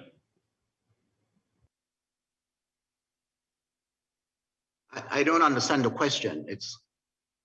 Well, I'm just wanting to confirm your understanding of the position at the time that you left and moved to a new ministry. Was the position that the lease that was going to be given to Nature's Way was going to be rescinded, and instead a lease was going to be given to Bevis Sylvester and not Delta Petroleum? That is my understanding. How did that resolve the dispute with Delta Petroleum? I cannot speak to how that would resolve that dispute. I'm sorry. Can I move on to just a different topic, please? One of the points that Minister Wheatley made in his response, and if you need to see it, it's page 7. That's the response that you speak to in your affidavit, was that Delta Petroleum had a claim based on the what I'm going to summarize as the marine estate policy. Is that your recollection as well, that they had that claim?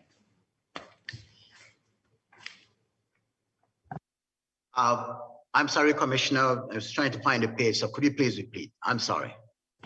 If you go to Minister Wheatley's response, please. Yes. And just look at page 7.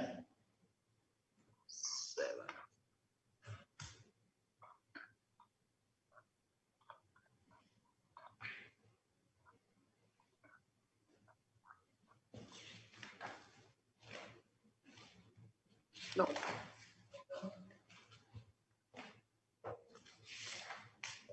Oh. Mr. Rowett. Sorry. We thought we were there, but we're not.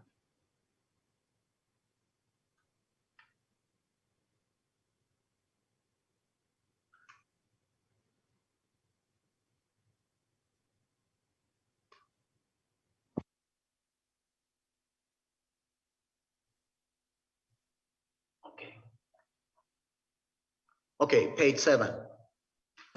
Yeah, and do you see it Roman small letter X, please? X, yes. And in that response, Minister Wheatley is referring there to being advised that Delta had a claim based on the policy for the management and administration of the marine estate, which he calls the policy, which was a 1996 policy.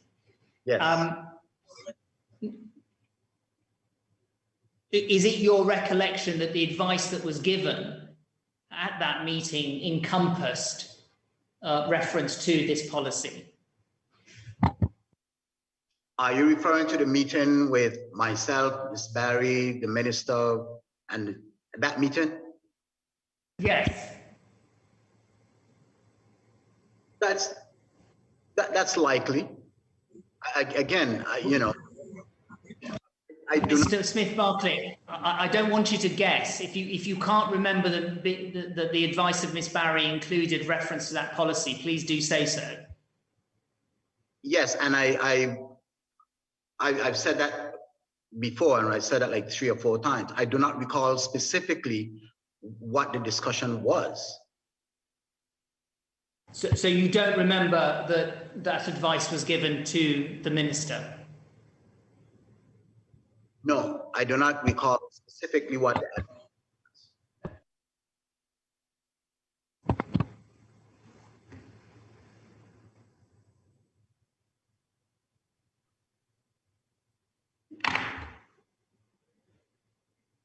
If Delta Petroleum could assert a right based on this policy, can you help at all to why it wasn't addressed at an earlier stage? No, I cannot speak to that. Because if you look at that, the extract from the AG disclosure that we were looking at earlier, the bundle of documents that was emailed to Ms. Peaty just now,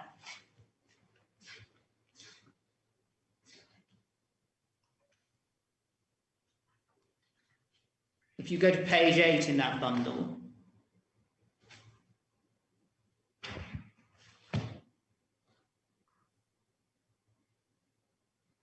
yes, page 8. If you look under, this is back to that August 2012 cabinet paper we were looking at. If you look under financial implications, the Marine Estate Policy of 1996 is actually referred to in that cabinet paper when a decision is taken again to grant the lease to Nature's Way. So can you help us to whether or not the Marine Estate Policy would also have applied to Nature's Way?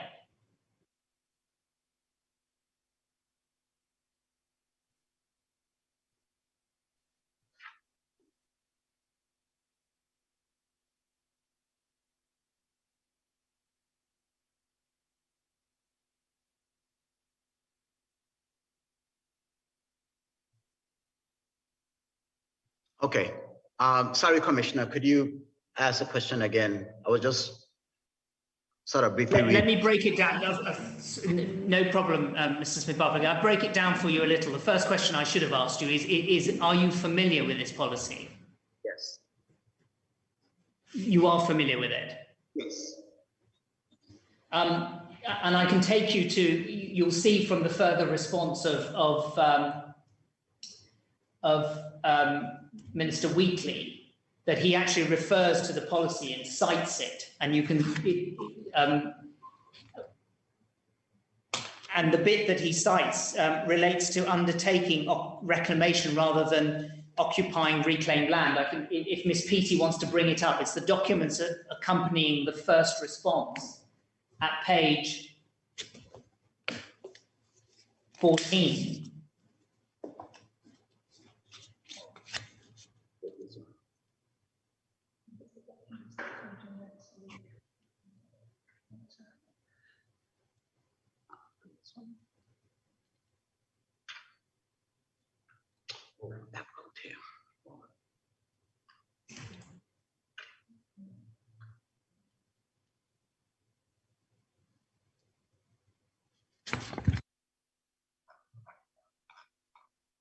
Okay, page 40. Do you have it? It's headed at the top, Appendix C, Reclamation Package in manuscript. Do you have that?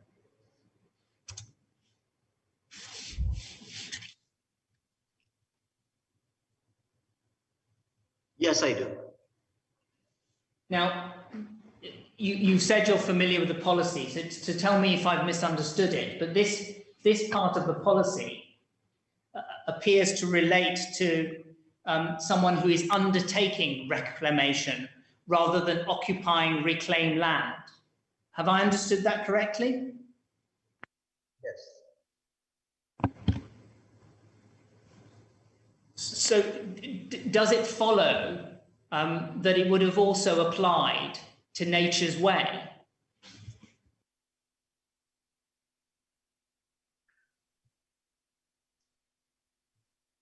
Nature's Way had been given a right to occupy reclaimed land by Cabinet. Isn't that right? Well, what I will say, Commissioner, this particular piece of land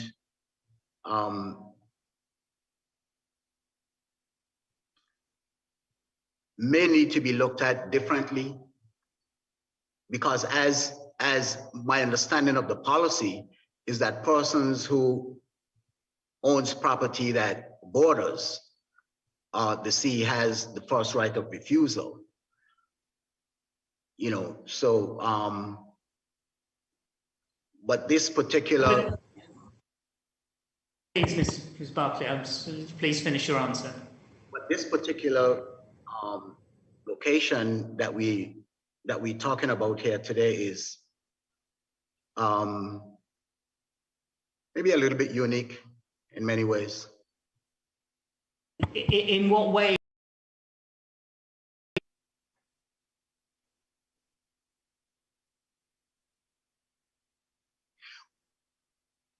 Well, apart from the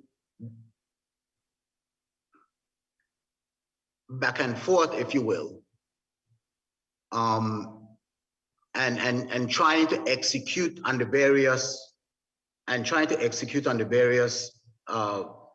policies / instructions, you know, how cleanly we can apply the marine estate policy, I don't know. But you sort of summarised the policy as applying to someone who has the land adjoining the sea. It's right, isn't it, that up until 2019, applying the decisions of Cabinet, Nature's Way had the right to occupy parcel 310.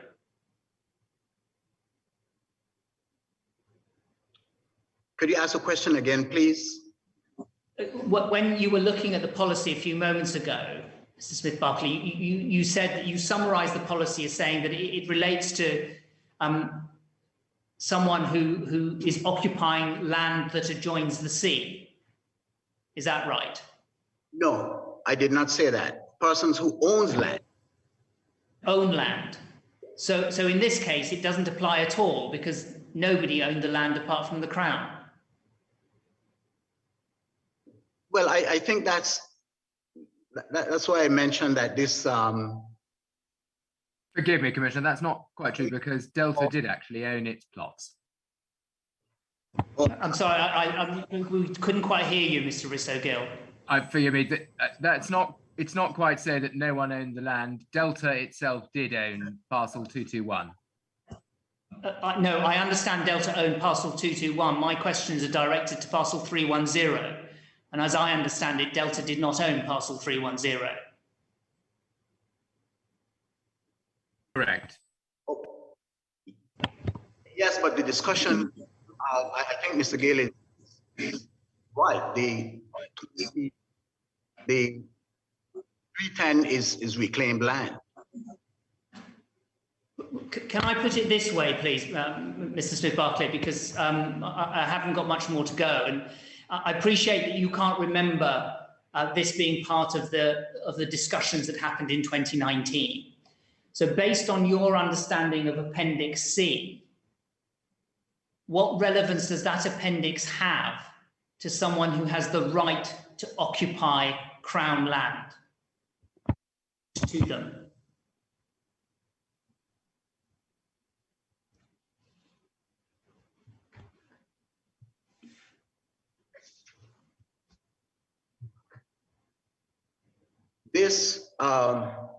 This particular document, in terms of the question of occupancy, no. If you could give me a moment, please, Commissioner.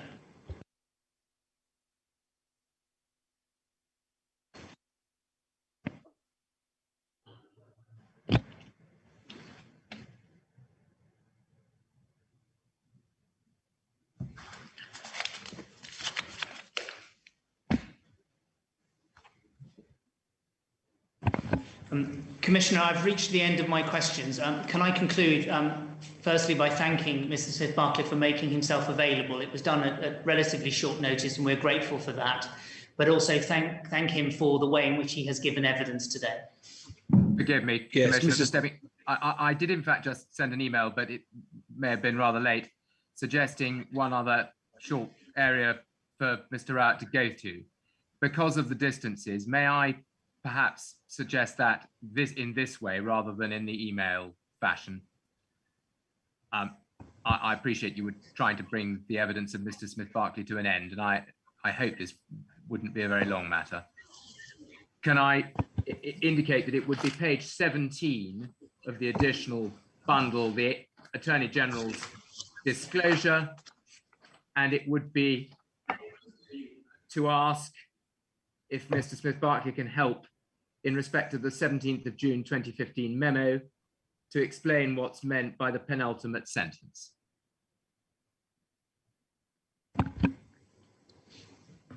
Of the entire letter? Yes. We went to the earlier parts of that letter, but... Yes, let's take him to it. I'm quite happy to ask that. Hopefully Miss Peaty has taken Mr. Smith-Barclay to that memorandum. Can I confirm that Mr. Smith-Barclay has that memorandum in front of him, Miss Peaty? Yes, Mr. Warrell. Mr. Smith-Barclay, can you see the last paragraph of that memorandum? The last paragraph, yes. Yes, and I'll read it out, but the last paragraph explains that it's a request for advice, and you say, it should be noted that Delta Petroleum has an active existing application to lease parcel 310, which bounds to land owned by Delta Petroleum. And can you just help at all with what that was a reference to?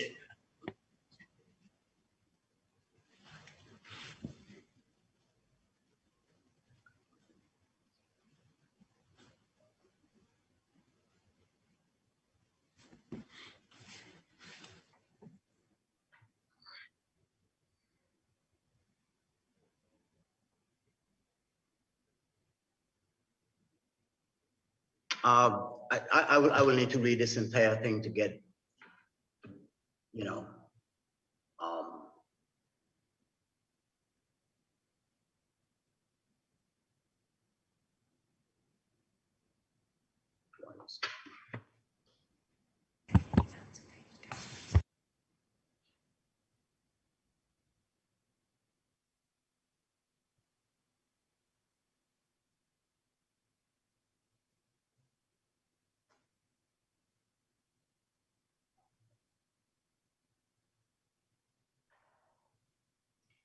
all right, this letter seems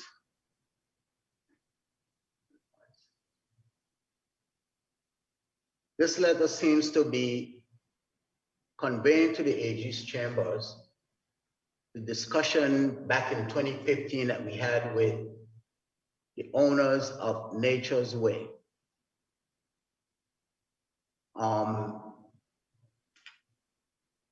And trying to get some legal on the direction. So what specifically are you asking me, Commissioner? If you just go, having read it now, Mr. Smith-Barclay, just go to that last paragraph and the penultimate sentence. And to give you some context, we know from the August 2012 Cabinet paper that there had been an earlier Cabinet paper dealing in September 2011, dealing for this land to go to Delta Petroleum. But that then was overtaken by the August 2012 decision. We know there had been a judicial review in 2013 that was withdrawn in early 2014. So now we're in 2015. It's just, can you help at all with what the sentence? It should be noted that Delta Petroleum has an active existing application to lease parcel 310, which bounds to land owned by Delta Petroleum. What does that refer to? Can you remember? No, I do not remember. Well, thank you. As I've said, Commissioner, I don't think there are any further questions. So again, I thank Mr. Smith-Barclay for the way in which he has given his evidence. No, can I echo that, Mrs. Smith-Barclay? Thank you very much for your time, and thank you very much for the evidence and the way that you've given it. Thank you, Commissioner. Now, Mr. Rowett, we have one further witness, Mr. Fret. Now, I understand, obviously, that we've worked through lunchtime.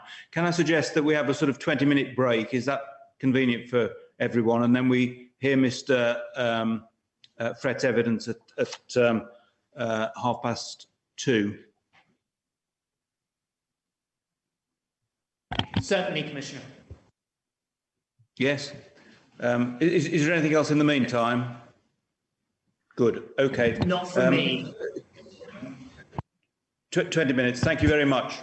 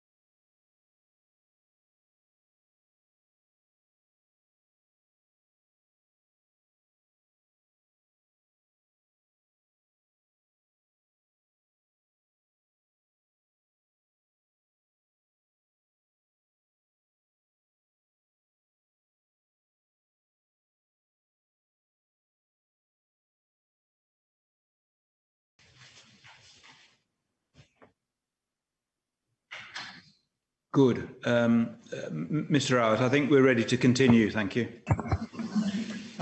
Thank you, Commissioner. Our next witness is Mr. Jeremiah Frett, and I can see that Mr. Frett is online. Mr. Frett, can you see and hear me?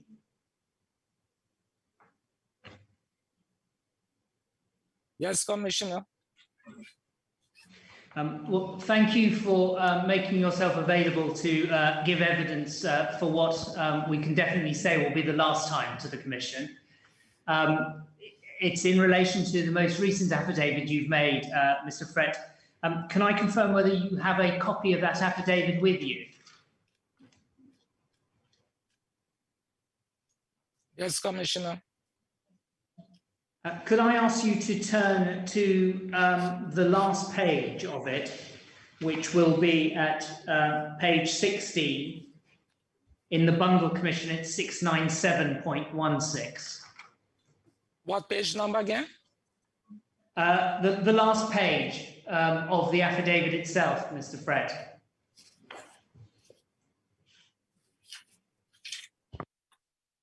Okay, Commissioner.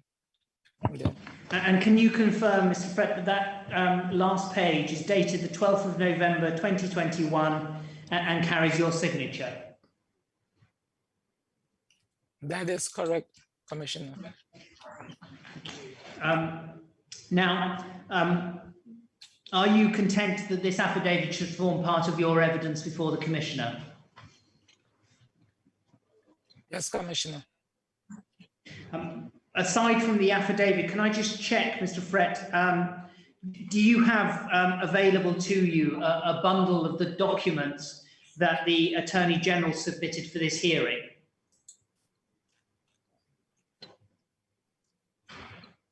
What's the name of that bundle, Commissioner?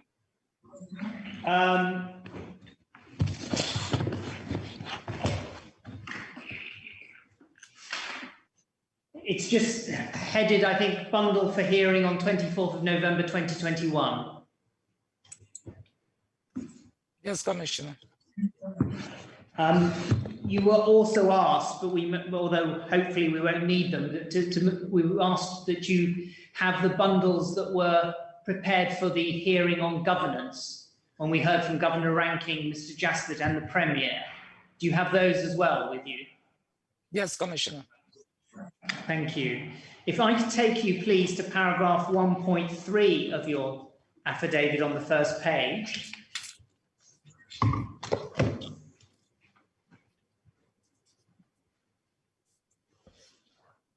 Yes, Commissioner. You refer there to not waiving privilege on the documents that are exhibited to your affidavit and mentioned in it. Can you just clarify which documents you in fact assert privilege over?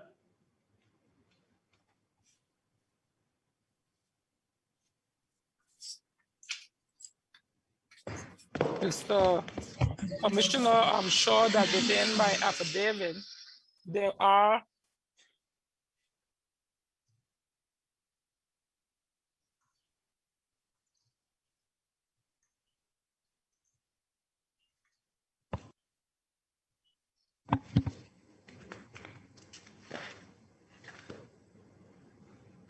Yes, Commissioner. Is there something going on with the system? We can hear you, Mr. Frett. All right. My question was in relation to paragraph 1.3. Which are the documents over which you assert privilege? Just for clarity, I'm not showing if the technician is hearing this, but the previous recording is speaking over this one right now.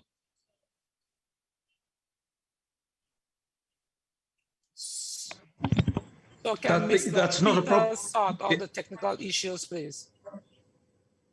Yes, it's not a problem. Certainly, I'm having. I'm not sure whether anybody else is having that difficulty, Mr. Frett. Commissioner, we're not having that issue here. I think if Mr. Frett can probably see if he has the hearing open, maybe in a window on his computer. Okay, just 1 second, please.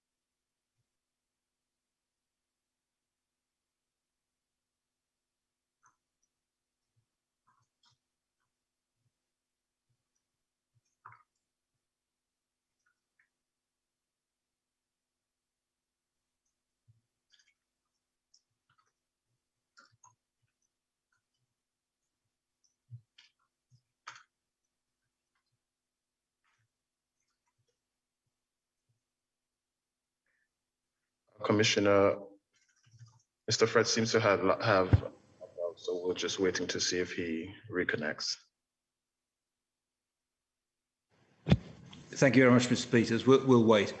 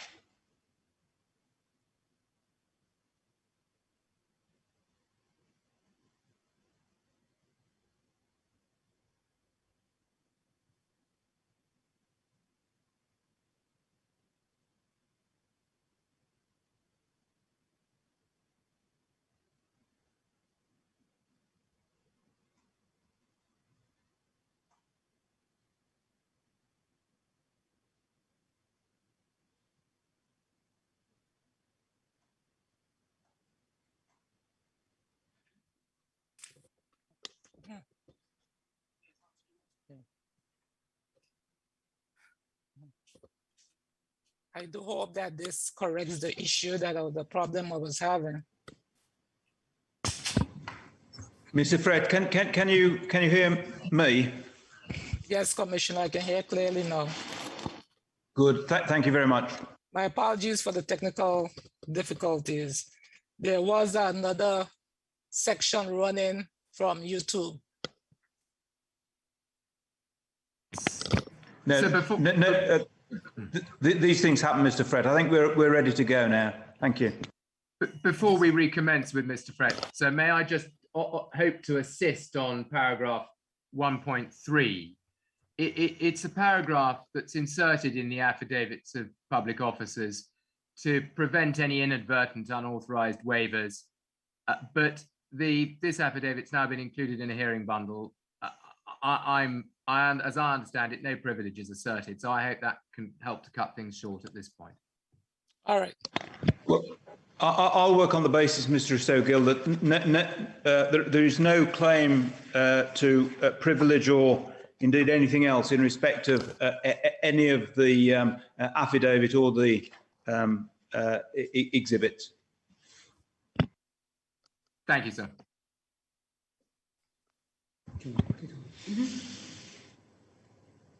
Thank you, Mr. Fred. Well, if we move on then, could you just help the Commissioner with this? How did you come to make this affidavit? Commissioner, this document was submitted to me. I will have to check my email. I don't remember the details of it, but it came through and it was given to me to make the affidavit, to provide the affidavit on that. It would have come through either Attorney General Chambers or the IRE unit. I will have to check the content of my email to see exactly where it came from. So can I just break that down a little bit? Was it drafted and then presented to you for signing, or were you asked to make an affidavit? It was sent, the affidavit was given. There was some drafting, there was some assistance from the legal team that gave me some assistance in drafting the information. I was very much involved in the process. There was a lot of going back and forth on the content. We did have meetings and discuss the content, what I thought was adequately, what should go into the response. and there was something they thought, and I think some things from information they would have had privilege to from the previous submissions, the previous affidavits that they felt coincide with this one. So therefore, some of those things was inserted. So it was I was working with my legal team in providing this document. So the question is and you are someone who's made a number of affidavits to Yes. the commissioner, but why Jeremiah Frett this time round? Commissioner, that's a very good question that is posed. I don't know why, and I think that in this instance is unfortunate because of I do not believe, and this is my view, that public officers should not be responding to questions, especially those in the hierarchy. So I'm responding to situations or questions I have posed to the governor, who's in my chain of command. And I think that's unfortunate, and no public officer should have been put in such a position. But I will give the evidence as candidly as I can based on what we were able to locate within the ministry and from my knowledge of what took place as a senior officer within government. Why couldn't you say no? Commissioner, was there an option? I was not given that option. I raised my concern with persons in authority about whether or not I should be the appropriate person, whether or not I should be giving evidence of this nature to the commission, because it is a matter that was concerning to me and how it went about as far as responding to or giving evidence against something what the governor may have said. So I don't know if there was an option, Commissioner. Of course, everyone has an option. We can say yes or no. But if the commissioner, from what I understand, if the commission asks for information pertaining to the matter, we are obliged to do our best to provide that information, and that's what I did. The position in relation to this affidavit, Mr. Frett, is that the Commissioner did not ask for it. It was an affidavit that the Attorney General wanted to put to deal with public service budgeting. And on the 22nd of October, the Commissioner gave time to make that affidavit, and he then extended the time. But it was not the Commissioner's decision as to who should make it or what it should be about. It was at the request of the Attorney General. Were you told that this affidavit was being made at the request of the Commissioner? No, Commissioner. I just made that reference as I'm assuming that all these affidavits that are provided are coming from the Commission. If I'm wrong, I stand corrected. If this did not originate there, I stand corrected. And you will appreciate, Commissioner, that as senior officers, whether it be permanent secretaries or other senior officers, these documents come through the Attorney General chambers of the area, and that's trickled down to the persons who are to provide the evidence. So if that is not the case, I just follow the instructions that were given, and if that is not the case, I stand corrected. But in any event, Mr. Frett, you were told to do this and you did it. That's correct. Correct, Commissioner. Thank you. If we go to parts... I did it, Commissioner, with some hesitation, as I noted earlier, because of the nature and the evidence that I would have provided. And I listened keenly this morning to some of the discussion that took place. And I do not believe no public officer should be put in a situation like this. Understood, Mr. Frett. Thank you. Mr. Frett, I appreciate the position you're in and that you are a public officer.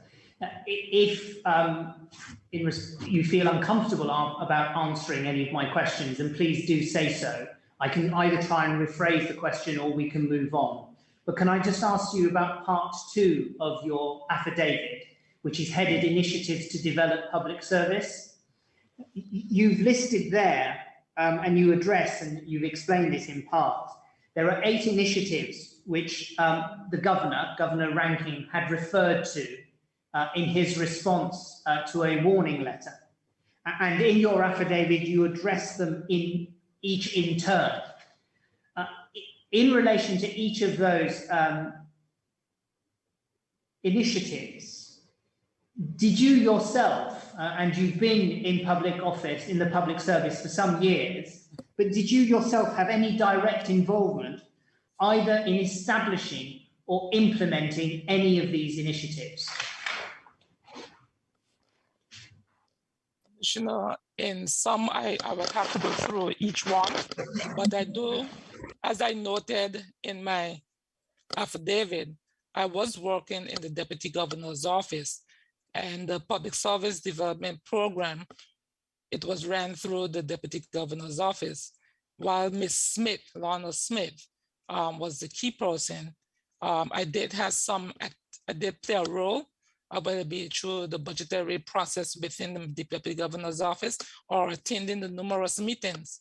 I recall attending numerous meetings as cause of my seniority within the group with the Public Sector Development Program. So I'm quite knowledgeable about that.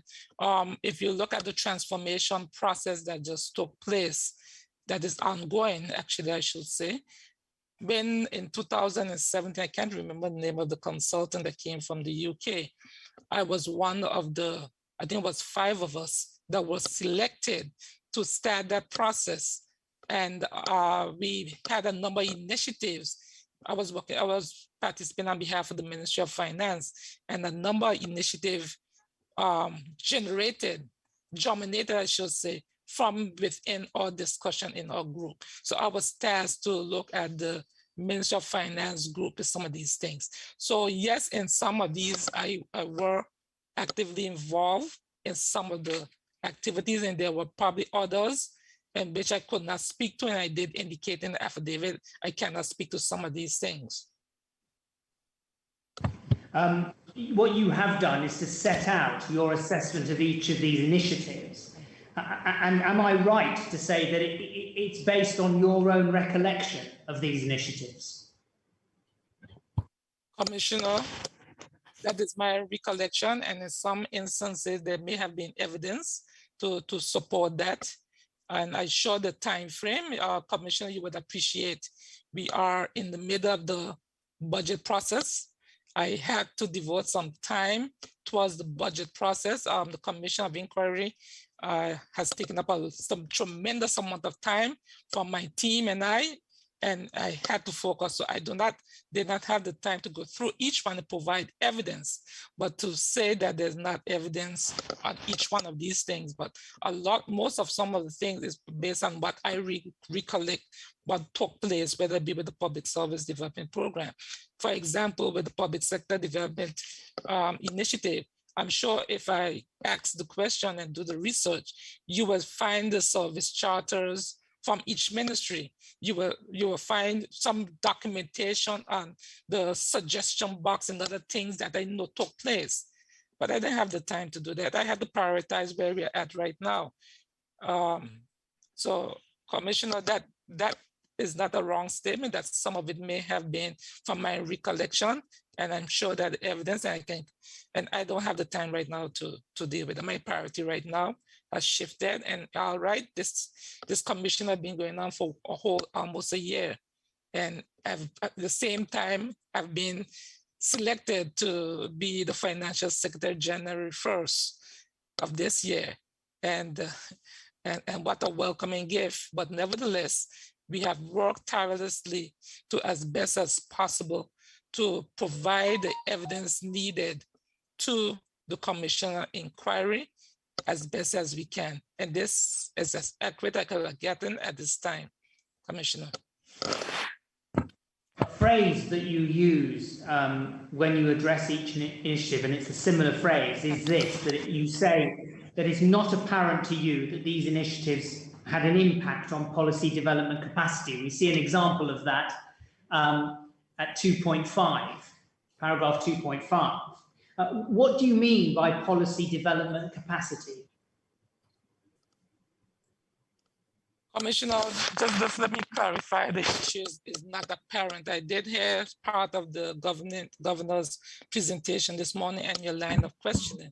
When I say it's not apparent, I could not speak to whether or not the different programs or different policies that came about, whether or not it had that impact in dealing with policy development capacity.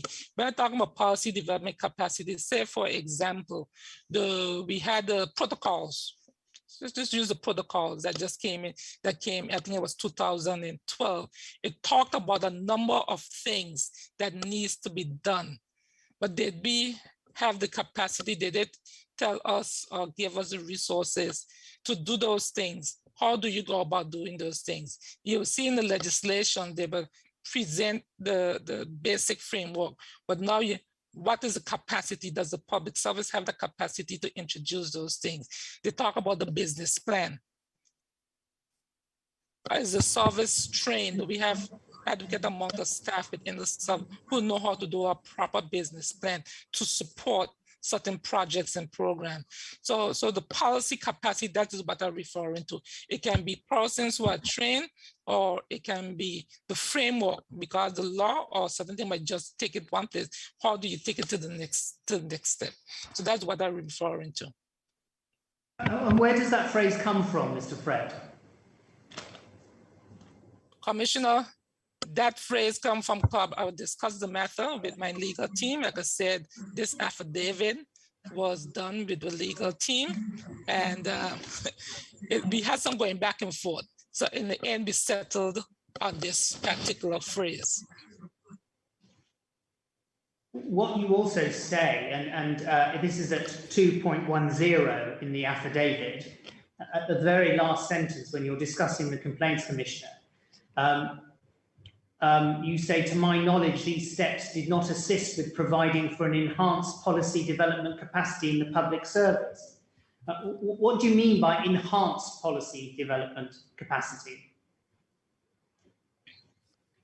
Commissioner, once again, what number is that you're referring to, so I can just take a quick look?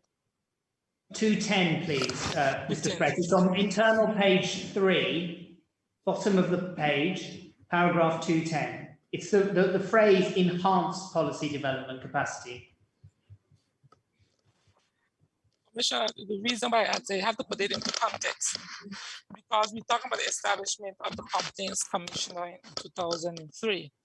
And from my knowledge and from the reports that I saw that will come to the ministry, or may have copied the ministry, the financial secretary on that, the Complaints Commission persons would go to the Complaints Commissioner for various reasons, whether it would have been about the service or they have been infringed on whatever the reason is.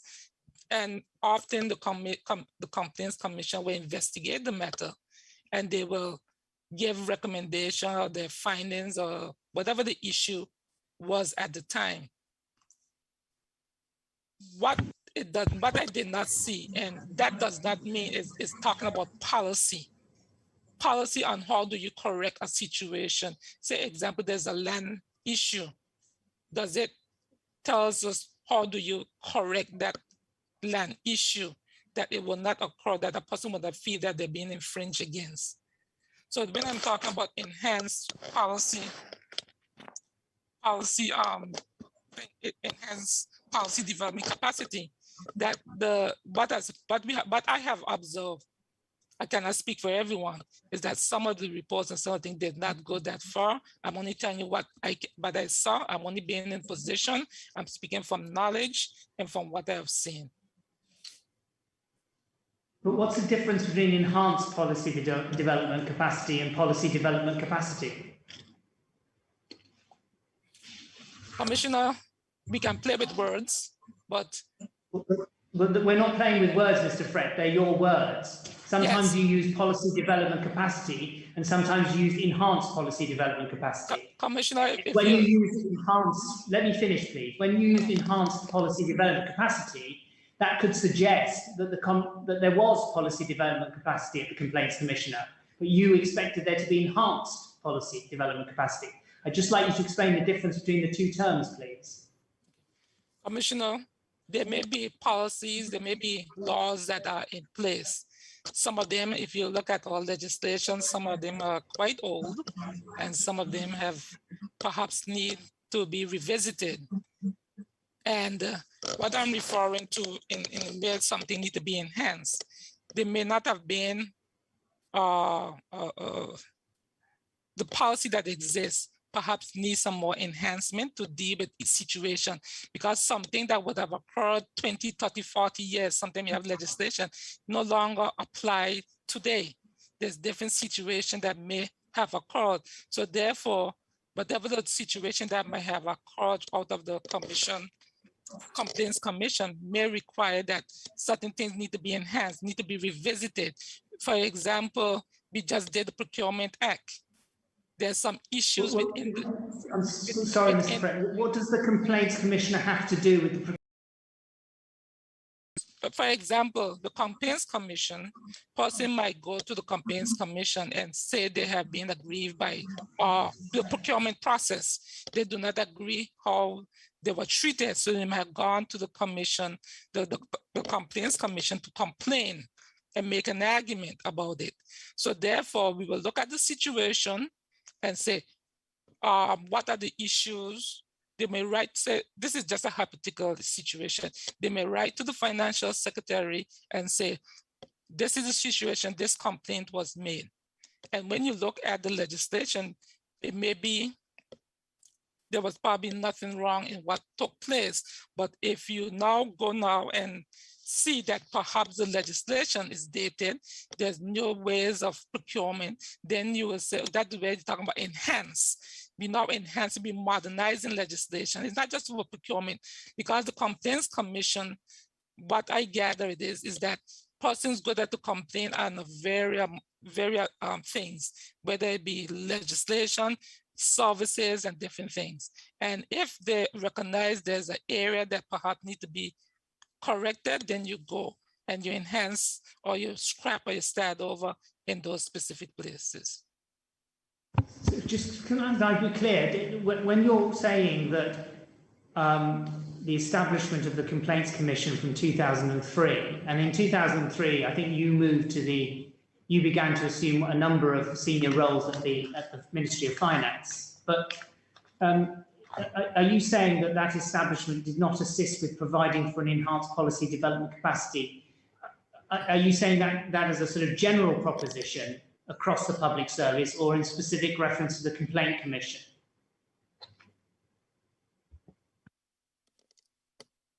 Commissioner, I would not say that in how you are stating it, sir. I'm sure there may have been, like I said, I've just been in the post. Yes, I've been a senior officer.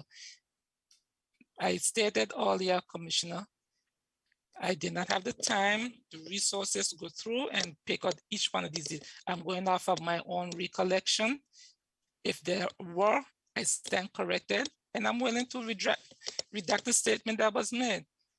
This is based on the knowledge, the time frame that was given to me, as far as I know it, and from my experience that I had at the time, that I can draw from at the time, this is as factual as I could have been at this time. That does not mean it did not happen. I understand what the context in which you say you have made this affidavit. Firstly, that limited time. Secondly, that you've had to rely in greater part on your recollection. You haven't done any research. And thirdly, that no, I did not say I did not do no research. That's a limited. You didn't do as much research as you would like. Yes, there you go. Thank you, sir. All right. And third, that you have some discomfort about, as a public officer, about what this affidavit addresses. That is correct. But not what it addresses is that having a public officer having to address it based on is the governor is the one to whom good governance and issues like that, and then I having to respond to the governor presentation that he made earlier. What I'm trying to do with these questions is just to understand some of the terms you have adopted in your own affidavit. And there is a distinction that you appear to draw between policy development capacity and enhanced policy development capacity. What is the difference between the two? Commissioner, I thought I just went over that. Well, humour me, Mr. Frett. You've done it before, I know, but just help me a little bit more by just telling me the difference. Policy development capacity, meaning that it may not have been there. And when you're enhancing something, there may have been some legislation or some framework that you're trying to enhance. The mere word mean enhance, meaning you're trying to improve on something that exists. And when you said apparent, and we keep ahead missing the word, I use the word apparent. It is not apparent to me. So therefore, it is not clear to me whether or not these things was able to you was able to have the initiative was able to develop capacity building, policy capacity building. My understanding, Mr. Frett, of what you say about enhanced policy development capacity is that in some circumstances you have policies, but they may be outdated or they may be capable of improvement, and that's why you used the word enhanced. Is that broadly right? That is what I'm trying to say. Yes, no, I understand that. Where you have policies, perhaps policies in statute or perhaps policies outside statutes, but where you have policies and they could be better, that's not a good reason for not complying with the existing policies, is it? Commissioner, in general terms, no. If you have policies of laws or laws, you should abide by those policies and laws as they exist. Exactly, and it may be that they can be improved because laws can often be improved, but that's a different question. Thank you very much. Yeah, thank you, Commissioner. Mr. Frett, to paragraph 213, please.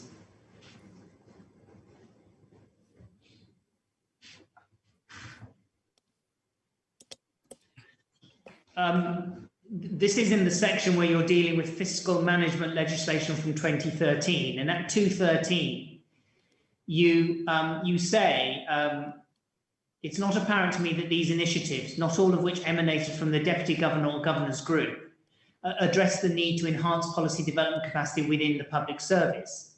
Medium-term fiscal planning did perhaps impose additional policy-making requirements on the service, but without assisting in improving capacity to formulate the necessary policies. Wonder if you could just assist the Commissioner by just developing that and explaining what you meant, particularly when you refer to policy-making requirements. Commissioner, I gave a brief example earlier. If you look at the protocols, and they talk about you must have a business plan. All right. How do you go about developing that business plan? You need to have skilled persons within the service, and they have to know when and how to apply the need for a business plan, because it is very important, especially with big projects and programs, that we develop sound business plans to be able to know that we're getting value for money with these projects. If we're talking about the medium-term fiscal planning, we are fortunate that we have some skills person within the government, within the Ministry of Finance. And we have leaned on the resources through the training of CARTAC and others to help us to build on these things. But when these things were developed, it doesn't say, okay, it comes with the the policies and how you go about it. The legislation was passed, but then how do you go about that? So then you have the leaders, the senior officers, maybe permanent secretaries of financial sector, whoever they now have to say, how do I go about coming up with a medium-term fiscal plan? What is required to do so? What resources do I need to be able to implement these things? So therefore, and what are international standards? So we now have to go out and build on these things. Legislations are passed, or policies are passed, general policy, but how do you go about doing those things? And how do you as a senior officer go about doing those things, Mr. Fred? Commissioner is a partnership that we have when it comes to training or having the resources for different to implement various policies. It may require human resources capacity. It may require training. It may require you have to outfit accommodation if you're having new staff. And of course, you have the recruitment process, and the list goes on of the number of things. So as a senior officer, once a piece of legislation is passed, and that is one of the things that you will find in when we're going through the cabinet process and even through the legislative process, you should identify what are the resources that you need to implement this policy or this piece of legislation, because it's one thing to pass it or to propose it. The implementation and the thing that is required to do so, that is another step. And the resources is like I said, is a shared responsibility. You have to get the financial resources in order to do so, but also you need through working through the deputy governors and human resources department, they have a responsibility to help to identify skilled, trained persons and other things like that in order to do so. We have been grateful to utilize the service of our industry partners in say, example, in the medium-term fiscal plan to help us to come up with the policy-making requirements that are suited in, that is noted in international best practices, that we can now have a medium-term fiscal plan framework that is acceptable. So your position is that in terms of building up policy development capacity, it requires a multifaceted approach. It's not as simplistic as just needing the financial resources or needing somebody to give training. It requires a true partnership between a number of stakeholders. That is correct. And would you accept that it doesn't mean that one person has to take charge? Everybody has to be involved. Is that right? I see government as supposed to be working as a team, because there are multiple stakeholders that are involved within the process.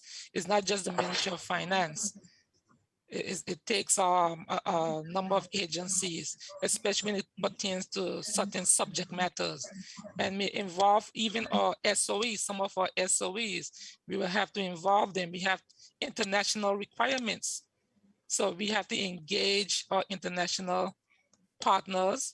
Often you see that the government may become members of certain groups or associations in order to gain that expertise and experience to carry out different initiatives or programs, or help to improve on the policy. I shouldn't use the word enhance, but it gave me a trouble, but to enhance that policy development. For example, we are working on the deposit insurance scheme for the territory, and we reach out to our partners through the association, and Canada welcomed us. They invited us for a whole week in Canada to teach us and to train us and about the things to look for in developing that piece of legislation and helping us to develop the framework.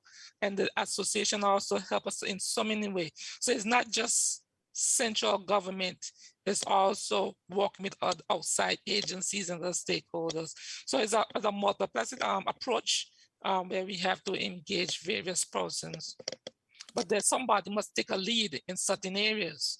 There's certain key areas that there must be a lead, because it can't be trying to drive a major policy decision unless there's someone who have taken the lead in certain areas. If you turn, Mr. Frett, please, to paragraph 2.19.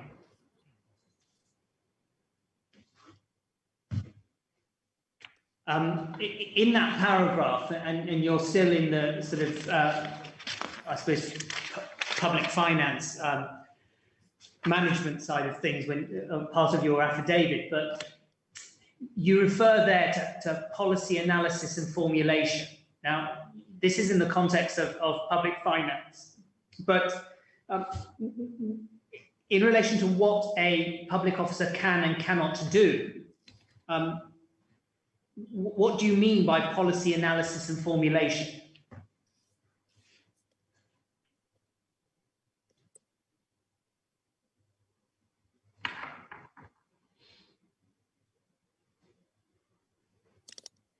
Commissioner, I noted that 2.9, I actually have it underlined in my own copy of this particular document. And I perhaps should have stated this differently when I read it over again in haste. I'm not sure that in working with my legal team, I'm not sure if that statement there should remain as is. Because I did note it afterwards that perhaps the wording should not have been the way how it was, but in haste. But if you look at public management training and so on, right? If you pause there, Mr. Frett, I mean, it's important we get your evidence as accurately as possible. If you wouldn't phrase paragraph 2.19 in the way that it is phrased, what should it say? How would you correct it?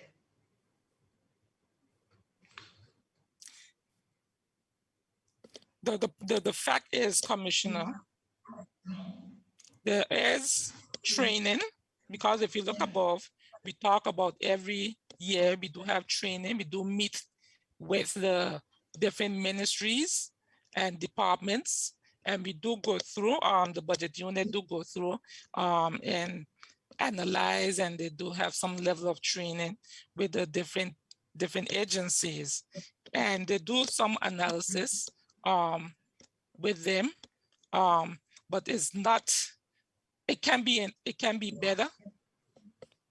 I think they can be improved, the whole process. There's always room for improvement. And we can do, because we have something, we try to do the program budgeting within the service. And there's some room for growth. There's a lot of room for growth.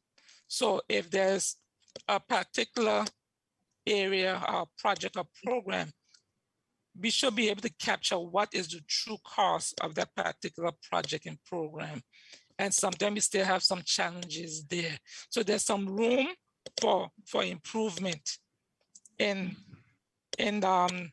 training, the budget training, even though we do it, I talk more of program budgeting and how it all links within the budget.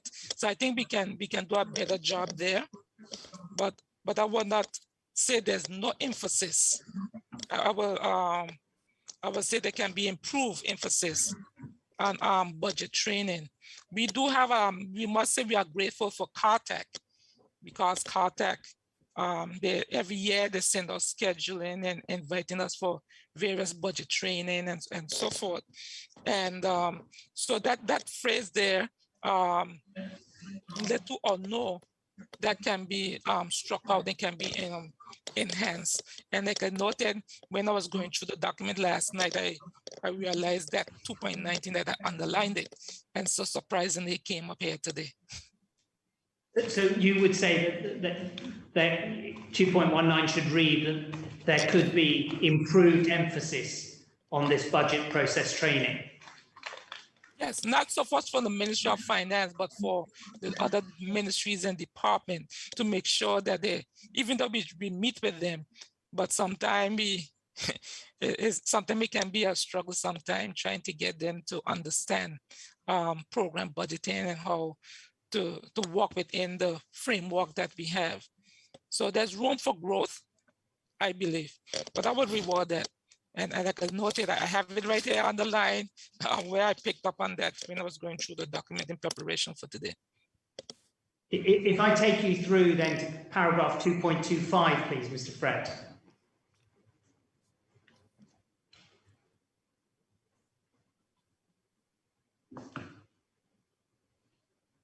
This is the section on disaster management capacity building. And you say, I'm aware of the many conferences, meetings, trainings, workshops attended by the Department of Disaster Management and government stakeholders. Further, the Department of Disaster Management offers training to public officers, and you then exhibit a 2-page summary of this training. First question I was going to ask you, just whilst I've looked at it, is who was it who prepared that 2-page summary? Commissioner, I did reach out to the DG office because I am aware of the training, but I did not have the details of everyone. So I did ask for, can they provide me in the training? I didn't just want to just say they provide training without evidence of the training. Thank you. You conclude it's not apparent to me that this initiative had an impact on the policy formulation capacity of the public service of the Virgin Islands. Does policy formulation capacity, is that a different thing from policy development capacity? Formulation and development is the same, one of the same word for me. Now when you say, go on please. No, you go ahead, sir. Sorry, my apologies. No, not at all, Mr. Fred. But when you say it's not apparent to you that it had an impact, how do you measure impact? Commissioner, from time to time, we do have training within the public service on various things. But what comes out of that training? Does that result into a policy change, the way how you do things? And as I say, it's not apparent to me. I'm not sure. Time did not allow me to go out and investigate and say, yes, this particular training that occurred by DDM, that we were able to implement some new policy initiative or something like that. I'm sure there was, but it's not apparent to me at this time. But they probably, I'm sure that because I've worked, I know I've participated in a number of training exercises by the DDM. It benefit me, it widened my knowledge.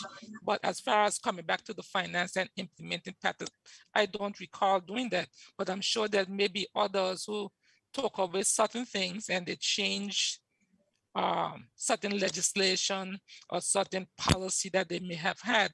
But I'm sure that if time allowed and I have had more time to do more research, I would have found something, but at this time, it's not apparent to me that that actually occurred. Thank you. More than one witness has spoken about the difference between the role of a minister, and firstly, the role of cabinet in making policy, and you would have heard the governor this morning pointing to the constitution there, but also that we've got section 56, which sets out the role of a minister. And then we have the difference between the public officers. And you know, we're used now to the term technical people, which ministers and former ministers like to call persons such as yourself, Mr. Fred. But from your experience, what are the constitutional limitations on the ability of a public officer to formulate policy? Commissioner, we as Financial Secretary, under the Public Finance Management Act, it does allow the Financial Secretary to issue financial instructions. The financial instruction in some way is a policy, can become policy, because I may say how some certain things are done. right? So I'm sure that within certain other statutes for other permanent secretaries and other areas within the public service, that they may have the ability to influence or deal with policy matters. But from a greater scale of things, we are advisors to our ministers, and we may draft and formulate policy for the minister for cabinet's approval or the House or subsequently the House of Assembly approval. That is where most of the policy decision through cabinet or the House of Assembly. But I'm saying there may be circumstances where persons like myself can affect policy directions through the statute that allows us to do so. And have you been able to do that during your time in public service, Mr. Fred? Influence policy direction? Commissioner, from time to time as a senior officer, we would draft papers or do research for the minister. So you call us technocrats, but bureaucrats. But the fact is, Commissioner, public officers, especially technical or senior officers, from time to time, what draft policy based on the instructions by cabinet or by the minister that forms into policy. So we are the backbone behind the policy makers as far as drafting legislations and other things like that. Not drafting legislation, because that's the AG, but drafting the framework. Of course, some of the things they have to be channeled through the AG chambers before for the legal ramification of that, and then other things go straight to cabinet. So I would say, Commissioner, that we as senior officers, we are very influential in how certain policy are shaped, because we are the ones that have to carry out some of those things for the minister to carry to cabinet. But like I said earlier, Commissioner, in some instances, like myself as financial secretary, we do have, according to the statute, we do have certain powers that allow us to do certain things. I'm sure other permanent secretary may have the same. And in fairness to the technocrats, the technical people, within the public service of the Virgin Islands, there is experience, isn't there, in formulating policy for ministers? Commissioner, I've been in the service. Actually, I joined in 1985, went away and come back since then. But I would say I'm proud to be a public officer. And sometimes you hear persons say things about public officers, but I'm proud, and there are many other public officers who are glad and happy for the opportunity to serve. I get that sense of pride when I know I work on a piece of policy document that impact the lives of persons in the Virgin Islands positively.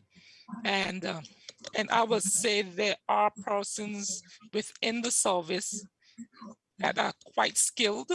I'm fortunate to have a number of them here within the Ministry of Finance. But there are some areas, Commissioner, where the skill sets are lacking within the public service, and where I'm sure, for example, I know that there's a young man that we have right now on secondment at BDO, trying to get him certified to be a public accountant, to be an accountant. And I'm sure there's other areas, that's one area I know, when, especially when it falls under the Ministry of Finance, you have Treasury, internal audit, not audit doesn't fall under finance, but I'm just trying to say that there's many agencies out there that need these kind of technical skills that we have to develop. We recognize that it needs to be developed and enhanced to find persons who are interested in specialized fields and get them trained and adequately equipped. And we recognize that here in the Ministry of Finance. And that's why I know that I have another 2 persons that have already been identified to start that ACCA program, and there's others who have shown interest. God, we know we have to build capacity in certain areas so that we don't have to rely on consultancies or have to pay large sums of money for this skill. And we are so grateful for our external partners who have willingly shared with us their skill set and knowledge in these areas. Just before I had to leave a call, just before this meeting, I had to cut that call off to join this meeting. We had the consultant from CATEC. We are finalizing the Public Finance Management Act. We are well advanced on that. We just fine-tuned. I had to leave that to come to this meeting. So that's just how to show you. But in drafting another example, there's some areas of specialty as well, with not just within Ministry of Finance, but throughout the service. But I think that is a work in progress. We recognize that need, and I want to say it saddens me, but coming here and hearing this back and forth on who should and should not do that, and should be responsible for certain things. I think collectively we have a responsibility to try to enhance the public service, whether it be in specialized skills, administrative, or whatever it is. I don't think it's any one person or one group, but somebody had to take the lead to steer that. And I'm happy to have been part of the transformation process, working with Mr. Archer and Ms. Lynch and others, and try to shape what I think and others think that is in the best interest for the public in having a qualified and well-trained public service. So this working just started. Now it started. I know the effort started again back in 2000, right after the hurricane, I think 2018, when the work started again. And I'm all in on that process. I think that is what we need to be talking about. How do we transform the public service to meet the needs of today and for the future generation? I think we're well on the way. I think COVID and the hurricanes tell us we have to become more digitized, and a number of things that you probably heard throughout the course of the Commission of Inquiry. So I don't want to take a doom and gloom look and be here pointing fingers at who should. I think I'm more solution oriented. Let us find the solution. The Commission of Inquiry highlights certain things that some I already knew and that we are working on, but the public may not be aware of. But I rather take an optimistic look than this pessimistic doom and gloom look with respect to the public service.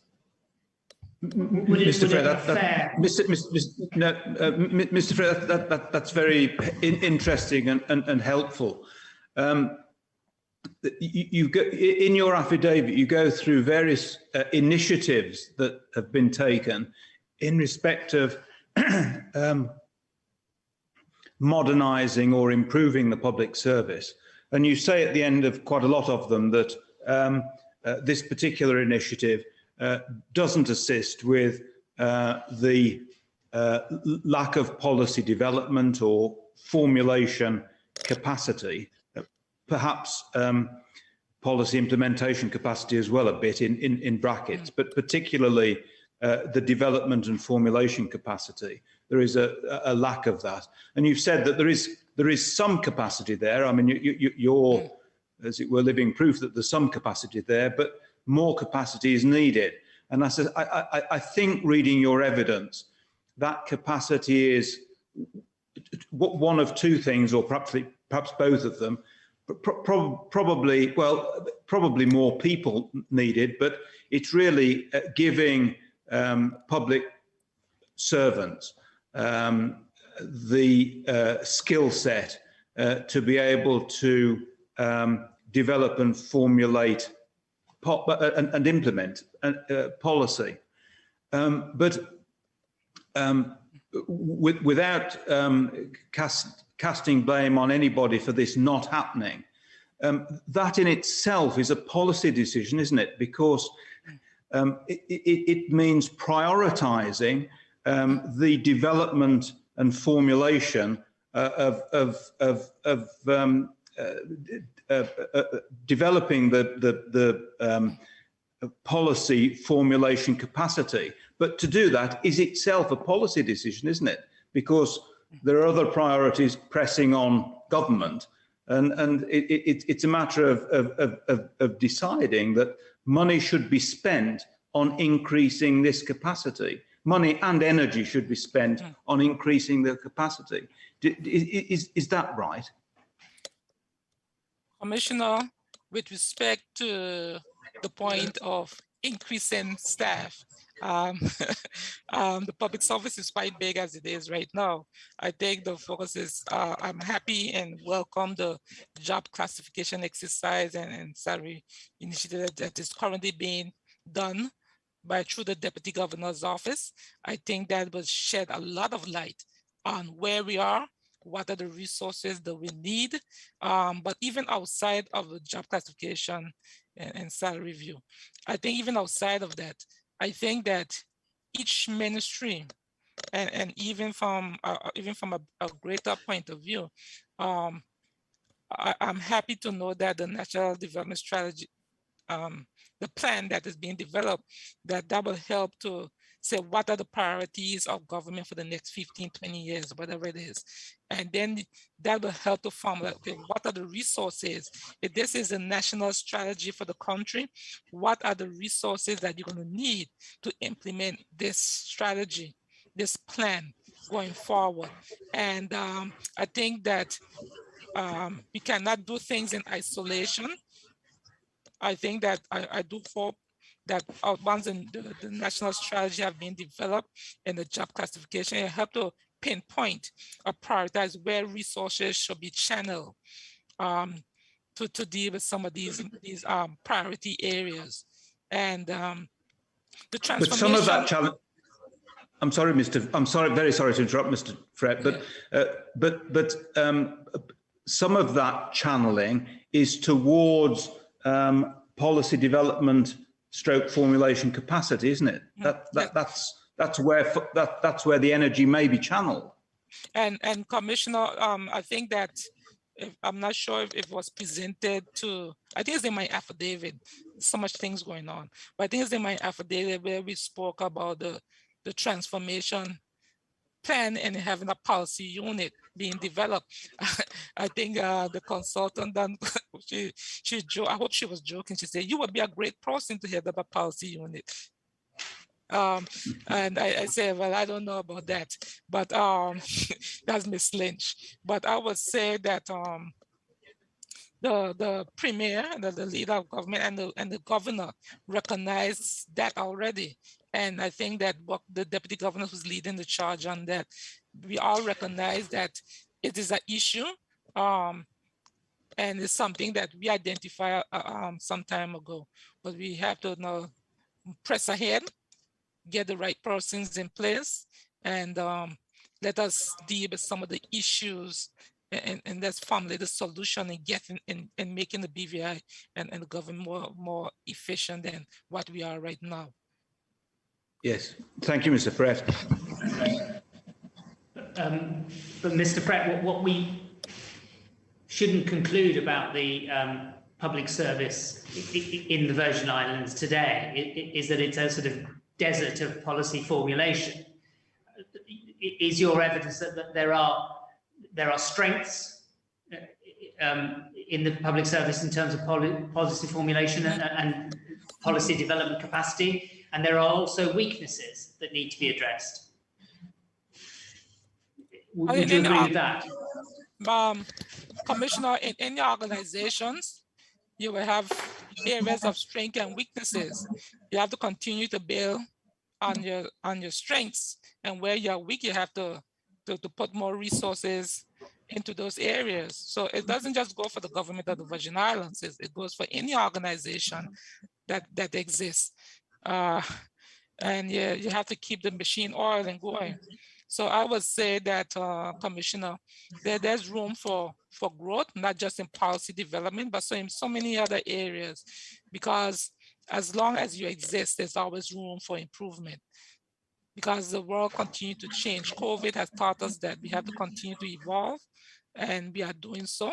The best based on the resources that we have. I think the Virgin Islands has a very good testimony, and sometimes we focus too much on the wrongs and the ills, but we have a very good testimony when you look at some other countries. It doesn't mean we cannot do better. I'm not saying we cannot do better, but sometimes we have to celebrate the areas of strength, and where we need to improve on our weaknesses, we'll do so. And I welcome the transformation. I'm part of the team.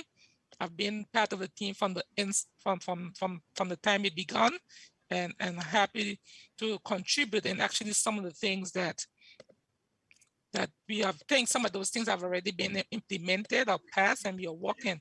So I don't want anyone who's watching thinking that we have not started the process waiting for the transformation. The transformation started a long time ago, even before the hurricane. But it's pointing everything in a holistic view now. And I think that is where, through the partnership with the Premier Group and the DG, we can holistically approach the issues, the challenges, and address them. Thank you very much. Can I move, if I move you on, please, Mr. Fresh, in the affidavit to paragraph 3.1, please.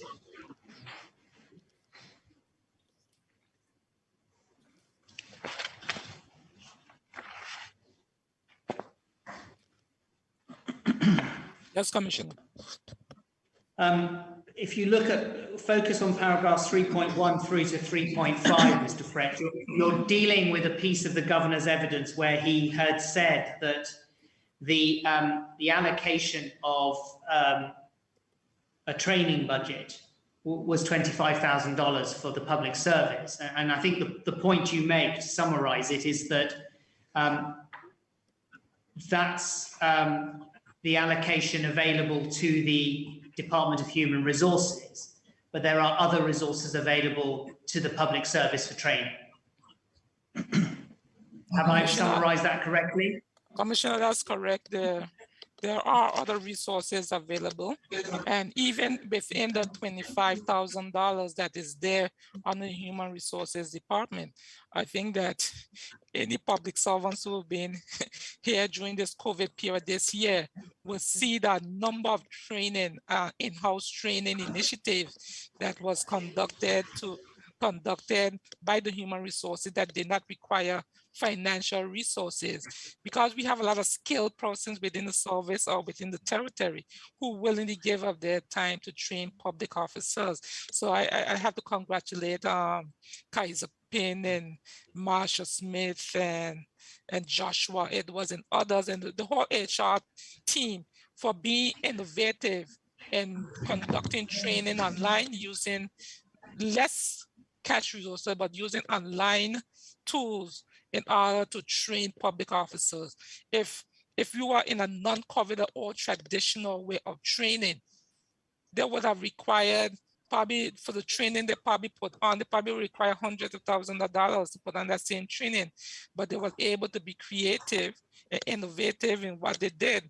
So I congratulate them on that. So I just don't want us to just focus on $25,000. What of that is what we should focus more on, what training was given to public officers. That should be the focus. Is it sufficient? Does it meet the key areas that we should be targeted in? Should we be focused more on policy development type training, things like that? I'd rather have that kind of discussion, but to focus on the dollar amount, I don't think that is fair. And throughout my affidavit, I show where there's plenty of other training that occur. So can I break that down a little bit, please, Mr. Frett, and just focus on the 25,000. I promise we'll look at the other elements of training in a moment, but 25,000 is what's allocated to the Department of Human Resources. But there are two things that flow from that. From what you've just said, you seem to be full of praise for the efforts that the HR department has made to train public officers. Is that right? That is correct, Commissioner. But what you also say, the second thing is, and this is at your paragraph 3.3, you say, I should point out that training and development as a tool for greater efficiency and productivity in the public service lies directly under the Deputy Governor's Office portfolio through the Department of Human Resources. And if they hold the role for improving, for using training to produce greater efficiency and productivity, the question that begs for you, Mr. Frett, is $25,000 enough? Commissioner, but the point that is being missed, I know you said the council said they can go to the other areas. What I see the Human Resources Department being the central point to help to identify the type of training, coordinate, and everything like that pertaining to training of public officers, prioritize areas, things like that. It does not mean necessarily all the financial resources is placed under the Human Resources Department that has been decentralized a long time ago. Each ministry now has a line item in their budget, I think some departments, for training, but it should not be done in a haphazard way. It should be done in a coordinated way with the training department, the human resources department, because I can't speak directly because I don't have all the evidence in front of me, but I do hope that they are coordinating, even though different ministries or department have a training budget. I hope it's done they're done it so in coordination with the training division, so that we can be maximizing the financial resources and that we are meeting the needs of public officers. That I'm not directly involved with the coordinating activities of that. So I can't speak to that right now. And if you go, like I said, there are people that I interact with daily, and I know they have constantly, the director being constantly asking for more resources. It's something every ministry and every department been asking for more resources, but we ask department to be creative, work with industry partners, and they have been able to do so. And that's why I have nothing but to say thank them for what they have done so far. But Mr. Frett, could I just ask two questions arising out of that, or just ask for your comments on two things? The first thing is looking at the table in paragraph 3.5, and this is a table of resources which you say have been spent on training, not simply the resources that have been spent through the Department of Human Resources. They have fallen from 2016 from $138,000 to $25,000, according to your table. But we are asked, you must look at other things like the individual training budgets. Well, those have, according to your table, fallen from $598,500 to $154,000 over the same period. And we've been told you also need to look at scholarships. Well, they've fallen from $460,000 in 2016 to $129,000. So it seems to me that wherever you look, doesn't matter which column you look at, the amount of money devoted to training has fallen very substantially. But you say in paragraph 3.2, you don't agree with the suggestion that there is inadequate provision for training. So are you saying that in your view there is adequate provision for training and public servants are adequately trained, even on the reduced budget which they've had? Commissioner, what is missing here? I think it's somewhere in my affidavit. What is not calculated in some of these figures is the training from external partners, internal training by skill or trained persons within the public service. It is not included. Is not included in some of these figures. They were not able to do the analysis. So if we're looking at these figures at face value, the conclusion that you draw would have been accurate, but it's not. I would not say that is correct. If you look at 2017 figures and 2016, we know what happened in 2017, and we know what happened in 2020 come forward. The territory was in a difficult situation at the time. It continued because of what's been happening with the hurricanes recovery and also and priorities probably was shifted in other areas. But what it does not show in these figures, what is the value of those trainings received from external partners? What is the value of the training conducted by the team from human resources, where they was able to have 20, 30, 40, 50 officers online being trained? Sometimes you will spend significant sums of money sending someone to, say, Barbados for training, or Jamaica.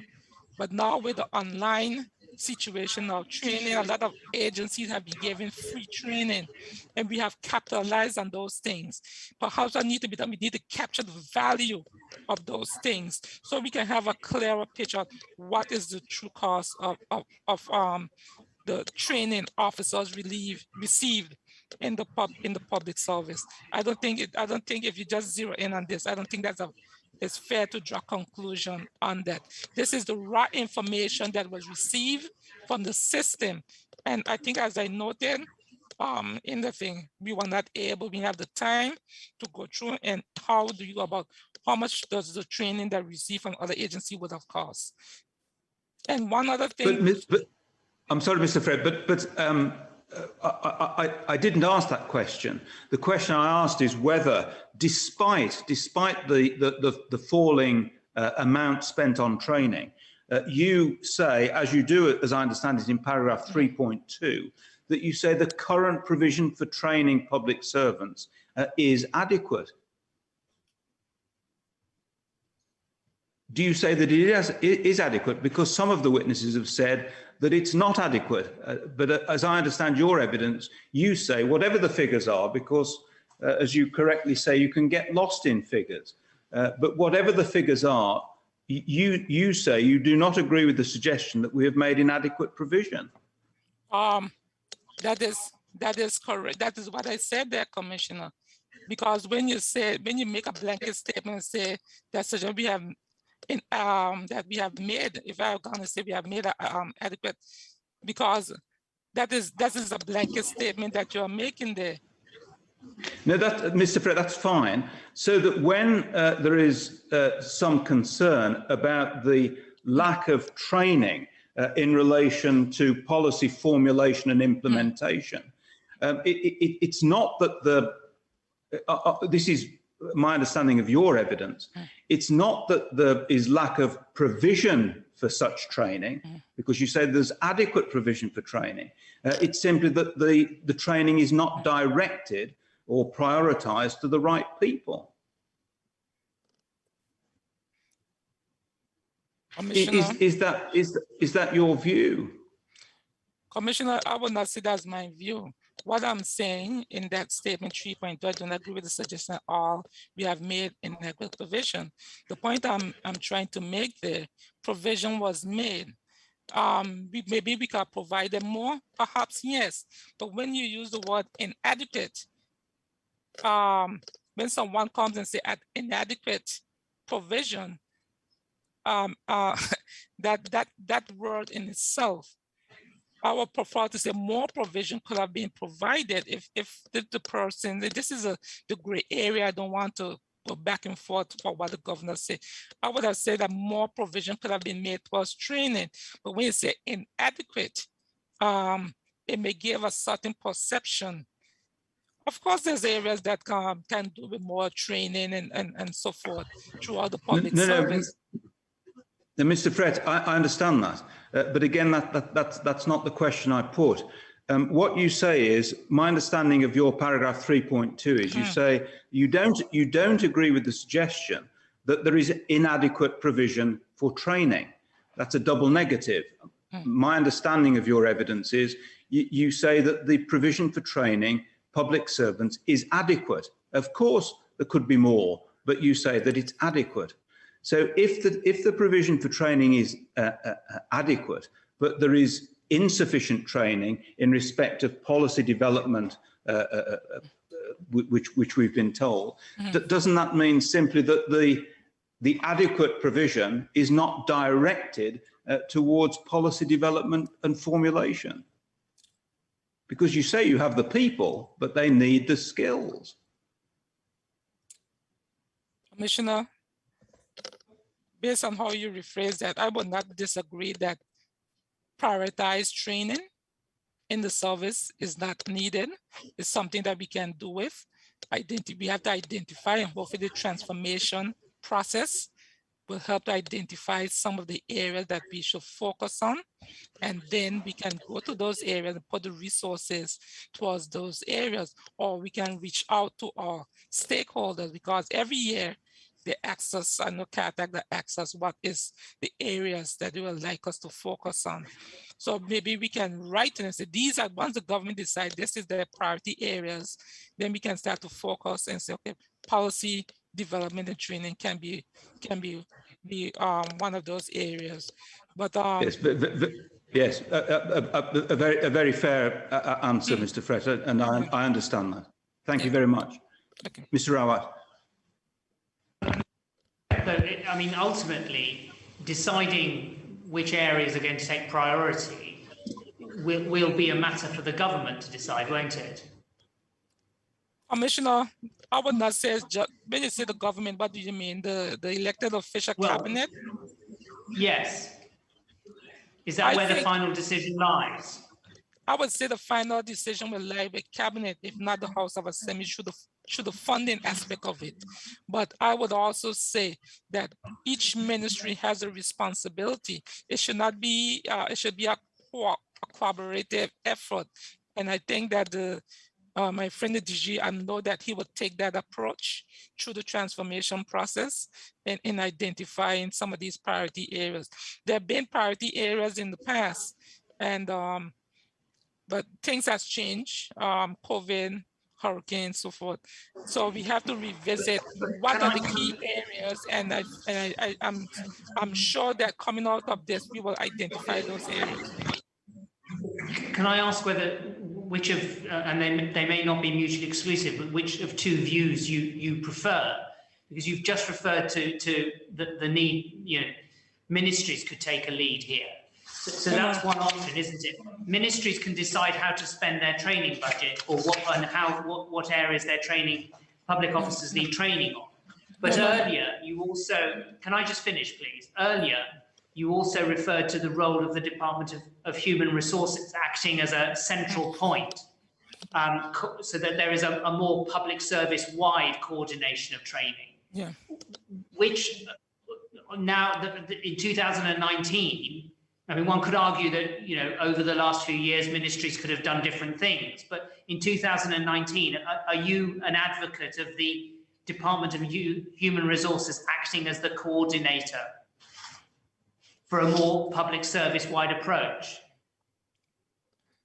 Commissioner, I am of the view that there need to be a central point of training for the public service. While the monies may remain, funding may remain in various departments because of our accounting process that we have, because you have to show where the expenditure occurring, where the officer lies, and so on. That's the accounting issues. But with respect to, we don't want, it need to be a collaborative effort between the departments and in human resources based on priority areas. And human resources have the skill set in there. I'm not saying some departments don't have human resources officers, managers, and so forth, but we don't want departments or units running off just determine they're going to send this person out for training. You see, so when they submit their budgets, they should identify what the training is for. And I think they should, perhaps in the future, we probably should make sure that human resources department, the training aspect of the human resources department are engaged, are involved in that process, so that we make sure that the training is relevant for the agency and for the officer. So who decides the priority areas? That would have to be that would have to be a cabinet decision through something that is submitted. Hopefully the transformation process will help to identify the priority areas. I know that in the past, when the more government scholarship was being offered, they used to have a list I think the cabinet at the time used to agree what are the priority areas for training. And it used to come when the government agreed. I think that was channeled through the deputy governor's office. I think they're the one that used to coordinate through consultation, of course, with department ministries and so forth. I'm not sure where we are on that now.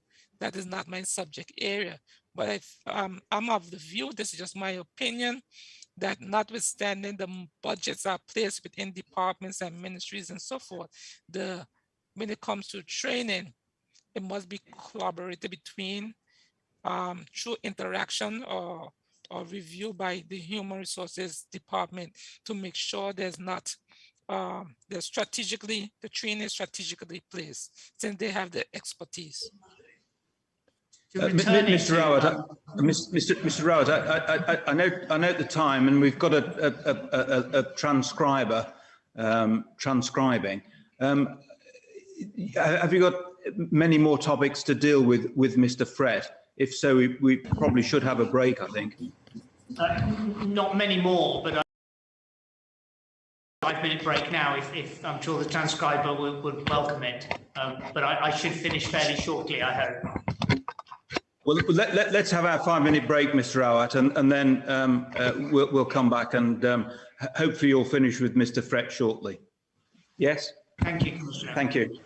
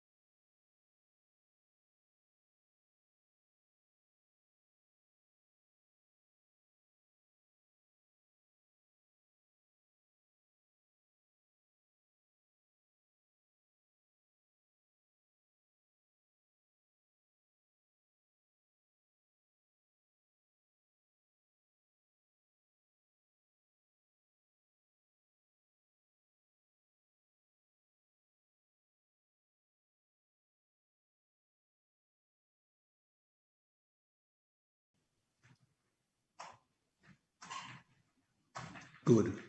Thank you, Mr. Rawat. We're ready to continue. Thank you. Thank you, Commissioner. Mr. Frett, can I just check off a couple of smaller points with you, please? If I take you to page 12 in your affidavit.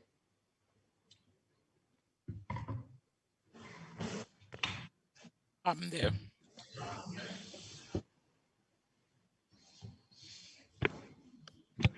Do you have it, Mr. Frett?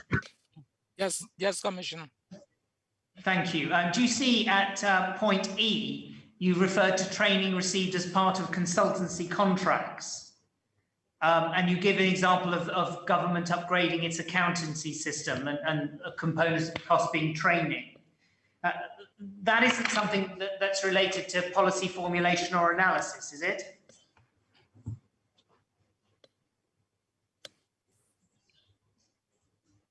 Commissioner, with this particular one that I make reference to, is not reference to policy formation. It pertains to a software system, our accounting software system. And if you look at F, Mr. Frett, you deal with the government's contribution to the H. Laverty Stout Community College, and you conclude that paragraph by revealing that you are an alumni of the community college. But just so that we can understand this paragraph, it doesn't relate specifically to funding for the education of public service officers, does it? It's a general grant for free education for BVI Islanders, is that right? Commissioner, is for all BVI Islanders or residents in the island. However, there's a number of public officers that attends the college, and from time to time, the college would partner with government and put on numerous training activities. I know that my officers, I think was last year, the year before, went to a business writing training that they had there at the college about a year or two ago. So they do partner with the government on a number of training initiatives. I'm not sure if any additional money was given, but I think that it's through some collaboration that they have. And we are looking for ways how we can continue to build on that relationship. One of the things, for example, I think the teacher training certificate program, it is run through the college. That is where teachers get their certificate in training for teaching. And that program, I think it paused in 2016 because they were going to revamp that program. And then the hurricane came and all COVID. But I know they're very close in starting that program again. So it's a true partnership that they have with central government, whether it be for 1 week or short-term or long-term training program. And in addition, persons may go there on their own for their own professional development. And we cannot remove the fact, Commissioner, that public money is being used to fund the organization, majority of it.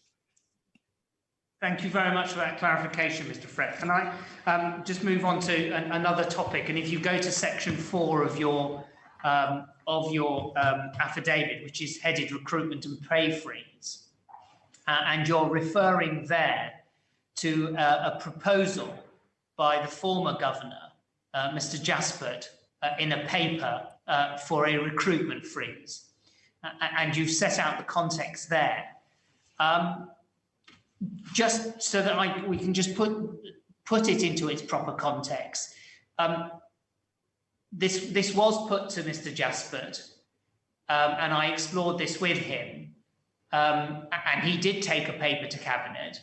But the point that was made was that it's ultimately the decision of cabinet whether or not to accept the paper. Would you agree with that? Commissioner, with respect to this piece of evidence, this evidence, I think it was in the previous affidavit as well. This is based on the research that was done, and we was able to identify this cabinet paper. I was not, like everyone knows, I just joined. I just took up the post on January 1st. But with respect to the who's responsible, I think is common knowledge that how decisions are cabinet are made. And I think that from my knowledge, matters pertaining to the public service are carried by the governor who prepares the paper. Normally, I'm assuming that the deputy governor's office usually, or him or somebody would have prepared the paper. There may have been other consultation with other government agency, but ultimately the paper have to be carried by the governor. Whether or not he was the one who dictated what took place, I cannot speak to that. I have no knowledge of that. I can only present a reason you can't speak to it, of course, is you would not have been privy to the cabinet discussion, would you, Mr. Fred? No. But the point is that anything that goes before cabinet, whoever brings it, has to be voted on by cabinet. Would you agree with that? Commissioner, I do not know of the run-ins of inside the cabinet.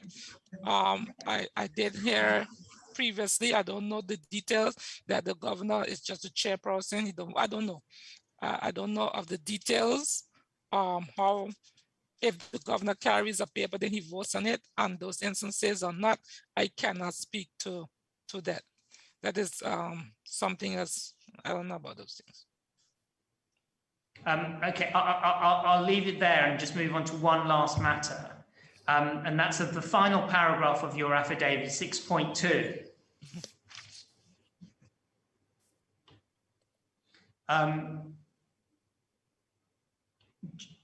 Just in terms of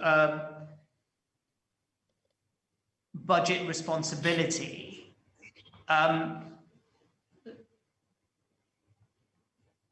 the appropriation bill would be put together by the Minister of Finance and then taken through the House of Assembly and then signed by the governor? Yes, Commissioner, the governor has sent to the bill. All right, thank you. Commissioner, I've reached the end of my questions for Mr. Fred. Can I conclude, first of all, by thanking him? I did some calculations yesterday, and this is actually Mr. Fred's 6th appearance before the Commission. I think he may be beaten only by the Premier, but we thank him for the patience that he's shown with us. We thank him for the time that he's given to the Commission and his team have given to the Commission, for making himself available sometimes at relatively short notice, but also today, I thank him for the way in which he has given his evidence. Yes, and Mr. Fred, can I simply endorse all of that? I know the work that the Commission of Inquiry has placed upon your shoulders and the shoulders of those in your under you in the Ministry of Finance, and the way in which you've dealt with us in giving your evidence with patience and good grace, as well as being very helpful, is very much appreciated. So, Mr. Fred, thank you very much indeed. Thank you, Commissioner, and to all the team that is on this call. But it'd be wrong for me to leave without thank, because what you're seeing is a product of a team. And I want to thank the team members here at the Ministry of Finance, who I constantly call on to do the research. I need the information, check the emails, check this, check that. I was quite a taskmaster, trying to make sure all the relevant information is submitted to you on time. I know there's a couple times that we were late, and I do apologize for that. But I just want to thank the entire team here at the Ministry of Finance for their dedication and hard work. Because without them, the Ministry of Finance would not have been able to be as supportive towards this inquiry as I would have liked. So thank you, Commissioner and your team, and Mr. Rarat, quite a quite a taskmaster there. But thank you guys for everything. Yes, thank you very much, Mr. Frett. Now, Mr. Rowett, is there anything else in terms of evidence?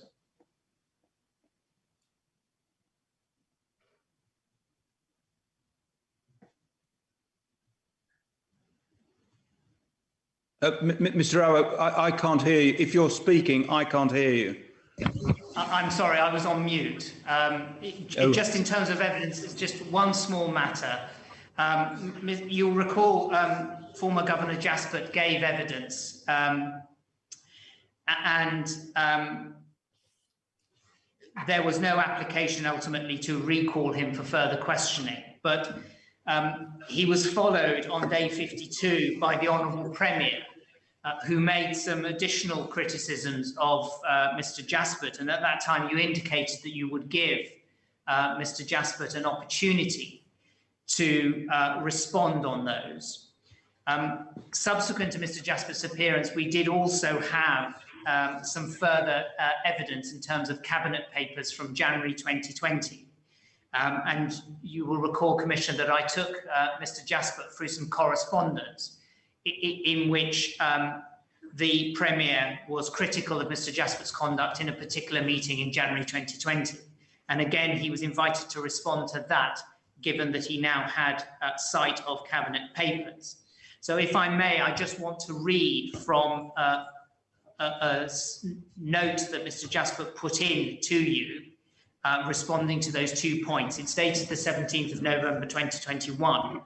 And under the heading, Evidence of the Honourable Premier on Day 52, 21st of October 2021, Mr. Jaspert writes as follows. I have read the assertions put forward by the Premier regarding my conduct.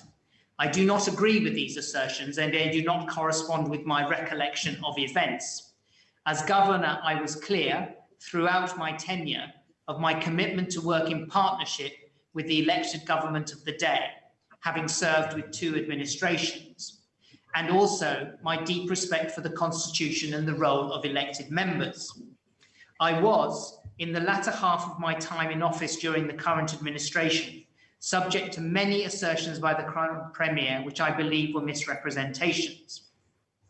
You will have seen from the correspondence between the Premier and myself that despite me being the subject of what I considered to at times be unnecessarily confrontational assertions in writing or even public statements, this did not change my approach, which was to continue a commitment to partnership and to operate professionally and with respect for the Constitution and elected members at all times. Regardless of any real or perceived challenges in the relationship, I should make clear this had no bearing on my decision to call a commission of inquiry. As to the allegation of corruption that was made following the Cabinet meeting in January 2020, Mr. Jaspert says this, having reviewed the further correspondence relating to the above meeting, I have nothing further to add to my points as recorded in the transcript from page 20 of my appearance at the Commission. The letter I sent to the Premier and the Cabinet minutes at the time record the position factually. And his response ends there, and I've nothing further to read. That, Commissioner, concludes, I think, the evidence that I need to put on the record today. Good, thank you, Mr. Rowett. I think there are just 3 other things I think we need to deal with, and I think we can deal with them fairly quickly.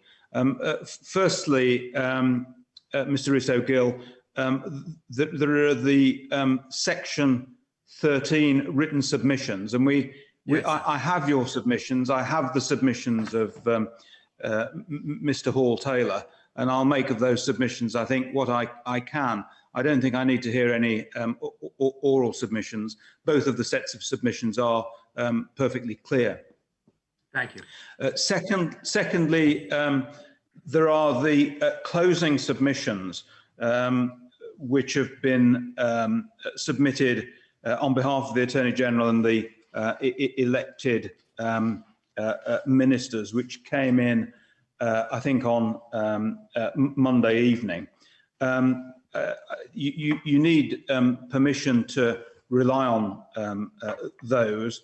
and I've read those. They obviously very much are consistent with the lines of questions that that were put to the governor today, and also with earlier submissions that have been made. So I will take those into account, and I have no questions to ask you, Mr. Riso-Gill, in relation to those submissions, save one, which is a sort of administrative one.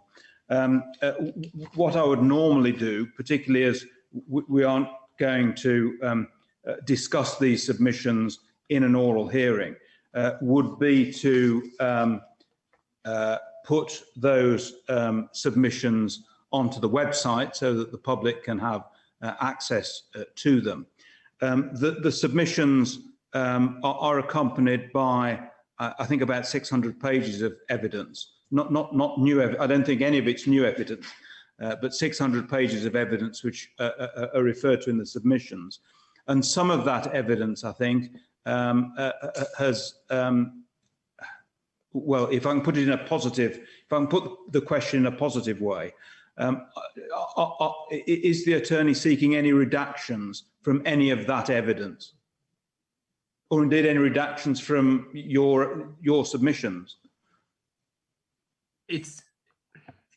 It's not something, certainly with respect to the submissions, that we've particularly considered yet, although I don't anticipate there is anything in the submissions. As to the bundle, I'm aware that there are plainly some National Security Council materials, but I understand that they bear the redactions most lately approved by the National Security Council. May I simply say that I don't say something that I'm corrected on later? I'll ask that we get back to you in writing about the bundle itself tomorrow. Would that be acceptable, sir? Just to confirm. I suspect there's nothing, but I just want to make sure before I say. Yes, please, Mr. Riso. In respect of the submissions themselves as well, I don't think there will be anything. No, I don't think there will be anything in there. But if you can just confirm tomorrow before we publish those on the website. And then the third thing is that there is a PII application in relation to the easy shipping bundle. And I think this is a matter for the Solicitor General. Solicitor, the position I think is this, subject to anything Mr. Rawat would like to make, any comments he'd like to make. The application has still not been properly redacted, but having looked through the material that has been provided, only a provisional review by me, I believe that I can deal with the application on what I've got, and that is what I would propose to do. Mr. Rawat, do you want to add anything, any observations in relation to the PII application? No, thank you. It's just safe to say that it would obviously be helpful. I mean, if we can deal with this on paper, that's the way we should do it. No, certainly. And Solicitor, I'm fairly confident we can deal with it on paper, even if there are matters which I can't deal with without some further assistance. So I think that's where we are with the easy shipping bundles. Is anything else, Mr. Riso-Gill, or indeed Solicitor? So may I mention two things in respect of the bundle, which I should flag for you now? There are two mistakes. First of all, at pages 301 to 302, an email exchange which shouldn't have made its way in there did. We will communicate with you in a clear way on paper about that, but whatever's published shouldn't carry that particular inclusion. And there is another mistake at page, I think it's 230 and following. Again, we will make that correction in writing and ensure that you have the correct insertions, if we can do it that way, so that you have a perfected bundle. And I'm sorry that there are those two glitches, but we'll sort those out for you. No, Mr. Isagil, and if you can do that in the same letter that you're sending us tomorrow, that would be splendid. Nothing else, though, from you or from the solicitor? I Nothing suppose, further, Commissioner. forgive me, there is one thing I think I should rightly mention now, which is that I'm aware that there's been some correspondence with Principal Crown Counsel, Ms. Barry, and I'm not entirely sure where that's been left from the Commission's point of view. So perhaps I could ask that first of all, where we are with Ms. Barry. Mr. Wright may be able to. Mr. Wright, can you help us on that? Well, Mr. Risso-Gill is right to say that there was communication. Two things have happened. Firstly, that there's been disclosure of material which was, as Ms. Barry pointed out, ought to have been disclosed earlier, but which was found in the Attorney General's chambers. And we're grateful to her and to the chambers for the efforts they made in getting that material to the inquiry, because we were able to use some of it today. Second thing is she set out her in terms of what record she has of the advice in relation to Parcel 3110, she set that out in writing, and in short, there is no record of the advice that is there. We are not proposing to call Ms. Barry to give evidence. Today is the last day of evidence, so that's the position that's reached. If Mr. Risso-Gill requires more information, I'm quite happy to discuss it with him offline if he wishes. No, I think no need for any further discussion. I'm most grateful to Mr. Rowett.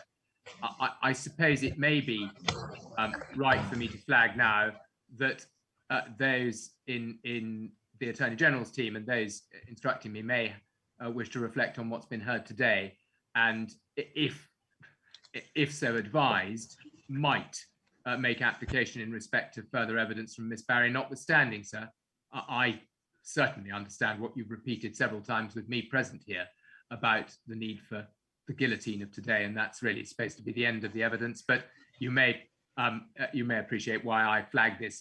What I didn't want is for a decision to be taken that an application should be made to you, and me not to have said anything today about that. And it's because I can't rule out.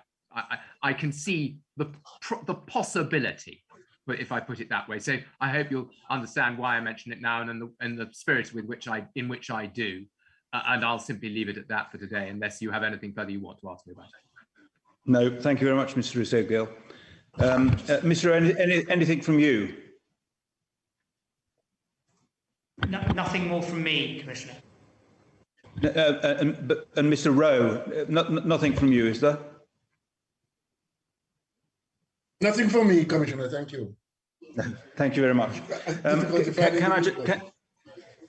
Can I just conclude then? I gave a lot of thanks at the end of the last hearing in October, but can I just thank everyone, particularly at the IAC today, for the arrangements that they've made today, which have worked in the circumstances very well. So thank you, Mr. Peters. Thank you, Mr. Kazdan. I know he's not there, but he's been stenographing today, and also the staff at the IAC for ensuring that everything has worked today as smoothly as it has.